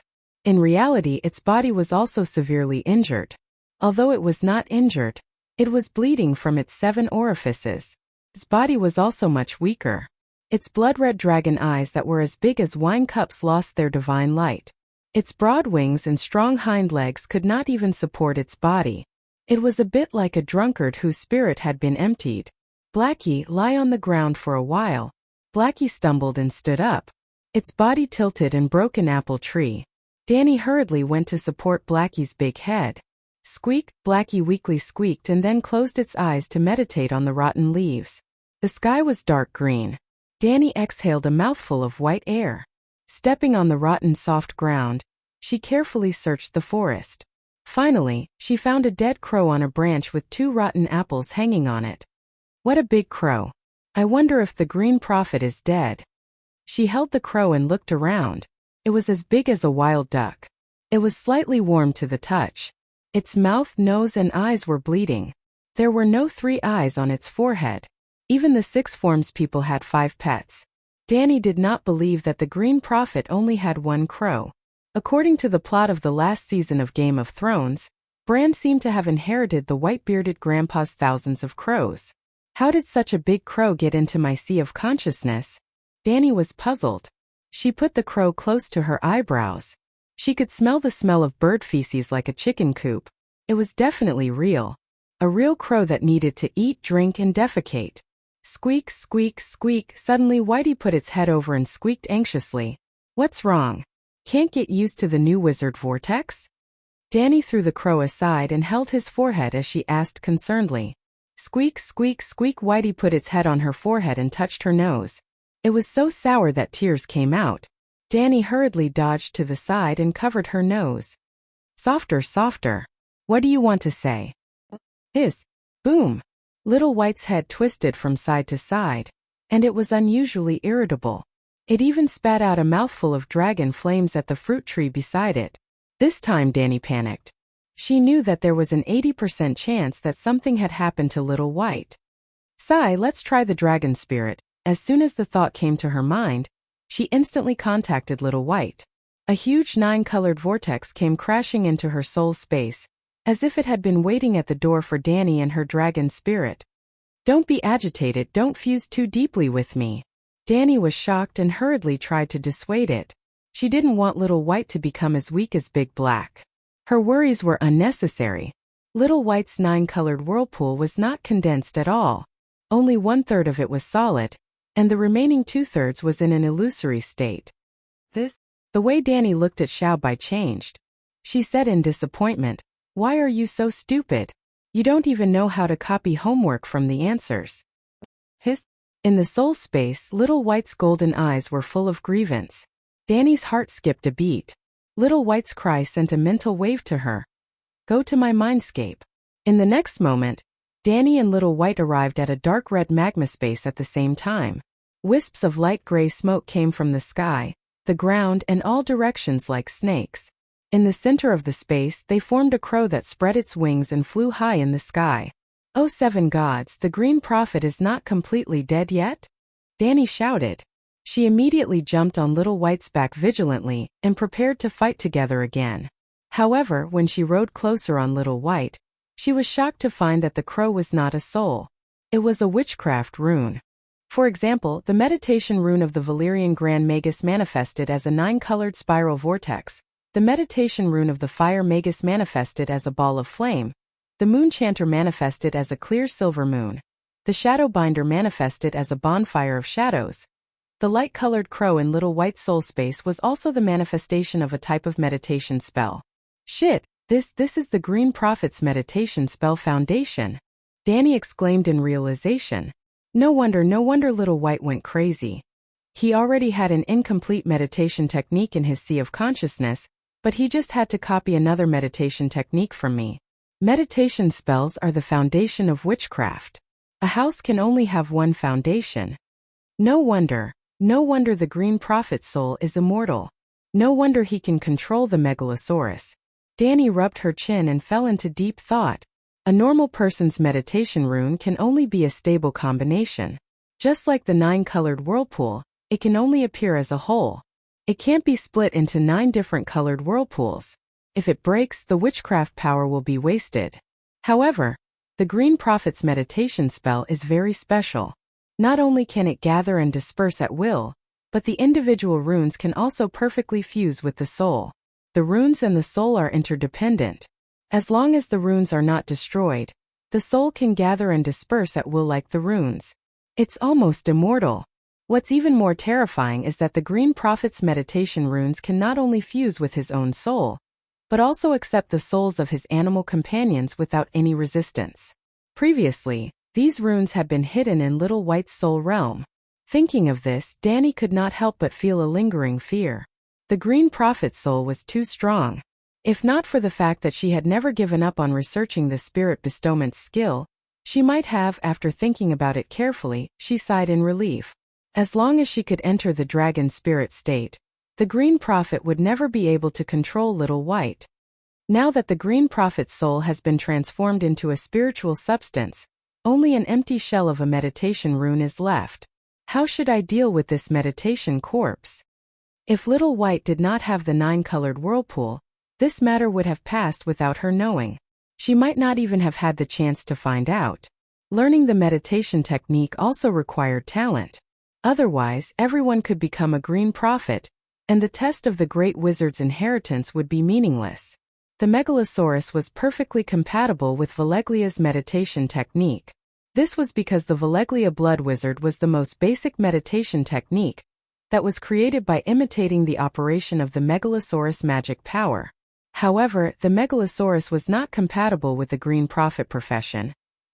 Perhaps after a year or so, these runes without an owner would disappear on their own. It would not affect Little White at all. However, he just happened to replicate the 9-colored whirlpool. I wonder if I can learn the green prophet's meditation technique. Danny had to admit that she coveted the ability of the three-eyed crow. Immortal soul, millions of thoughts, control thousands of crows. Alright, Danny was not that ambitious. She would be satisfied as long as she could communicate with 5 dragons at the same time. Unable to resist the temptation, she started to try. Firstly, a person could only have one type of meditation technique. No one could change it. She would not neglect the fundamentals and destroy the great wizard's meditation technique. Secondly, the meditation technique could evolve. Just as Tam had said, apart from the Creator God, no one could be omniscient and omnipotent. Even the meditation technique created by Lala was not perfect. This also meant that the great wizard's meditation technique, which was known as perfect, also had a lot of room for improvement. Lastly, she had a little trick to avoid the conflict between the runes of the meditation technique. She stored her 9-colored whirlpool in Blackie's place. Blackie, let me borrow your place. Danny chuckled. She moved her and Little White's 9-colored whirlpool into Blackie's soul space. She then went to Little White's soul realm and moved the light-colored crow into her soul space. Then she asked Little White to move her 9-colored whirlpool back to her home. With that, Little White quietly stayed at the side and condensed its meditation foundation. Danny helped it bear the danger of the conflict between the meditation techniques. She was superior to Little White in terms of intelligence. Little White and Blackie did not know how to condense the witchcraft runes. She knew how to. It was similar to the day when she accepted the great wizard's inheritance. She used the light-colored crow as a template and analyzed the runes bit by bit. Then, she reorganized her own meditation technique foundation. Walala. A single dark red rune could be constructed with spiritual power. However, the QR code meditation rune was made up of hundreds of runes. The moment it was assembled, it collapsed. As expected, she failed. I don't have the green prophet's talent. Danny sighed. However, she was already mentally prepared. It was like selling a lottery ticket. There was the expectation of winning the grand prize. However, if the ticket was scrapped, no one would lose their soul. She did not believe in the old gods. She did not have the ancestral bloodline. In fact, the Long family had been in the Westeros for 300 years. They had already mixed the ancestral bloodline with them. She did not even have the talent of transfiguration, let alone the green prophet. What a pity. This is an incomplete green prophet's inheritance. Just as Danny was about to completely disperse the light-colored crow, she suddenly caught a glimpse of a verdant spring in the corner of the blue soul space. She could control the soul space as she wished. Danny waved her hand. The spring turned into a small lake and floated in front of her. She reached out her hand and scooped up the verdant lake water. A strange scene happened. Her palm was white and clean. However, the lake water was visibly dyed a light pink. It was as if her hand was stained with red dye. However, Danny did not show any signs of surprise.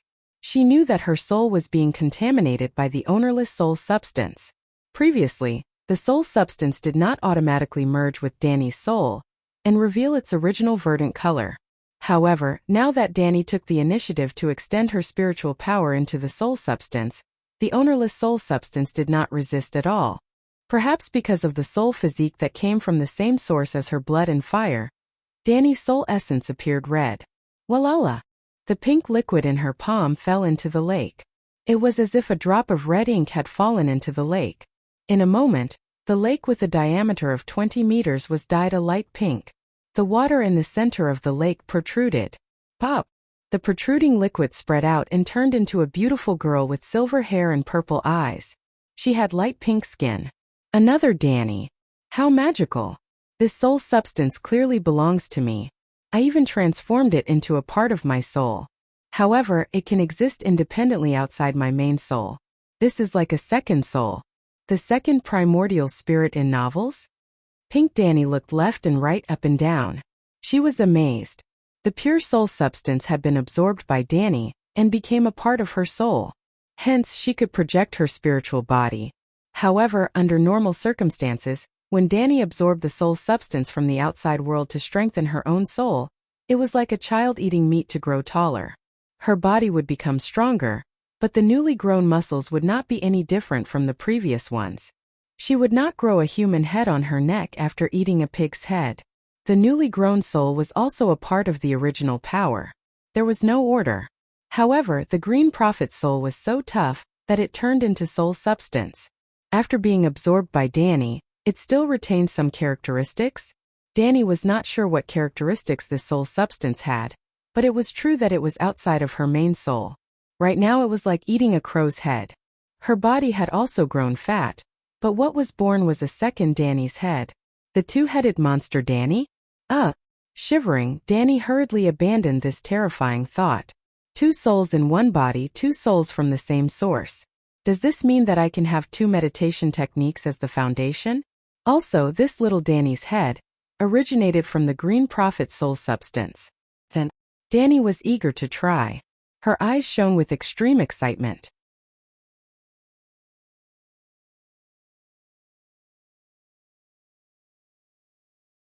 Chapter 318. Danny wasn't sure if it was because of the Mother of Dragon's special spiritual bestowment physique, or if the soul of the Green Prophet originally had the characteristic of being divided into thousands, just like how the Green Prophet's thoughts could be divided into thousands and thousands of crows. In short, there was an additional lake in her soul space. It belonged to the origin of the soul, but it had a certain degree of independence. In the original soul space of Serene Blue Star, she had failed to simulate the Green Prophet's meditation technique. Then, she had anxiously practiced the meditation technique for the second time in the lake domain. How should she put it? At first, she was ecstatic, then depressed and disappointed. Her best guess was verified. Danny easily assembled the light crow rune array above the lake. But she didn't understand the basic meditation runes of shapeshifters at all, and the foundation of the meditation technique was very unstable. Just like Lisbon and Larissa, they didn't master the 108 basic runes of Valeglia, and they didn't have a systematic inheritance, the glass candle, which contained a full set of rune combination techniques, similar to the combination of manual and basic teaching materials which led to their failure. The meditation technique foundation in the soul space was full of mistakes and was on the verge of shattering. At this time, Danny was in a similar predicament. I need the inheritance of the Green Prophet, the inheritance of the basic meditation technique. I can't copy it with only an incomplete meditation foundation corpse. Wait. A light suddenly flashed in Danny's mind. Why not learn from Blackie and Little White? When she first learned the Grand Wizard's meditation technique, the two dragons situation was 10,000 times worse than hers. But if they could cheat, why couldn't she? Blackie could use her 9-colored vortex to engrave his meditation technique foundation, and now she also had a template, the incomplete light crow. Whether the Green Prophet's body was dead or not, she was very sure that the soul of this light crow had been completely stripped. The template had no owner, and it was even slowly dissipating and annihilating. She could copy it without worry. As soon as it touched the light pink lake, it was like a wax figure falling into a steel furnace. The light-colored crow-shaped rune quickly melted in the lake. In a few blinks of an eye, the mountain-sized gray crow disappeared in the lake of the soul, and the lake water bubbled. It felt like a whole duck was being cooked in a big pot. Gradually, the surface of the lake calmed down, and the lake water turned from light pink to forest green. It was a tranquil green lake. No more crows flew out, and the original gray crows also disappeared. Danny closed her eyes and meditated. A gentle breeze blew across the surface of the lake, and wisps of natural magic were absorbed into the lake. The meditation technique has been successfully replicated. It's working well. It can absorb magic energy from the outside world and convert it into wizard power. She opened her eyes overjoyed, but looking at the lake-shaped meditation foundation, she was a little puzzled. Why wasn't it a crow? Actually, Danny had made a mistake. The three-eyed crow was the Green Prophet, but the Green Prophet wasn't necessarily the three-eyed crow. Simply put, the current Green Prophet had a special liking for his crow companions. Before he became the Green Prophet, he already had the bandit nickname of Three-Eyed Crow. After inheriting the legacy of the previous Green Prophet, he followed his own will and manifested the foundation of his meditation technique into the form of a crow. This form was more beneficial for increasing the abilities of his crow companions. This was similar to the relationship between the wizard Valeglia and the dragon. The nine-colored whirlpool in Danny's Sea of Consciousness was actually the form of a dragon's flame, and its cone-shaped spiral structure simulated the process of the megalosaurus spitting out dragon's flame. Now it's time to do the final test. Danny rubbed her hands and looked at the sky nervously. The dragon spirit was connected to Blackie's soul space, and her little nine-colored whirlpool streaked across the sky and appeared in the blue soul space out of thin air. Buzz, buzz, buzz, buzz. The soul space started to tremble intensely, and the wizard power started to circulate on its own. The nine-colored whirlpool produced a great repulsive force, and the green lake seemed to have suffered a Shinra Tensei, and it spun and flew out. Squeak! At the edge of the soul space, the green lake crashed into a formless space wall, and shattered. In the soul space, Danny hugged her head and howled. The pain of her soul being torn apart almost made her collapse. In reality, Danny also groaned. Her nostrils seemed to have opened up some kind of channel, and two streams of blood flowed out of her nose in a horrible shape. Whitey hissed anxiously. Pop! The lake exploded into millions of water droplets, splashing in all directions. However, the great repulsive force of the nine-colored whirlpool still existed. The shattered lake water was squeezed into mist, and the mist was crushed into invisible steam under the pressure. The steam was annihilated little by little, and disappeared. Ha ha ha! Danny gradually regained her breath, and laughed crazily in the soul space. Even I can't destroy this part of my soul. I've succeeded. This is the immortal soul? In Danny's wild laughter, a thin ring was born from nothingness in the soul space. With the nine-colored whirlpool as the center, it spun counterclockwise against the soul wall. This was the reborn soul lake, the second soul of the ring that laid the foundation of the Green Prophet's meditation, and Danny's second head. Dahe Whitey, come over and play fight the landlord. With a thought, the main soul entered the dragon spirit state with Dahe, and the second soul entered the dragon spirit state with Whitey without any hindrance. In the next moment, two megalosaurus, one white and one black, were lying across the blue soul space. Hiss! Dahe roared at Whitey in surprise. Why are you here again? Hiss! Whitey roared blankly. I don't know anything. Other than being able to communicate with Whitey's dragon spirit, Danny also sensed Little Green and Little Gold in the slave bay for the first time. She could determine their location, but she couldn't sense the dragon spirit. She was sure that the second soul of the ring strengthened her connection with the dragons. Great harvest, it's really a great harvest. Ha ha ha, now I'm really invincible. With Dahe on the left and Whitey on the right, Danny was extremely proud. No, I can still be stronger. Danny looked excited. If I kill Bran, transform his soul into spiritual matter and absorb it, the second soul will be upgraded to a higher level. Maybe I'll have 3, 4, or even 5 dragon spirits. How terrible will the true dragon's roar be when I have 5 dragon spirits? In the state of 5 dragon spirits, if I superimpose the 5 dragon meditation vortexes on my body, I can burn the Night King to death with one look, right? When Danny ended the dragon spirit state and her consciousness returned to her body, the sky was silver gray, and a full moon was already hanging on the top of the tree. She took out a silk handkerchief from her backpack, dug a few piles of hard snow in the ditch against the sun, rubbed it in the silk handkerchief, and wiped the blood scabs on her mouth and nose clean. After a while, Danny stepped on the soft leaves and returned to Whitey's side. Before climbing on his back, she caught a glimpse of the big crow that was thrown on the ground before. After thinking about it, she went over and picked it up. It was hard and stiff. Maybe it's a magic material. I can take it back and study it. At least it's more magical than Tyrion's second brother. With that in mind, Danny lifted the crow's leg, rode the white dragon and soared into the sky. Blackie also struggled to get up and followed behind, flying in the direction of the Great Wall. Blackie was a little tired. It should have rested in Hoguan Town for a night and go back tomorrow. But Danny thought of something. There was a big battle this morning and so many people died. They must be burned tonight. She planned to get some spiritual matter to nourish Blackie's body. I just hope the bodies are not burned clean. In fact, the Great Wall was in a mess, and no one was dealing with the bodies outside the city. Danny did not attract much attention when she suddenly left in the afternoon on the dragon. But as the sky darkened, Baristan had already returned from outside the city. She still did not appear, and some people panicked. The old fox Yemont did not guess wrong. A small group of how to deal with the Dragon Queen quietly formed between the Night Watchers and the Erlu cavalry, quietly split and quietly unified. Melisandre lied. The plan of the marriage of the Mother of Dragons and the Child of Prophecy was not a whim. Stannis knew about it, and so did the nobles under him. Even the plan of marrying Dany Rise to King Stannis was proposed by one of King Stannis's important ministers. Then Stannis's knights split into two factions. Some supported the marriage of the dragon and the deer, while others firmly opposed it. It was very complicated. Stannis was the Duke of Dragonstone Island, so his original subordinates were the vassals of Dragonstone Island Targaryen's vassals 16 years ago. For example, Valerian and Sitiga, the absolute confidants of the House of Dragonstone, were now the backbone of the Erlu army. Of course, the defeat at the Battle of Blackwater River was too terrible.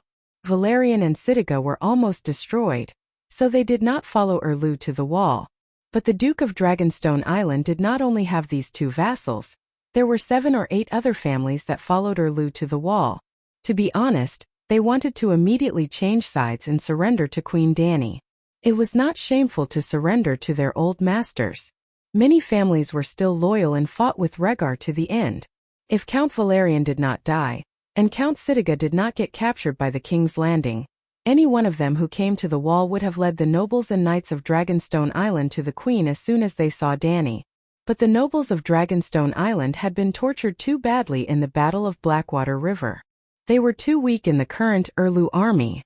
They risked being sacrificed to the Red God if they had any thoughts of betrayal. A few nobles of Dragonstone Island had been burned to death because they spoke ill of the Light King behind his back.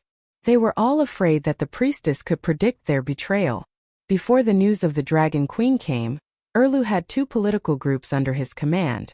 One was the King's Party who believed in the 7 gods, and the other was the Queen's Party who believed in the Light King.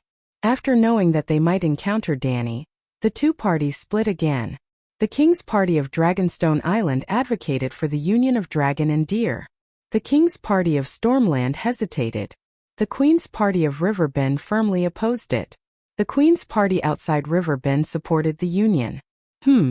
It's getting more and more complicated. Stannis originally only had Dragonstone Island as his fief. His younger brother Renly was the Duke of Storm's End, Lord of Stormland, and married High Court Tyrell, Riverbend. After Erlu killed Sonlu, he inherited part of his younger brother's legacy, the nobles of Stormland and a small number of Riverbend nobles. Among them, the Riverbend nobles followed the lead of the Florin family of Brightwater. Erlu's wife was from the Florin family. The Dragonstone Island faction and the red-robed woman supported the union of dragon and deer. The Stormland hesitated because of the War of the Usurper. Robert led the Stormland nobles to overthrow Targaryen. The Queen's Party of Stormland naturally didn't want Queen Celis to be disgraced. But after Dany expressed her support for the union of dragon and deer, the divided Erlu forces reunited. Just as old Yemont worried, some of them tacitly agreed to kill Dany. Then Dany disappeared. They were worried sick. Those with bad intentions were worried, and so were the neutral Night Watchers. There were still so many barbarians outside, dozens of giants building walls in Dark Castle, and the gold royals and food promised by the Dragon Queen. At least clean up the mess before leaving, right? Of course, the Night Watchers were more worried about the conflict between the dragon and deer, causing the Queen to leave in anger. No one knew that the Dragon Queen after getting rid of the Whispers of Crows was completely different from the Dragon Queen before this afternoon.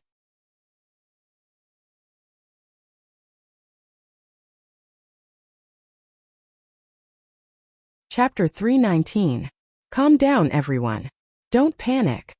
In the front yard of Dark Castle, Maester Yimont gestured with his hands and tried to calm the arguing crowd. Ser Barristan is still here. He represents Queen Dany Rise and has full authority over matters related to the Westeros. Barristan was angry at the Queen for not informing him, but he did not object to her decision to leave. There were two reasons. First, he knew the Queen's abilities. She had left a magic coordinate on his wrist that allowed him to communicate with her. Second, like old Yimont, he was worried that someone would take advantage of the opportunity to harm him. How could he trust Erlu, who would kill his own brother for the Iron Throne? He was an upright man, but an upright man was not necessarily a fool. Yes, I am the Queen's Iron Guard, captain of the White Knights. I represent the Queen in dealing with the barbarians in the new camp, the White Knight said seriously. Stannis bit his cheek and glared at the White Knight for a while before he asked bitterly, Sir, why didn't you go to Dragonstone to find me? Barristan did not expect Erlu to bring this up. He was startled for a moment before he smiled bitterly. Your Majesty Stannis, you are all wrong. Ever since Joffrey stripped me of my white robes, I had no intention of joining any king. Really? You and Lord Renly are Joffrey's uncles. Joffrey is not Robert's son. Stannis interrupted him angrily. Everyone recognizes his identity. The White Knight said non-committally. Even if he took away my white robe, my honor does not allow me to encourage my uncle to oppose my nephew. So, you and Lord Renly are not in my consideration. Thus, Robb was the only king left. I sympathized with him, but I would not support the king's division. At the time, I was going to find a small sept in the countryside and dedicate the rest of my life to the seven gods. Then how did you become her White Knight? Stannis ground his teeth. Varys found me. Varys? Stannis exclaimed. Yes, when I was praying in the basilica. His little bird came and told me about Her Majesty Daenerys. I couldn't refuse. This was a chance for me. A chance to redeem myself. However, I didn't intend to serve a crazy king anymore. When I saw her, I concealed my identity and observed her for nearly half a year. I found her benevolent, wise, kind, intelligent. Enough. The old knight had a blissful look on his face as he reminisced, but Stannis's face looked as if he had been fed feces. He interrupted the White Knight and said, Now that she has left, how do you contact her? How else can I contact you? White Knight glared at him and said matter-of-factly, Of course it's through messenger crows. I'm always at the Great Wall, right? If you have any orders, just send the messenger crows to the Great Wall. How do you contact her? Stannis asked. Barristan said, Let the messenger raven send a message to Dragonstone Island. Dragonstone Island? You want to take my Dragonstone Island? The veins on Stannis' square chin bulged. Dragonstone Island is the land of the Targaryens. Yimont frowned. Stannis looked at the old man coldly and emphasized, It is now my territory. Didn't she swear that she would not clash with the forces stationed at the Great Wall before she dealt with the deviants? She can't say that the promise of not starting a war is only valid at the Great Wall, right? We come to the north and she comes to the south to invade our home. Who would dare to leave their own territory to support the Great Wall? Erlu's words were not unreasonable. For example, if Lannister went north to the Great Wall to fight the deviants, Dany could not possibly go and take Casterly Rock, right? There was only one point. Stannis had drifted on the sea for a few months, so his information was somewhat outdated. Dragonstone Island is no longer yours, Barristan said with a strange expression. Right after you left, Lannister took advantage of the fact that Dragonstone Island was defenseless and sent thousands of soldiers to surround the castle. About half a month ago, Sir Loras attacked Dragonstone Island. Stannis' face was gloomy. He turned to old Yimont and asked, You are the scholar of Dark Castle. Why didn't you tell me about this? Yimont frowned and slowly explained, I don't know either. In the past few months, the City of Learning has not sent any messenger crows to the Great Wall. How could the City of Learning care about such a small matter? Pariston yawned tiredly and defended the City of Learning. It's too far away. Other than the change of seasons and the change of authority in King's Landing, the City of Learning will not send any messages to the Great Wall. She didn't leave. Melisandre walked out of the darkness with her hands hidden in her sleeves. As she spoke, everyone could see the pigeon egg-sized ruby on her throat glowing with a mysterious red light. Dany Rise went to the north. She should be back soon, she said softly. You saw her in the flames? Stannis pursed his thin lips into a thin line. He remembered that the red-robed woman was alone in the room in the afternoon, staring at the raging flames in the brazier. Under what circumstances did she see her? Was she looking for the child of prophecy? Or was she following his orders and trying to cast a shadow spell on her? Stannis began to clench his teeth, and his cheeks puffed up out of habit. Melisandre understood his thoughts just by looking at his expression. She could not help but sigh to herself. After meeting Targaryen riding a dragon, even he began to doubt the authenticity of the child of prophecy. It was no wonder that she herself was shaken. Could the prophecy be wrong, and the real reincarnation of Yesor and Ahai was Dany Rise? However, she did not communicate with Lalo. When she was looking for the child of prophecy, she saw the Dragon Queen. Stannis' face was still in the flames, but it was a little dim and not as clear as it was on Dragonstone Island. There was also another person's figure that appeared from time to time. The red-robed woman glanced at Jon, who was standing among the night watchers.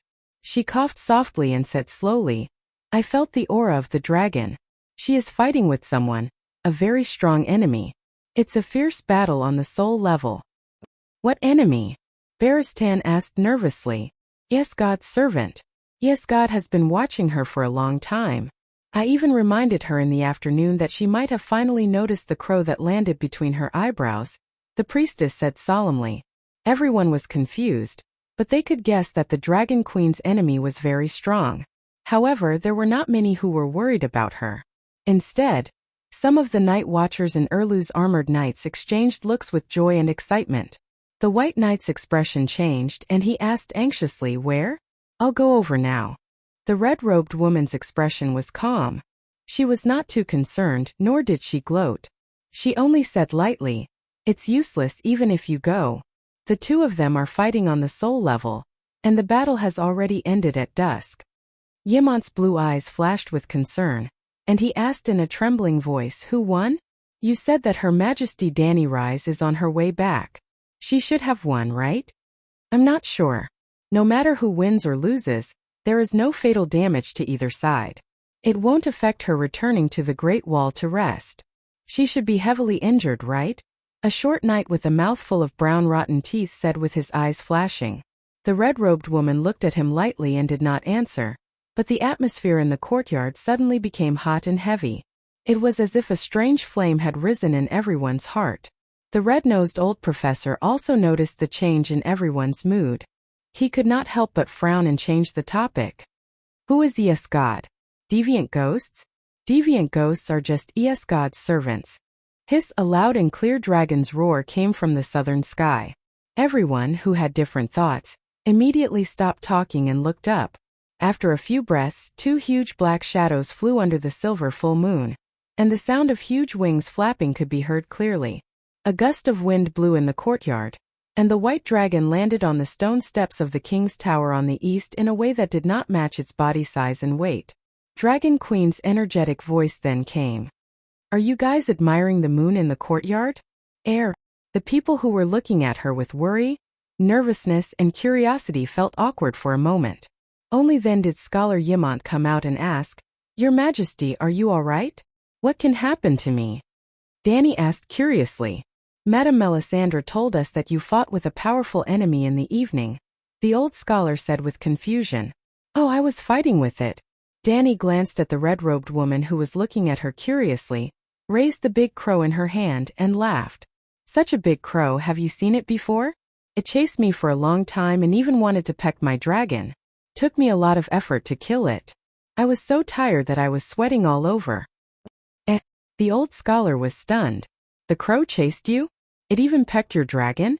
What kind of crow is this? Is it the crow god? Melisandre's eyes flashed, and she looked back and forth between the crow and Dany's smiling face. After a while, she said with a complicated tone, I didn't expect you to hunt this crow with your own ability. I underestimated you. Everyone was confused. It was just a black crow. Although it was bigger than a normal crow, it was not a rare beast. It was just an arrow.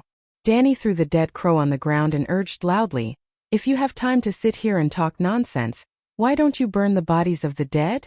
The red pomegranate chief hesitated and said, "The barbarians are easy to deal with, but almost 300 knights died today.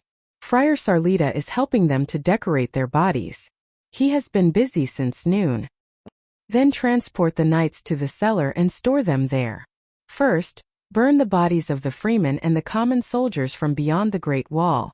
You night watchers should know how horrible it is to keep the bodies of the dead overnight.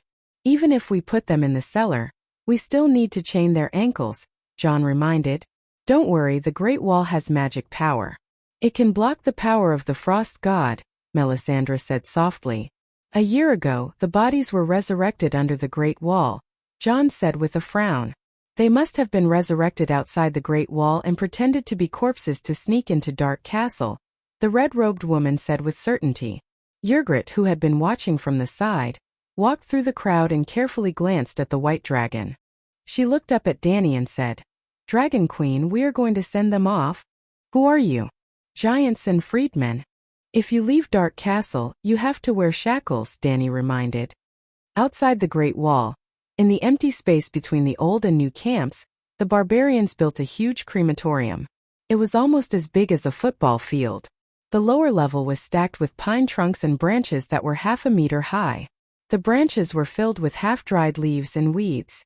The pile of firewood was piled high with corpses. It was a shocking sight, but when Dany asked for the number, she was shocked to find that there were surprisingly few. There were only 8 giants, less than 1,000 warriors, and hundreds of old, weak women and children. There were also many dead mammoths and warhorses, but they were not cremated. The Night Watchers had cut their flesh and preserved it in the ice cave under the Great Wall. Well, Dany was not a cold-hearted person. She did not want more barbarians to die just to get more soul essence. More importantly, she saw Stannis's horse trampling through the camp in the morning. Hundreds of thousands of barbarians rushed into the forest and trampled on the ground. There were definitely more than 2,000 dead. Even more than 8 giants died. The number is wrong.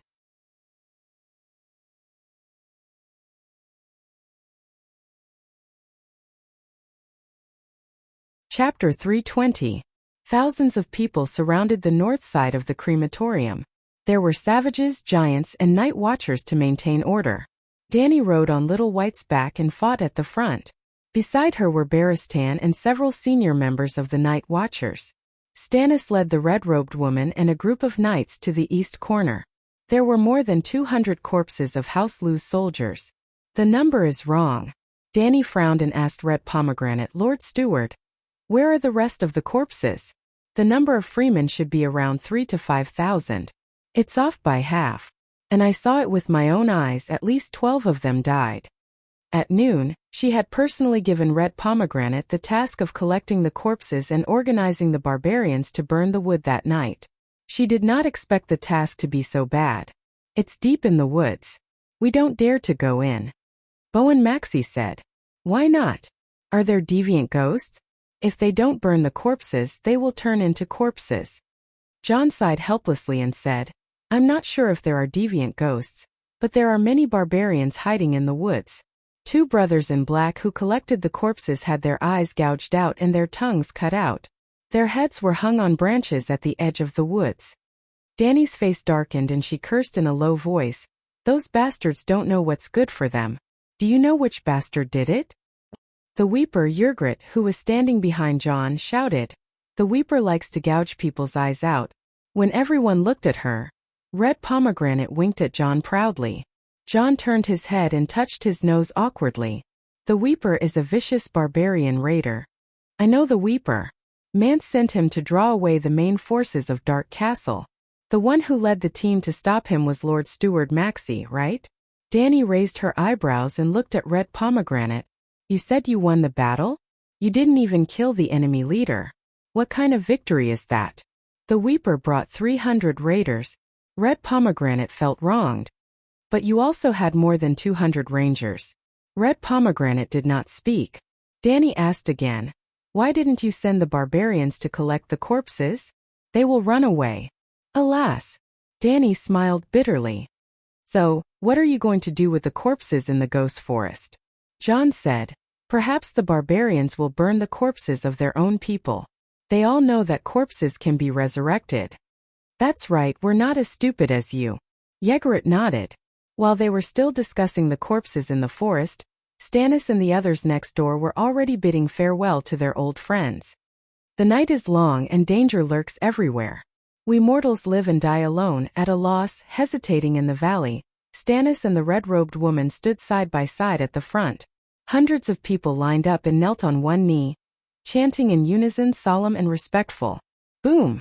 The red-robed woman waved her hand, and the entire bonfire seemed to have been splashed with gasoline.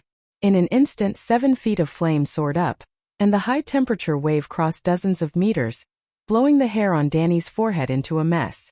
Let's begin. Dany looked around and didn't find anyone who looked like a priest. She couldn't help but ask, "Are there no priests among the free people?" "We believe in the old gods, and they have no priests," said Mance's pretty sister-in-law. "The old gods only have faces carved into tree trunks. They have noses, eyes, and mouths. Unfortunately, they can't speak or guide you in chanting." Sir Alistair mocked. "Where is Friar Sileta? Why don't we let him make a cameo appearance?" Dany came up with a bad idea. I am the last giant. I don't have any companions." Yegaret suddenly started singing, scaring Dany and the people around her. "The last giant came from the mountains. We once ruled the world. The little people stole the forests, stole the mountains, stole the rivers." At first, Dany didn't think much of it. "You're just a small female savage. How are you a giant?" But gradually, the smile on her face disappeared. The sadness in Yegaret's song was so clear that no one could escape from it, and no one could laugh at it. Whale paused for a moment, then followed in a low voice. "They built a wall in the valley, and caught all the fish in the stream." More and more savages joined in. Thousands of them formed a chorus, and their bleak voice was like a giant wave crushing a sandcastle. It easily drowned out the prayers of the Red God believers. They lit a fire in the stone hall. They forged a sharp spear. And I was alone in the mountains. I had no companions, only tears. Chased by dogs in the day, torches in the night. Because giants in the sun, the little people couldn't eat or sleep. I am the last giant. Remember my song. One day I will leave and my song will fade away. The silence will last for a long, long time." The song stopped. Only the howling of the wind and the crackling of the crematorium next door could be heard. In the dim light of the torches, the faces of the savages glistened with tears. After a long silence, Dany sighed. "This isn't your song. It's not the song of the free people beyond the Great Wall. This is our song, the last giant. You and Jon are the same. You know nothing." Yegaret said excitedly. "You're the one who doesn't know. All of you know nothing." Dany rolled her eyes and said angrily, "This song, the last giant, belongs to the previous civilization, the children of the forest and the giants. And the people who destroyed them were you, the savages beyond the Great Wall, the Southerners, collectively known as the ancestors. I can hear the sadness and pain in your song, and it seems to match the sadness and despair in this song. But your misfortune is entirely your own fault. You don't want to improve yourself and you're looking for death." All the savages stared at her angrily. If she wasn't riding on Little White's back, some of them might have rushed over to beat her up. "What are you looking at?" The Dragon Queen had a dragon's gallbladder, so she wasn't scared at all in the face of public condemnation. Her eyes were wide open, and she roared in an even louder voice than before. "Look at you, wearing animal skins and holding wooden sticks. You eat raw meat and drink blood, and you don't work at all. What's the difference between you and savages? Oh, I forgot. You are the savages. But haven't you forgotten one thing? Your ancestors, the ancestors who came to this world from the land of Urso, defeated the children of the forest with superior technology and social system, and expelled the giants. 10,000 years have passed, and your civilization has regressed. Your social system has collapsed, and the technology of forging bronze has become the heirloom of a few tribes. Don't you feel ashamed? You still have the face to sing the last giant? The giants and the children of the forest were persecuted by the ancestors, but who went beyond the Great Wall to persecute you? Hasn't it always been the savages who attacked the Great Wall? Or is it persecuting you because you're not allowed to cross the Great Wall to rob the people in the north? The deviant ghosts are persecuting us. Otherwise I wouldn't have come here. Ygritte was very bold. Thousands of savages were speechless and pale because of Dragon Queen's words, and she was the only one who dared to talk back. You've got guts. Dany nodded and said lightly, then let me ask you, how much food have you prepared for this winter? Is it enough for 2 years? Of course it wasn't enough. Other than Jon, Ygritte didn't have any personal property. I am a spearwoman, a raider, she argued. So, you don't cross the Great Wall and rob the savages beyond the Great Wall. The ones who oppress the savages are your own people. Dany sneered. This time, even the sharp-tongued red-haired girl was stunned. Old Ymont, like the night watchers nearby, smiled happily, and there was a sense of relief and pride in his smile. Your Majesty, it's time to light the fire, the old scholar reminded slowly. His little white jumped up, and Big Black glided over from the Great Wall like a ghost. The 2 dragons circled at a low altitude and suddenly spat out a bright red pillar of fire. The pillar of fire was about 15 meters long, and the sky nearby was lit up. Boom! The divine punishment swept across the crematorium like a sharp sword. The heat was oppressive, the flames were burning, and the waves of fire were rolling. In the sea of fire, the Megalosaurus flew freely. The savages, the night watchers, and even Stannis and his knights were stunned. This is the Megalosaurus. Under the flickering fire, Stannis's expression was uncertain. Suddenly he seemed to have made a decision. His dark blue eyes were filled with determination. A true dragon must have its own dragon. That black dragon seems to be in a strange state. Melisandre's red eyes flashed with a hint of doubt. His Big Black roared excitedly, and the dragon flames in its mouth became more intense. In the sea of consciousness that outsiders could not see, a rainstorm of 5 colors fell like a waterfall. The 9-colored vortex that was originally rotating sluggishly was like a lubricated bearing, spinning at high speed and creating a huge tornado in the sea of consciousness that was like a pool of magma. What's wrong? The magic dragon is cruel by nature. Now that it can spit fire to burn people even if it's a corpse, they are still very excited. Earl Fair of Fallwood City said disapprovingly. We also need magic dragons. Sir Sanj gnashed his brown rotten teeth, and said in a low and powerful voice, dragons have 3 heads, and His Majesty Stannis is also a true dragon. The pink-cheeked Sir Justin Marseille reminded, she's a little different. We all saw during the day that she was riding a black dragon. She came back from the south at night, and until now, she has been riding on the white dragon's back. Both dragons were obedient, and there was no sign of resistance.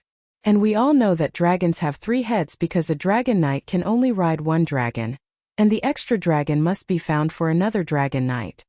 Sanj laughed and said in a low voice, I heard that every night when she is resting in the king's tower, the 2 dragons will be outside, and many night watchers will stand in the courtyard and openly peek at the Megalosaurus. Why don't your Majesty try to communicate with them tonight, since there is no danger, and if you can subdue one of them? Stannis' heart skipped a beat, and he looked at the red-robed lady with a serious face. What do you think? Melisandre thought for a moment and said, we can try, but the chances are not high.